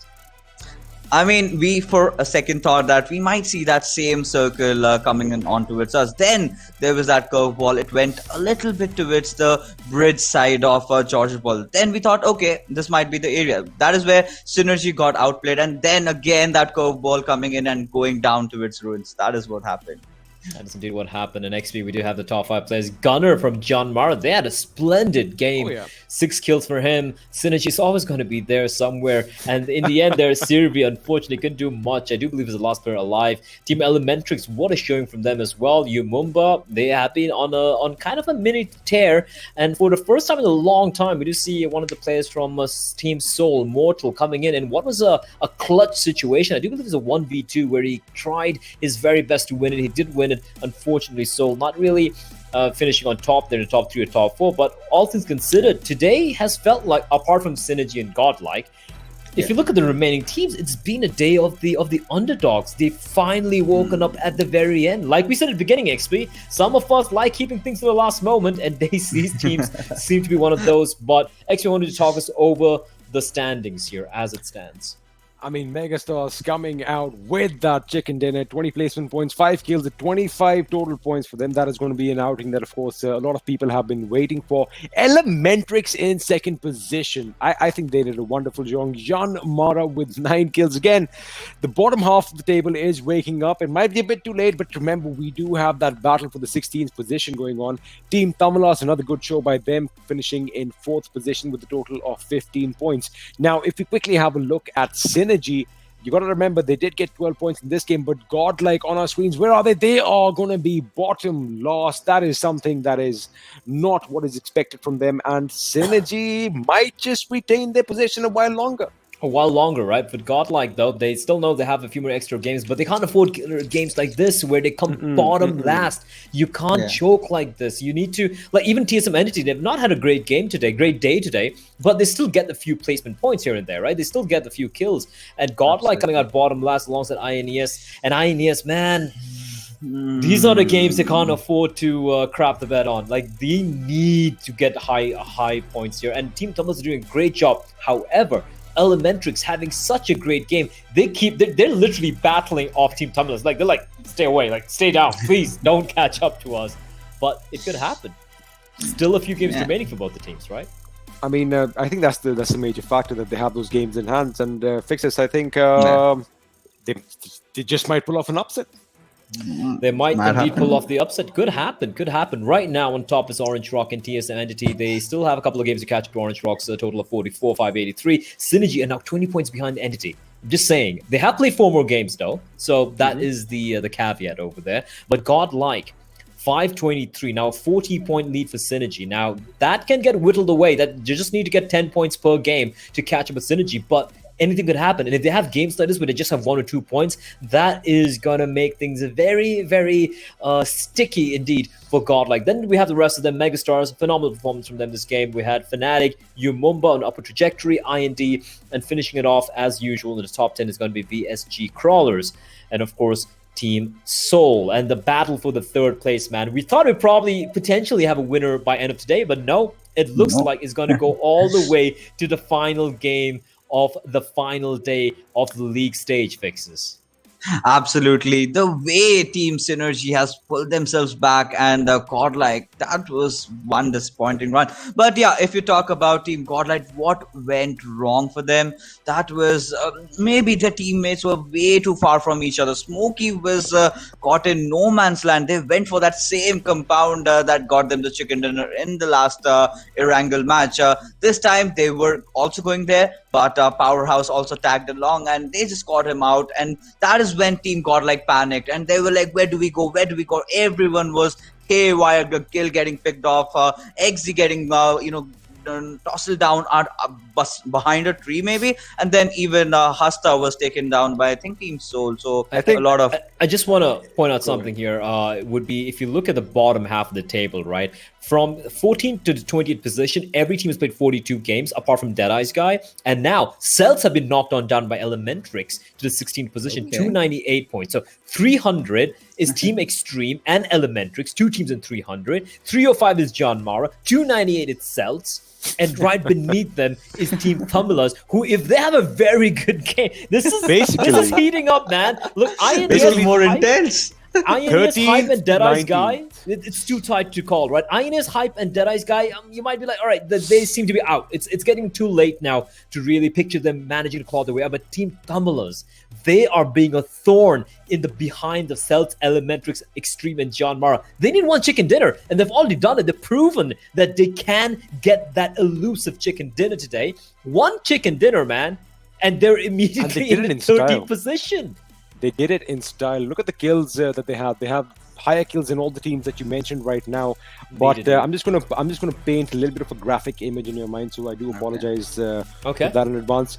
Existence, the way he went out up against that tree, it was basically like he was facing a firing squad because he was getting shot at from all directions. It's like, all right, take aim, shoot, and that's it. He went down. I thought he's going to get knocked down by person A or person B, but person C from the distance comes in and gets the kill. I do believe it was Team Hype. It was stolen. Yeah, no, it was stolen. Hey man, a kill's a kill. A kill is a kill. A kill is 1 point, and whoever took it. Hey, if you get the knock, you better get the kills. We do have the Durkee Agajiri moment coming up for you guys right on your screen, and this was, of course, the last Circle 5 within Megastars, and I do believe it's going to end with Swag just posing brilliantly there. He sees two players knocked down on his left. He knows there's a third knockdown over there. He knows the circle's coming in, and he knows just one more player remaining, and he's like, you know what? I'm just going to wait this one out. I'm just waiting for it, waiting for him to emote. That is just brilliant stuff from him. Oh, there we go. He's like, yeah, you know what? Throw your Molotov. I don't care. You're done. You're lost. I get the chicken dinner. Brilliantly played, and I love the way that he ended it in style. Now, Fixes, that thing I was talking about earlier, I'm still disappointed. I'm going to have a talk with you later on. I thought you were my friend, but those pain days are still haunting me, if you know what I mean. But anyway, coming back to the game, I mean, it was quite an amazing performance. A lot of this is something that we saw earlier on: pouncing, running over machine being crushed by a machine, and of course, the moment Smokey got caught out by Zebra and the boys, that is going to be something that is going to haunt Godlike. Well, possibly they might change that in the last game. So right over here, just have a look. Existence gets caught out, and then from every which way he is going to get shot on, and they basically lost out. But Wexy, I think he's still trying to extend his lead in that kill table.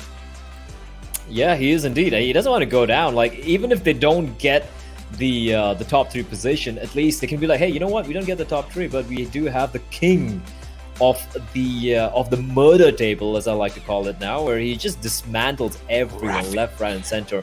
But bear in mind, TSM Entity, despite having comparatively quiet day, they haven't had a terrible day either, and they have a lot of games remaining to be played compared to many of the team in the top 5. And this was unfortunate for Abby, man. Like, Nate's getting tossed in, he goes trying to hold his breath underwater, but Strider he's just scouting it out, spots him out.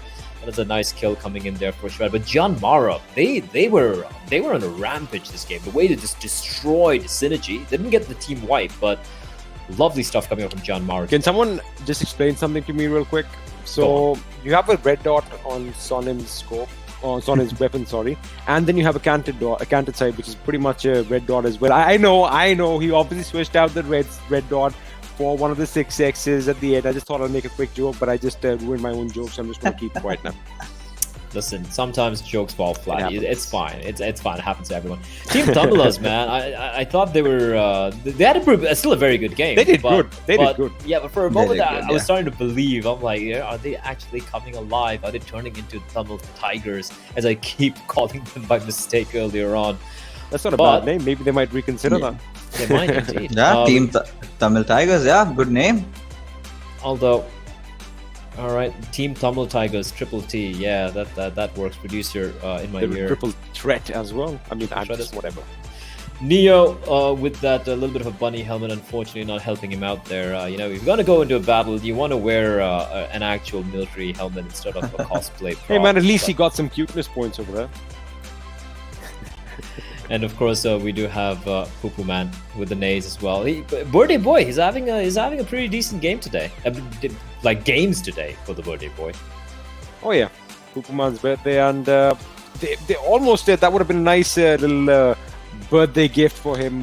Something that they would have looked forward to. But of course, the way that they played, they are not going to be complaining about it a lot. Again, that battle going on at the end. That is what's keeping me alive. And Jonathan is just going to inch out ahead of Vexy with 1 kill.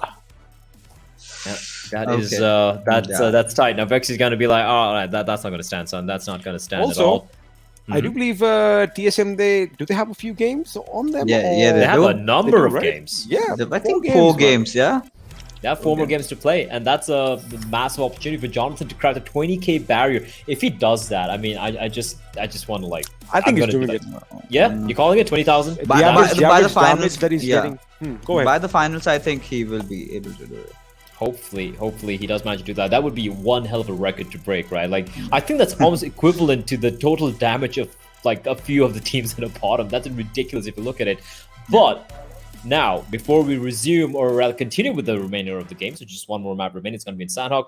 Quick fan call, a PMPL fan moments right there. Take a video, film yourself talking about how much you love a particular team or your favorite player or even a favorite talent. And this time it could even be XP. You can be like, Doctor, I have a boo-boo. I want you to kiss it. And you can send it to video@nodwin.com. And we will definitely, I guarantee you, if it is about XP or fixes, I guarantee you I will get it featured in tomorrow's collage. And also, open your phone, click on the game, click on the matches, select the stream, the English stream. I don't have to even say it twice. The English stream in particular. And when you're watching it through the game, you have a very high chance of getting freebies. You look at that, like loot, like hats and coats and stuff. Who doesn't want that? I like hats. I like fedoras.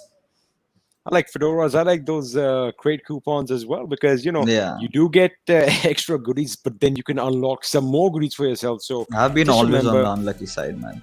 Right, and the reward factor is a lot higher in the English stream.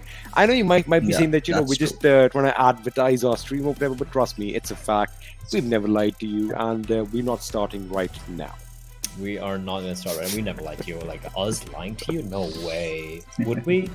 No. It's like the Mountain Dew ad. You drink Mountain Dew, you get on a bike, you can jump over that cliff. Don't do that. Please don't do that in real life. Please don't. Blaze gonna put his. If that happens, I don't want to be the one. Like, Blaze told us to jump over a cliff on a bike because you drink Mountain Dew, you can do the Dew. Don't do that. But on the note, hold on. On that note, Mountain Dew is green, and guess what else is green? Sanhok is green, and we're going to be jumping in straight into that one. Fixes will catch you after this one, and we're going to be jumping in straight on to the plane path, and it's going to be all the way kind of like northwestern from Punjab, I might say, and heading all the way towards the north, towards the eastern side of the country or the state. It's towards Lakawi, and that means the southern part of the island might be barren for a while. But will the circle be a problem, XP?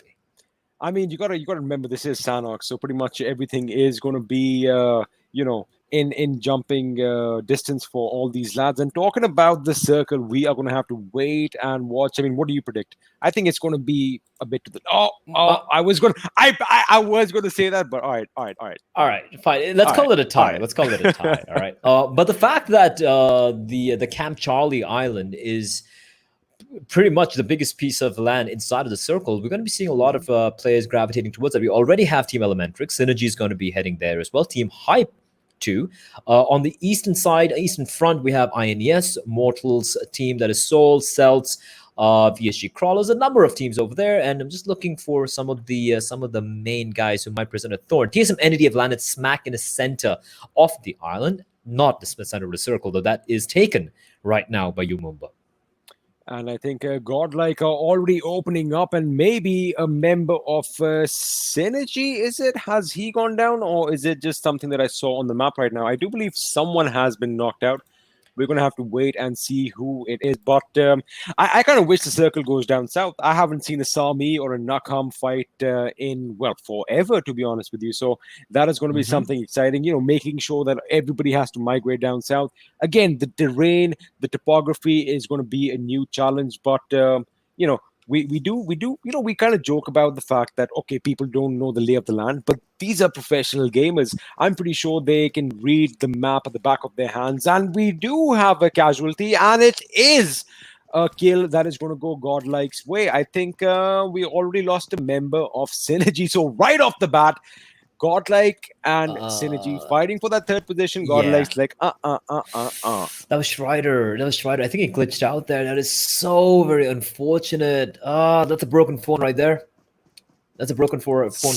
Smash. Well, I'm sure they have enough sponsors to buy them a new one. Can you imagine like a multitude of phones lying there for, you have certain players who tend to get a little angry, right? It's like, all right, you break one. Hold on. All right, give me 2 minutes. You open the box. PUBG might already be installed in them. Then it's already installed. Sure. Your username, your password's ready. It's just like you break the phone, pick up the next one, click on login, boom, you're in again. That could be the case. But yeah, unfortunate start for Synergy though. Considering that so much on the line right now, and the fact that Godlike do have the extra games to play, and we said Synergy have just 2 more games, I do believe, remaining for them. And this is a penultimate game for them, and that's a terrible start indeed.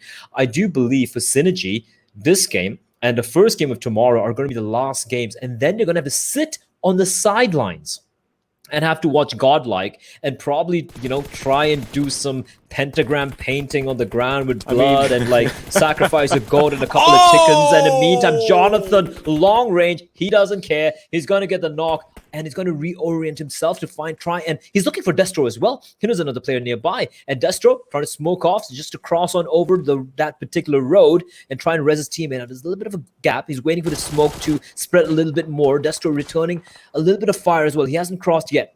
Teammates across the bridge. This is not looking good for Umumba at the moment. I mean, I'm sure his teammates are going to be coming back, because the way TSM are kind of hunting them right now, they are applying all the pressure. I see Zygot on the left of our screens. He's going for that right flank. From his point of view, Destro knows it's a lost cause. 420 OP, you will be missed, but your teammates have to run and live to fight another day, because grenades are going to be spammed right now. And wait a second. Whoa. Destro moved out because Pansing came in. That is, I take my words back. 420, welcome back to the fray. You are still in this game because your teammates have your back. I didn't even see the question is, I think none of us did. But the question is, are they going to make it alive to the next, to the other side of the water? Because Jonathan and the boys are going to be putting up, if they spot them under the bridge, a little bit of gunfire might actually. I just want to ask a question though. Why is no one looking towards the left-hand side of the bridge? That's kind of strange. Oh, Bhishma gets spotted out by Clutch God. But I'm surprised no one's really gone into beneath the bridge. Well, they know there was a couple of players there. They know there's someone on the bridge. They didn't know whether the backup was there or not. Maybe they thought that, Destro's gone for the revive. Maybe they're going to be waiting for them to come in. So I think it's a smart play. They didn't overextend, because, of course, we can see what's happening. They cannot. So, from their perspective, they've done enough, and they are going to back off. Now, again, they are going to be a bit upset. Jonathan especially is going to be a bit upset that he did not get his skill. But you know what? There is always going to be another chance, and whether that chance is going to go in their favor, we'll have to wait and watch. But oh boy, UME 420 OP, he is going to be a happy man right now. He is definitely not going to be a happy man at the moment. They're still stuck inside. And the problem is on the other side, they're in a very uncomfortable spot at the moment. Synergy even though they're just 3 members down, are a very, very, very dangerous team. Sirvi, Ted, Austin, and the Austin Bodex. And of course, on the other hand, you have TSM Entity, and now they're like, guys, can we just stay on the bridge? I think he's got 20 bandages. See, they're still again. I think I like. Wait a second. No. Go back up. You don't want to drown right now, especially with all that heavy equipment on your back. That is going to probably weigh him down. And that feathery outfit, Blay.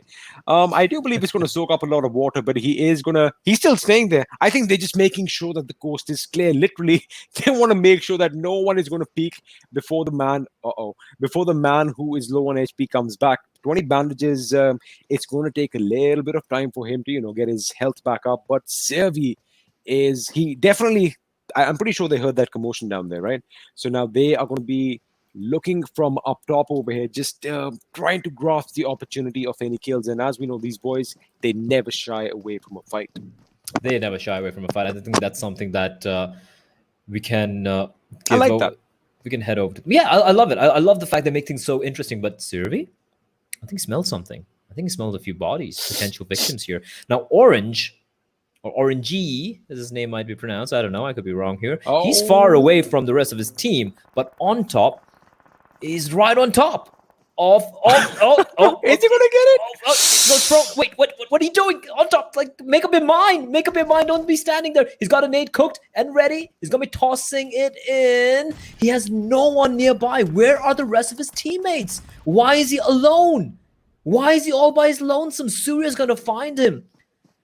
I think They're on a different hill. What are you doing? Why? On top this mountain, but he was not on top his game right now. He is going to get an early exit from this game. Elementrix. What did you guys do over there? They are kind of separated. What he was doing over there again is quite oblivious. I'm kind of anxious to know what exactly was the game plan over here. That is quite a lot of separation over here, Blair.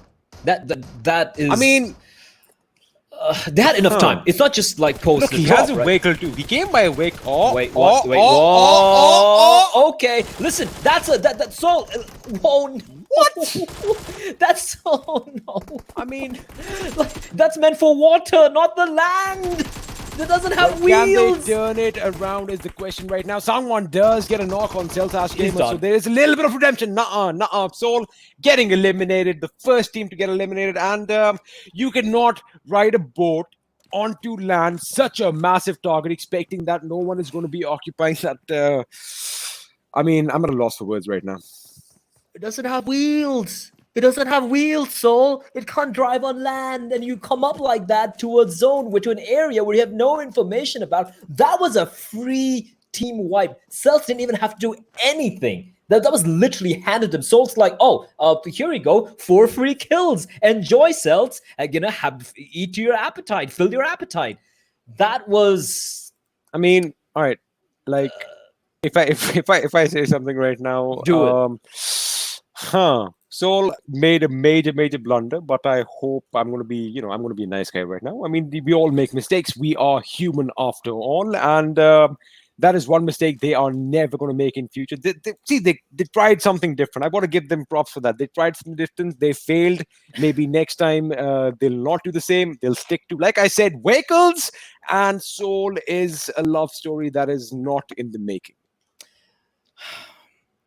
Yeah. All right. Fine. Circle shrinks in. It's not too bad for anyone right now. It's still looking good for most of them. But I'm still going to touch upon this fact, right? XP is the fact that Team Soul just made the reason we're so critical of them is because we know how good they could be. We know how good their individuals are, and when you make so many tiny mistakes, it's like I don't know what to say. I really don't know what to say. I've got to put one thing across, though. The fact that we criticize from time to time. When people do great, we are like, wow. When people do not so great, we're like, huh. But the thing is, you've got to take this criticism as constructive criticism, because we aren't pointing fingers. We are going to be talking about what we see, and what we saw was a blunder. To be honest with you, the fact that they assumed that that compound is going to be empty is basically what led to their demise, because maybe they could have rotated on land. maybe they could have rotated on land. They could have actually taken their time, spotted out the enemy, shot a few bullets. Maybe we would have seen them in the later half of this game, but that is not the case. Again, no if, no but. So I think we're gonna let them lie there in peace, and we're gonna focus over here because Shadow apparently has Poo Poo Man in his crosshair. A few good bursts of fire, and he gets that knock. And the birthday boy Blay has been knocked out, but is he going to be eliminated from this game? I don't know. Birthday boy having a rough time at Clutch God in the meantime from TSM Entity getting a drop. Now that is a member of Team Extreme, and he is surrounded by a pack of hungry leopards. Got to switch it up. No wolves in the jungle. And I thought you were going to say hippos. Hungry hippos, yeah, fair enough. I mean, hippos in Southeast Asia, I don't think so. I don't think so. No, but leopards can work. But now, all right, I was thinking about the game. But this is looking bad. This is looking quite bad for Team Extreme. They have lost a member, but this fight, those Synergy, they spot Mumba, and they're going to be licking the chops here. I mean, again, they Strider going out an early exit for him. They are still in the zone. Maybe I think at this point they just want to outlast God. Like, they are going to be keeping an eye on the kill feed. And talking about the kill feed, Iconic takes out Kazi from Team Extreme, and Dark is going to make sure he mops it up and gets that one kill point for his team. Meanwhile, Clutch God and the boys are laying down some lead in the direction of Team Extreme as well. So a possible face-off between TSM, Entity, and Powerhouse is definitely something that we are going to be looking forward to. The zone is still concentrated on that island where Cam Charlie, Sami, and of course Spy Nan and the ruins are. So we're going to see a bit of migration. It's going to be not a lot of surface area to deal with. So I'm pretty sure we're going to see a lot of CQB battles over here. But Powerhouse are, in the last game as well, they were looking good, but then suddenly they get caught out. Not the best of days for them, is it? Yeah, and the thing is, for Powerhouse, they have been kind of a downhill trend. Mm-hmm. It's I don't know. It's hard to describe. I think somebody needs to get Nova Kings like a bag of grenades. I think that is what it's gonna, might come down to that. But here's the thing with Powerhouse, right? I think we kind of. I hate to say this. I like all the teams playing in the tournament, but I kind of feel like that performance at Erangel, where they just blew everyone away with 36, 37 points, right, might have been an overperformance. I won't call it a fluke, but might have been an overperformance, which is why our expectations for them just went through the roof. They're not a bad team, but maybe we're expecting a little bit too much of them. But the circle's shrinking in right now, and TSM Entity are smack in the middle, right next to the ruins, and that is going to be the ruins of a lot of bodies very, very quickly. Painan and ruins inside of the circle, and it's going to get quite hot and heavy indeed. And no, I'm not talking about the weather. The fact that TSM kind of made their way from boot camp, then Painan, and now at the ruins, these boys are actually, playing for the position points. They are trying to make sure that they stay dead smack center, and I'm sure they are going to be heading where Synergy, Mumba, and INES are right now.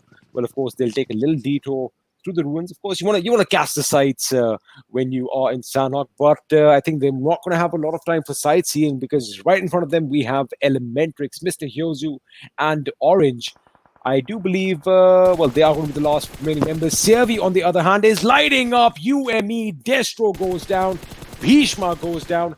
They are going to make sure that they get those 2 points. Meanwhile, 420 OP and Pansing are just going to be looking helplessly from atop that mountain. Yeah, there's nothing you can do. There's nothing you can do apart from being a tourist here. Neo with the nade. Orange, gets completely destroyed. Skinned alive. His seeds all over the place, and Neo's gonna come on in. Hello, son. Good night, sweet prince. And with that, Team Elementrix lose another member. Clutch God. They threw 2 nades for that guy. Poor guy, man. It's just an orange. All right, Hold on. Ted over here. Is he going to pull off something amazing? We know he's capable. I think Marcus Gaming, or MDZ, as you like to call it, do have an idea of his location, but he is going to be slow on the trigger, and he gets knocked out, almost knocking out Shadow. Got to give him props for that. But when you are up against 4 people and you hear all those footsteps, I'm pretty sure if I was in his positions, my hands would have been shaking right now. But he is a professional player now. Synergy is in a world of trouble, because in the background, Austin Bot X is knocked as well. So Servi, for the time being, is the last man standing. Meanwhile, Onko and the boys, Vexy, are literally tearing Jean Mara apart. Yeah, they are. That is the bridge of death, the bridge of sorrows, the bridge of tears, whatever you want to call it. John Mara are right now in a very, very rough spot indeed. And Megastars, Vexy, he's like, this is an excellent opportunity for me to get my crown back. Ha ha ha. And he cracks an evil laugh. But, Jonathan is still, John Wick, I would like to call him, is still in this game. So I just hope nobody hurt his puppy today, because he is going to be out for blood. And we did see him do something spectacular just a couple of days ago in Sanhok. So we're not going to count them out yet. But Jean Mara, they are going to recuperate, and they might just go in for a dip. But if they get spotted, that is going to be absolutely devastating. But Gunna gets spotted by Swag. Swag is going to make sure he gets that knock. And Sonim and Extreme are going to have to swim helplessly away from their downed comrade. And Gunna, I don't think you can be gunning anyone down in this game anymore, unless somehow he makes it to the end. But the zone is going to start coming in as well. It is kind of creeping up on them. So Jean Mara have to be careful, because, is he going to get spotted?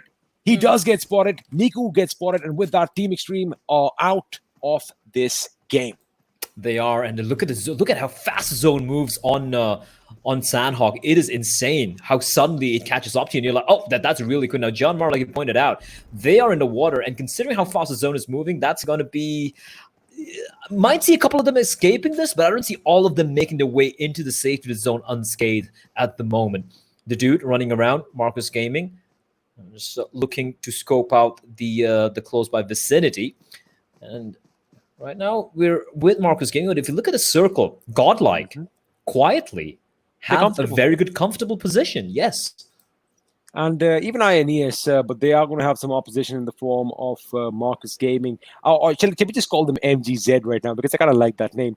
Of course, the Z and, the D is, to pay homage to 0 Degree, the team that they were formerly from. So, we always love, us Indians, we love giving props. That's just in our nature. But of course, Marcus Gaming trying to lay down the hurt on INES. But INES can be actually in a bit of a position. But Badrev gets a knock on the dude with that grenade. A lot of fragmentation action, a lot of grenade action, a lot of grenade knocks. And that is something we like to see. The whole... the people just blowing up is something that is exciting to watch, to be honest with you. But Badrev gets another knock with the...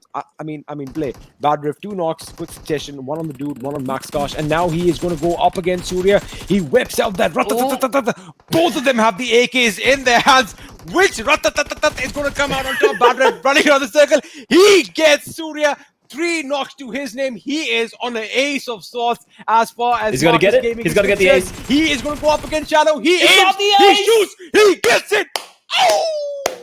Bad Rev. Listen, every time Bad Rev gets a couple of knocks in a grenade, he pushes in and his team gets wiped out. I've noticed that. But this time, he says no to the god of death. He's like, not this time, son. And Jonathan getting peppered by bullets from the distance. It's Hayozu from Team Elementrix, when Clutch God and the remaining members of TSM, they need to run for this, and they're taking so much damage and getting shot at from left, right, and center. See if he finds Tear from INS in the meantime. Mr. Spray's going to get dropped as well, and this is getting very, very messy indeed. Gurkha from Hype finds 1 Team Elementrix from Hayozu. He's going to find Neo. Neo gets dropped as a carry from Team Tumblr is also going to find his... Well, not his grave yet. He's on his knees, but Fine is going to find his grave, and Synergy is going to get knocked out. That is insanely impactful. Only 3 kills to their name and getting knocked out in 12th position. TS Synergy are going to be feeling that for a while. Now, Z-God, he is taking a lot of damage. He has managed to heal himself for the time being. He's trying to scope it out before he goes for the push here. And in fact, he might just manage to make his way in. No one's looking in his general direction, but he is right at the edge of the circle, and eventually it's going to shrink on in. Godlike, they are sitting comfortably in their compound right now, just getting a knock on JM Sonim. They are going to be happy looking at the kill feed and the fact that, they've definitely been counting that Synergy is probably out of this game, so they've got to make the most of this game. Meanwhile, Clutch God gets a knock on Swag as we speak, and another one on Onko. Megastars are in trouble. Is Z-God going to spot out Vexy? He does spot out Vexy, and with that, that is an elimination for Megastars out in 11th position. 3 kills to their names, and wait a second, it wasn't Z-God who got Vexy, my dear friend. Jonathan making sure that he knocks down his opponent as far as the kill table goes, and they both die at the end. following suit. But the statement from Jonathan, you come at the king, you better not miss.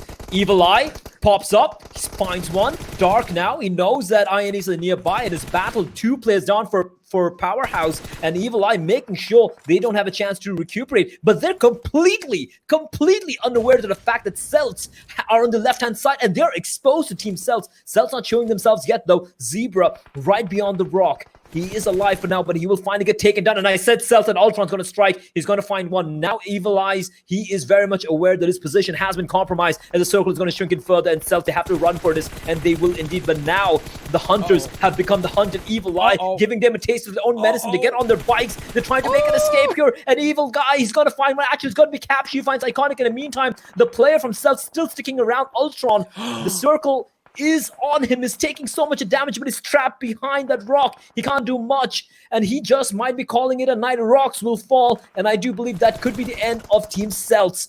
In the meantime, Godlike still alive, and Hype running out in the open. It's a massacre. It's a war crime. Call the Geneva Convention, guys. This is obscene.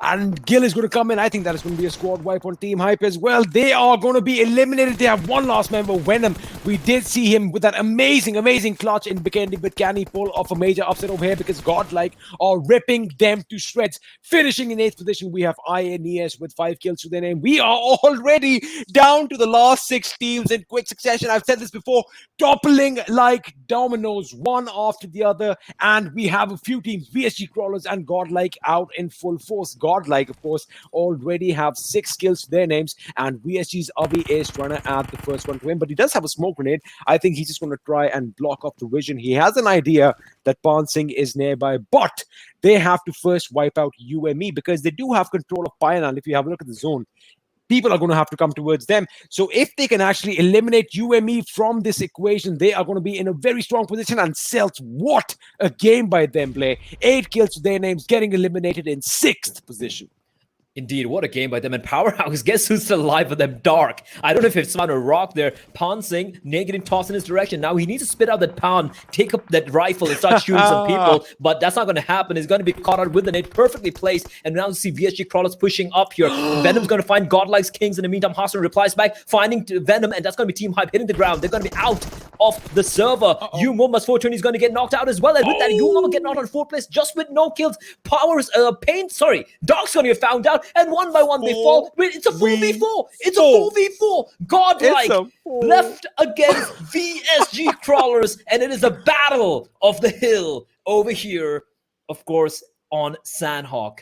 See, I mean, they've got the hill over here, and VSG has that compound, but where is the zone going to force them? Oh my goodness, VSG are going to have to come out of their safe haven. They are going to have to come out of their hovels and take on a fight, a literal uphill battle up against Godlike. And by the looks of things, Smokey is getting ready for a little bit of a heal battle. He wants to make sure that someone or the other is going to have all those first aids, but here we go. I think Godlike are being a little bit dormant. They should have maybe pushed on a little bit because VSG is going to make their way into the zone, but they do have an uphill battle, figuratively and literally. It is going to be a lot easier for the boys from Godlike to spot them down, and they are on quite a roll. 8 kills. That is a grenade being lobbed. That is actually a good grenade, but it's going to roll back. Gravity is going to defy the fact that that trajectory was actually pretty good. It was on that point. gas can. It was on point. It was on point. It was on point, but I said the tree being the savior, and with that, God, I agree with you. This is a metaphorical, a figurative, and a literal uphill battle for VSG Cross. But Evo's play coming in from the edge, that is going to be the hero play. And he's in fact going to be HB. He's going to find Hasta. Now, Hasta crawling around. He can't really go for the res, can King? Because, he can actually. Hasta is going to be edging a little bit more backwards. They do have the periphery, the edge of the circle, a smoke being tossed in. Now, that could be a fake smoke being tossed in by Godlike just to kind of debate out the members of VSG Cross. The circle shrinking in. Now the fight's going to be coming in. VSG Crawlers crawling up, running up. They're done crawling. They want the kills. Look at the 3 members on the right-hand side, and they're going to be pushing, but Gil is ready and waiting. He's going to find one. He's going to take off the kill as well, ensuring he doesn't convey any more information. Gil raiding down a pain. A few more bullets been rattled off, and VSG Crawlers, they have been stopped in their tracks. The next circle seen, as we do have a stalemate here, but it is now a 4v3 man advantage for Godlike. Now Hastar is going back to his group over there with Smokey and Gil, and Existence can actually keep the right flank intact for them. I think he might just spot out CG if it looks a bit to his left. Is he going to do that? Gil getting spotted out and getting knocked by CG instead. That is going to be too quick, knocked by CG. Hastar has gone down as well, but CG gets taken down by Smokey. Smokey is going to make sure he finishes them. Avi is going to go for the knock, but that is a bit too late. No, he did. Godlike are going to come out on top. I thought that VSG Crawlers were going to walk away with victory, but boy, oh boy, Godlike coming out with another chicken dinner. I think They wow, started off in style, ended in style. 12 and guess kills. what? 12 kills, 18 in the first one. That is a total of 30 kills just in 2 games. So these boys are going to be 70 literally points. clawing at that third position right now. 70 points in total XP in 2 games. I'm just saying. Synergy. I'm sure they had a good time. I'm sure they had a very good time over there in the top 3, but I think the time's going to fix this. Looks completely shell-shocked after that massacre. What did we just witness, Vixes? You seem out of breath. You're not even the one talking. I'm demented.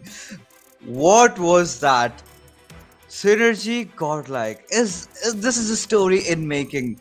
They got a chicken dinner, now they come back with their own. Oh my Statements are being made. Godlike, I think someone probably we are down told to the them that wire. we've been trash talking them on the stream all this while, and they're like, you know what? Enough is enough. Like 70 points in 2 games, the first and the second game. It's almost irrelevant what they did in the other 3. But bear in mind, they came second in the second game as well. They have been on a tear today. XP.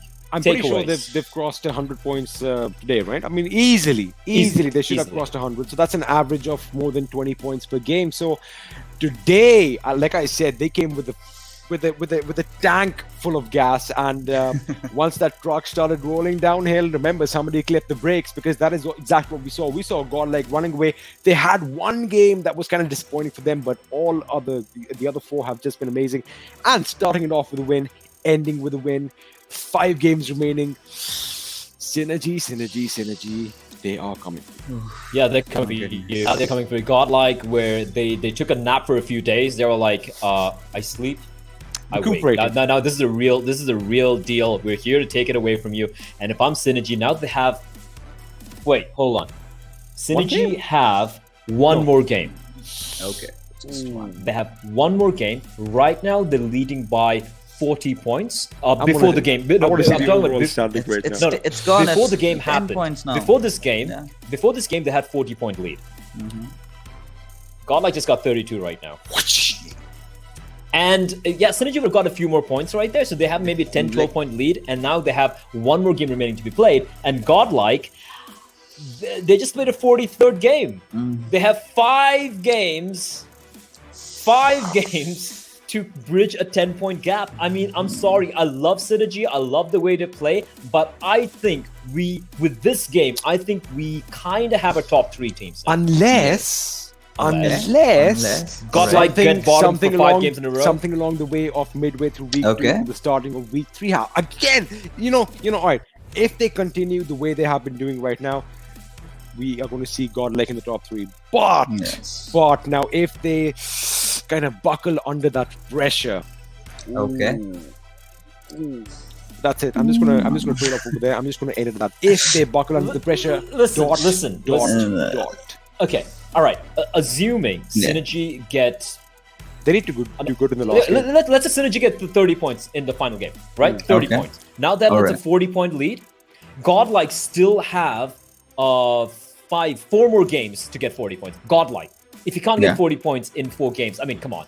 Are you really Godlike in that case? Anyway, that's a tale for later on. We can talk about it once we see the overall standings. Right now, that we want to talk about what happened in this game. But before that, we have the Dar ke aage jeet hai moment. And this is why sometimes Dar ke aage, it can lead to death. My Hindi is terrible. But you know what I mean. I mean, you know, डर के आगे जीत है, लेकिन कभी-कभी दूसरी team के लिए it can be an advantage for the other team as well. And the fact is that they saw a boat full of people coming, but I think the fact that he actually let loose those bullets and got those connects and knocked down 2 members of Soul is probably why this is डर के आगे जीत है moment, because He saw a bunch of people. He saw 4 dudes coming his way. He could have waited for his teammates, but he was like, you know what? I am going to conquer my fears. I'm going to take him. I'm going to let loose. I'm going to let slip the dogs of war. And they walked away with a squad wipe. Nice reference there. Do you think Team Seoul guzzle like a gallon of the Mountain Dew before they went on that boat ride? I've said this before. One of the reasons why Sanhok actually works for Team Seoul is because, they usually don't have to use vehicles. And I do believe, correct me if I'm wrong, a boat, does it come under the vehicle category? It's a vehicle. It does. It's a vehicle. It does. I'm sorry. Anything that moves. I stand by what I said earlier. Well, anyway, that was it for Team Seoul there. They're not in danger of getting knocked out, so they're going to be fine. So everyone's like, all these teams right now just playing for the placements, they're just playing for the money and whatnot. This was terrible. This is so sad for Orange. Like I said, they're preparing for the finals. They are, and hopefully they are a little bit more careful with the vehicles going into the finals. But now, I'm actually curious as to what happened in the bottom half of the table. We're still not aware of that. We're going to be finding out in a few minutes. But what do you think happened there, Fixers? Like, who do you think is on top right now? Like, our team, did Tamilas have a decent showing? It didn't look like they did, at least in this game. Yeah, they just had a good day today. But overall, if you talk about this particular match, they did not step out. This, like in good day, I mean considering the other days, right? They were better off today. But it's too late right now. It's too late, and teams are catching up. The bottom teams are really performing. They're just putting their hearts out. But yeah, like being in the penultimate day, it's already been done. Getting into the final day, I'm going to see a lot of explosive action, to be honest. Final day. Yeah, tomorrow we're going to see so much out of these people. Everyone will be just roaming around like madmen. They just will try to search around people. It'll be a classic match scenario going over there. It will indeed, and it doesn't feel like we've run through all the 3 weeks of the league stage. We have one more day remaining, XP and Fixes. One final day, 5 more maps remaining to be played to decide who will be the first 3 teams to get the coveted spots to the World League, and which 4 teams are going to get knocked out and will be, unfortunately, bidding all of us adieu. At the end of the day tomorrow, in 24 hours, we're going to find out. Yes, you want to say something? I'm not even joking right now. I don't know why suddenly I'm just getting nervous because we have been on such a journey. I mean, this journey started off more than 2 months ago. Yeah, I know that. 2.5 months ago now. 11 days have gone by as far as gaming is concerned, right?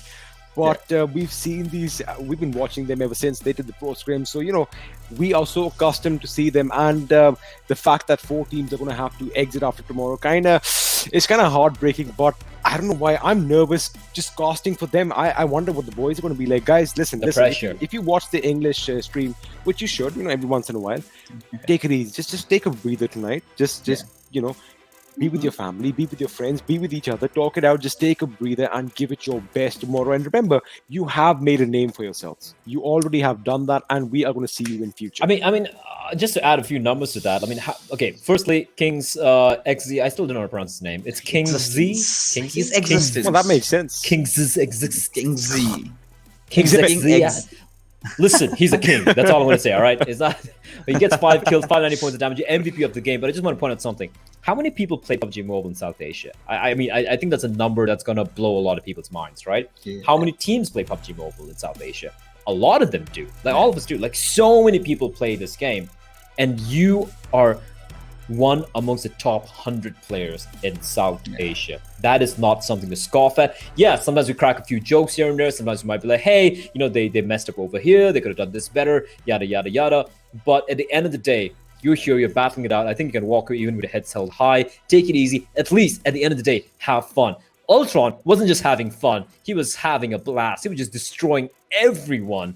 Coming in second was Clutch God from TSM Entity, and Godlike, of course, having a couple of players there. And 977 damage. Okay. I don't even know how that even happened, with just 4 kills. But always smiling in a corner, always smiling, and always being in the top 5 is Sirvi from Synergy. Can never put the man down as well. But in the end, we're still waiting for the final placements to come up, ladies and gentlemen. We're waiting for the admins to tally it and make sure everything is 100% correct before we speak about it.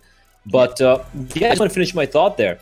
End of the day, it's still a video game. I know there's a lot on the line. There's a lot of money. There's a lot of pride, glory. There's placements in the World League and all of that jazz.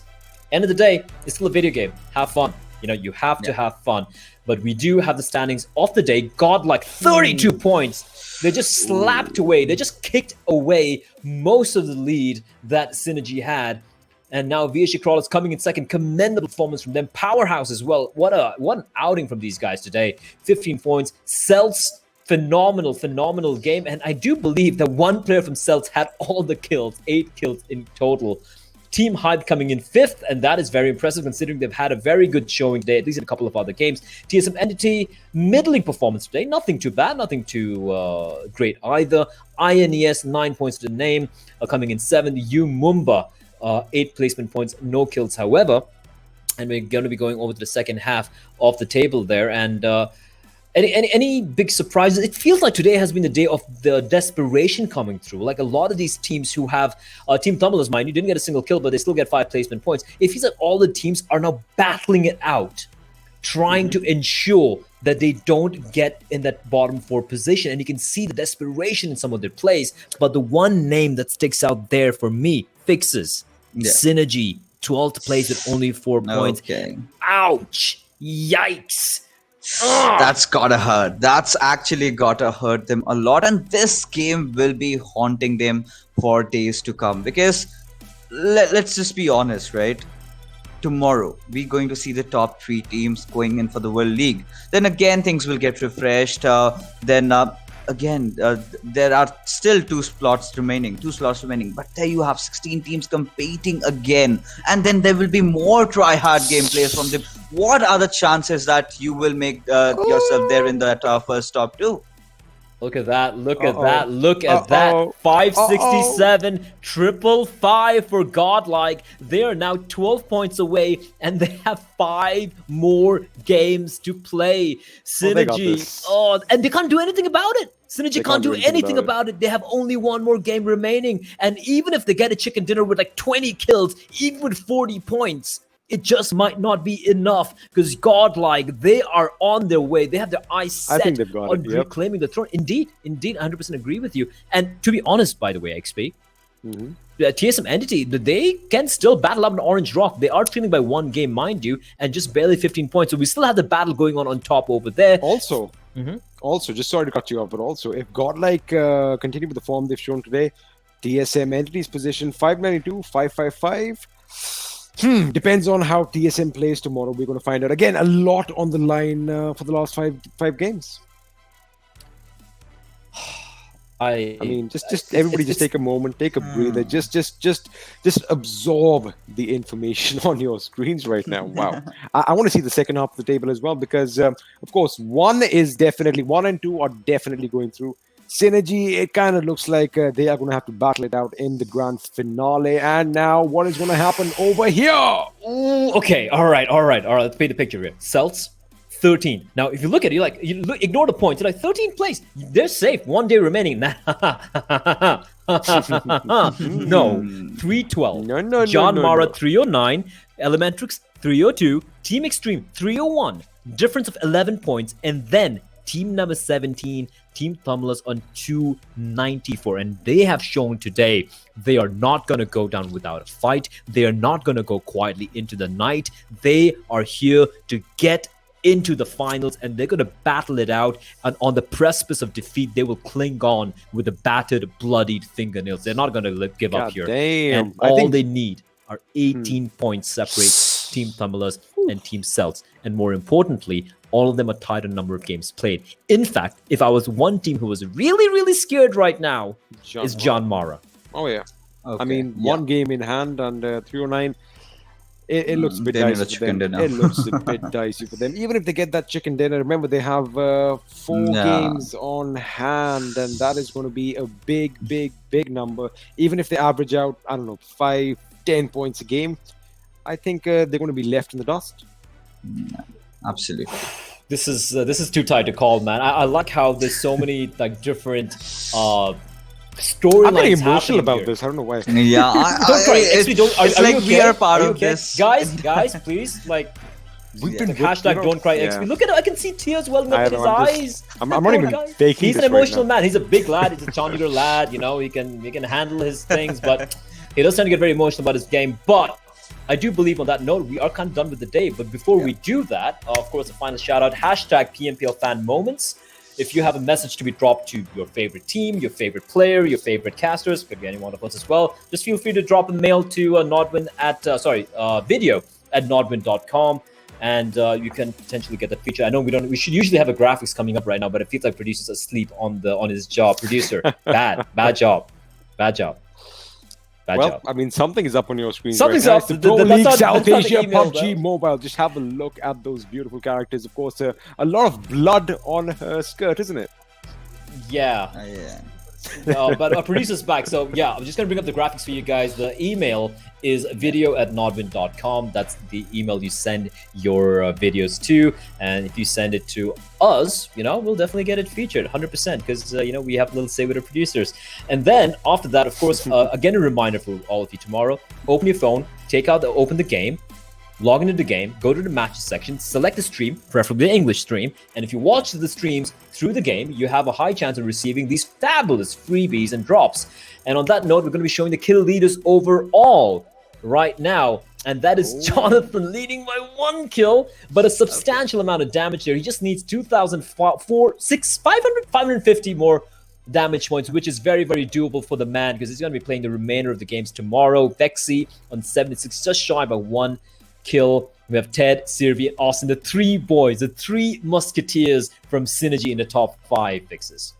Absolutely. The way Team Synergy has been playing, that is outright commendable, and that shows that they got each other's back. But look at the bottom half of the kill leaders. We have Gordon Gill again joining the fray. Orange Rock had been a little bit silent, but I'm pretty much sure that in the finals they're going all guns blazing as we see TSM Entity as well. So all these things, I think 4 teams maybe, that is Orange Rock, TSM Entity, Godlike, and Megastars. It's been a tale of all these 4 teams in the kill leaders. And you got to point out one thing, right? At the end, this is why I like leagues over just like a 2-day tournament. It shows sustainability. It shows how long you can last. It shows Who's separates the better team? Yeah. Exactly. It separates the fluke games from the teams who might overperform over a day, and then you have the actual kings of the hills. You have the actual gods of PUBG Mobile. Right now, we're almost there. We're almost there at the end here. We just need 1 more day, ladies and gentlemen, with that. And on that note, tomorrow, I do believe the Indian Standard Time, 6:30 p.m. Tune in for the final day to decide who is going to be crowned the king of the league, the top 3 teams, and which 4 teams are unfortunately going to go home. My name has been Blair. Alongside me has been XP and, of course, Fixes. And this has been PUBG Mobile Pro League South Asia, the penultimate day of Week 3. Fueled, of course, by Mountain Dew, sponsored by Airtel. And, of course, a shout-out to our collaborative media partners, India Today. We'll see you tomorrow.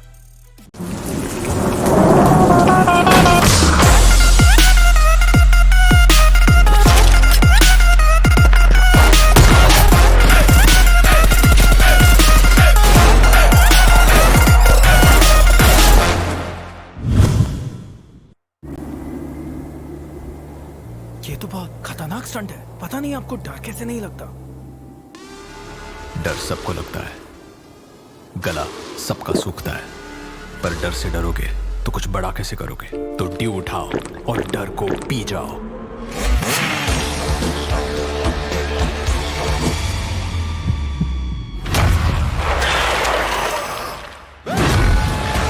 Mountain Dew, डर के आगे जीत है। अरे video फिर से freeze हो गया। मैंने बोला था इसका नेटवर्क जाएगा। मैंने भी सुना था, उसने बोला किसकी सुनूं? अरे इसने कहा, उसने सुना, सब भूल जाओ और अपनी आंखों पे भरोसा करो। मतलब वीडियो सही है तो नेटवर्क सही है, और इंडिया का ना बेस्ट वीडियो एक्सपीरियंस एयरटेल पे है। देखा? तो आंखें खोलो और सही चुनो।